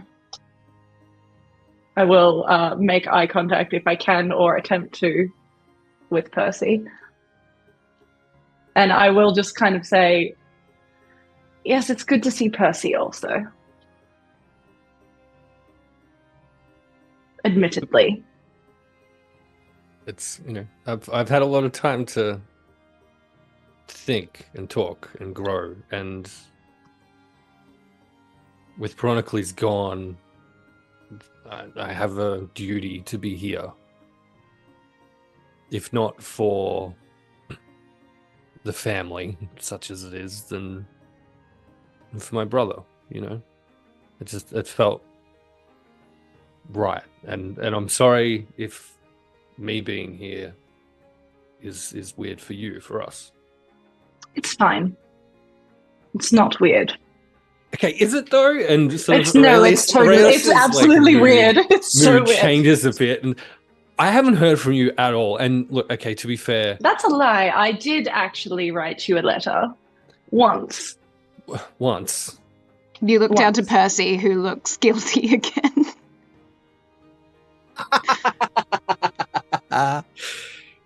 Like I get, right, that walking away was not where we thought this was going to go at all. And again, I'm sorry.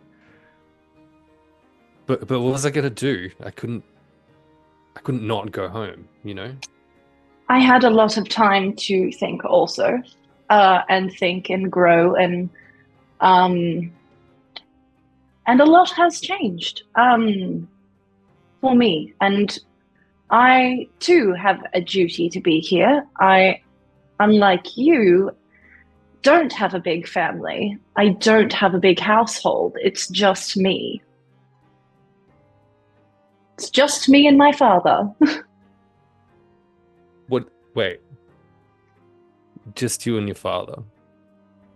What about... Yes. Oh, that really fun marriage that we had. That one that was really short. Well, as it turns out, as strained as our relationship was, by the time I got back, my mother had already fallen ill and died. So, it's okay though. He's remarried. He finds love very quickly. Oh, Hex, I'm so sorry. I don't need your apologies. It's fine. We grow, and we get stronger. I had no idea. Yes, you wouldn't, because I have not heard from you. Look, we're here now. I would like to think the both of us are sensible and mature enough to not go out of our way to make this more difficult for each other than it needs to be. Clearly, there's some kind of game being played around us. I, for one, would very much like to see you survive that game. I meant what I said in my letter. I am not here to slander you or talk ill of you, because despite the lingering frustration, I don't hate you, and I understand what you did.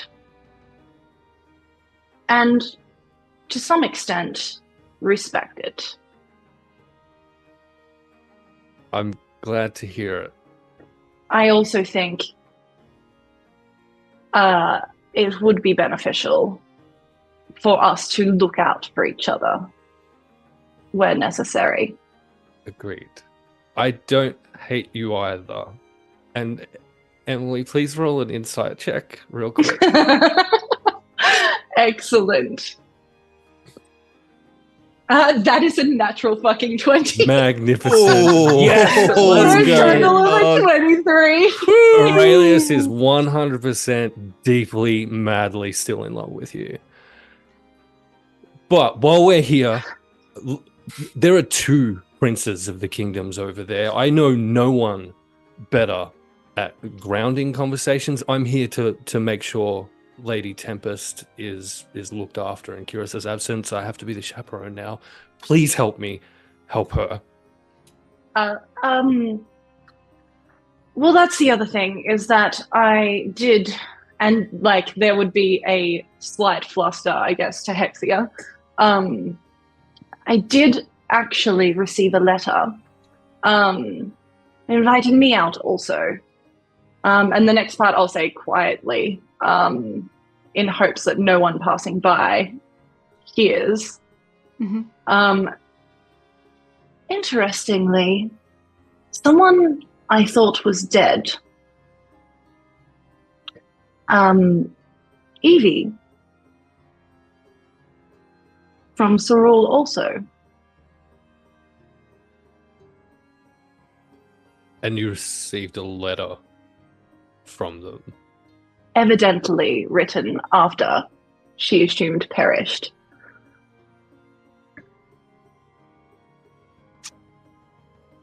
That is definitely a mystery. I'm hopeful that I fly under the radar while I am here as much as possible at this point. If you need help with that mystery, did you have me at your side to solve it? And with that acknowledgement of an alliance, a small crystal rose grows in the garden bed beside the two of you, forming and splitting off into two separate flowers. I think the garden always knows. Love that. I think at that point I would say, well, you would also have me at yours. I think we can definitely look out for each other.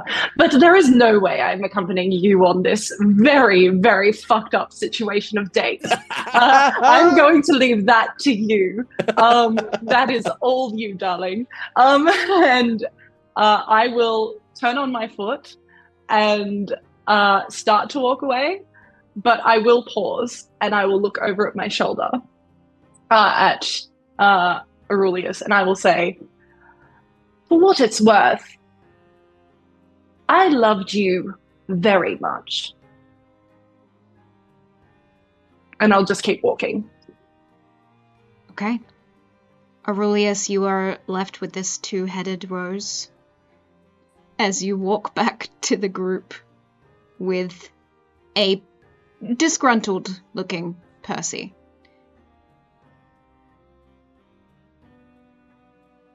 Thank you so much for joining us for another chapter of Castleton, and remember that you have the ability to alter the course ahead. By donating items, weapons, boons, and/or sabotage to the characters in this chaos, you might save or surrender your favorite plotlines that are forming. And 50% of anything raised is going towards the Palestine Children's Relief Fund. Join us on Discord to talk theories or theoreticals in the Castleton chat. Follow us on socials for all of the updates and bonus content that the team here has been putting so much time and love into behind the scenes. And if you haven't already, follow us here on Twitch or subscribe to us on YouTube. We've only just begun to tell this tale. And Winter's Tales was also nominated for a Crit Award for innovation in the TTRPG space. The voting closes at the end of this coming week. We have and always will strive to bring the community together for crazy events like this, like Castleton. So if you believe in that ethos too, in uniting the community, we'd really appreciate your vote. The project it was voted for was the precursor to Castleton, so all of this is happening because of that. However, let's tune into the most important detail here. How is this matching season going to turn out? We only have 4 more main episodes in July, as well as our Flashback Friday episodes that have opened up here on Twitch and then will be posted onto YouTube.